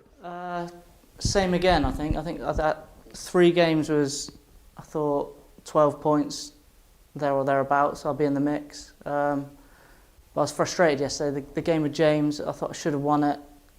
And then that sort of set me up with the game with Thomas, and I was under pressure then, and I didn't play very well. So to start beating Thomas this morning was massive for me. Just sort of lifted the pressure from then on. And does that build a bit of confidence going into the rest of the day? Did that feel like the win that set the wheels in motion for yourself? I think so, yeah. I think that made me sort of believe Thomas was the favourite, and rightly so. He's played really well all week. And then to get a result against him, that sort of set me up, I think. You haven't been playing county darts that long. No. It's only a few years. And the ascendancy to being in a 4-man team for England, that is quick. So what's that journey been like over the last 3 years? A little bit crazy, really, because I've been playing darts for 14 years. But like you say, I've not been playing very long at the top, like probably county for 4 seasons. So I've not been under pressure a lot, and then you come into things like playing for England and even county, like that top end game, you get put under pressure a lot, and it just tests you a bit. And I'm happy. It's all right. The thing is, you seem really happy. You seem really relaxed when you're up on the stage, and you're through to a Saturday night. So every time you're testing yourself, you are succeeding. Yeah, I definitely feel pressure. I know I probably don't show it, but I'm not very emotional. I try not to give too much away. But I do feel it, but I just try not to tell. Well, one thing we did see from you a little bit earlier today, because we have Dorset players who come here and they like to show their celebrations, particularly Tommy Gunn, who likes to do his gun thing. You gave us a swan, didn't you? I did give a swan, a little swan, Yeah, I've got a lot of good support from our Swanage lot, so hopefully there'll be a load of them tomorrow come up and support me. So I'm looking forward to that. Well, we'll have another quick chat with you in just a second, Ricky. Myself and Paul are going to round up everything else that we have seen today. And this is how the table finished up. It was Thomas Lovely that won the group, actually by a solitary leg on legs difference in the end. It felt like he did the damage yesterday and just finished off the job today. Yeah, very much so. I think Thomas will feel very happy with the way he's played. I think in the penultimate game, when he knew he had a chance to get it finished, he gave everything for that. And he just came into the SHERROCK game a little bit flat. And he started to recover at the end, but he didn't need to do anything more after that. He wanted to finish on a win, but left himself with too much to do. But the majority of the good work done by Thomas was yesterday and early today. How will Darren Armstrong be feeling right now? Disappointed. But I think when he lets the dust settle on the last couple of days, he will understand that he let too many people get the jump on him. Sometimes he was able to win from 3-1 down or 3-0 down, but you can't continually do that. You've got to get out of the blocks, and Ricky showed us how to do that a lot of the time this week. And through to a final debut, Ricky. You said there's going to be a lot of people coming down from Swan. Is this place going to be packed out tomorrow evening, full of Swans? I hope so. Yeah, I hope the support's massive because it's the first time here. I'm looking forward to having some support. You know, when you're up against it, support can change your mindset from confidence to not confident, I suppose. I was going to swear then. It's completely different. If you can have support, it means a lot, you know. And this next graphic is going to please you a lot because this is the tournament bracket, which is going to see you and Thomas Lovely and Stowe Bunce through. And we're going to find out 3 from 5 in Group B later on this evening. That's going to be our centre of attention from 10 o'clock on the Super Series YouTube channel tonight. But Ricky, many congratulations. We shall see you in the finals tomorrow night. So enjoy this evening. I'm sure there's going to be plenty making their way down. Paul, as ever, thank you for your company. We'll see you a bit later on this evening. 10 o'clock we kickstart on the Super Series YouTube channel to see who the final 3 players through to tomorrow night's final are going to be. But as far as Group C is concerned, well, the king was Lovely. Bye from us.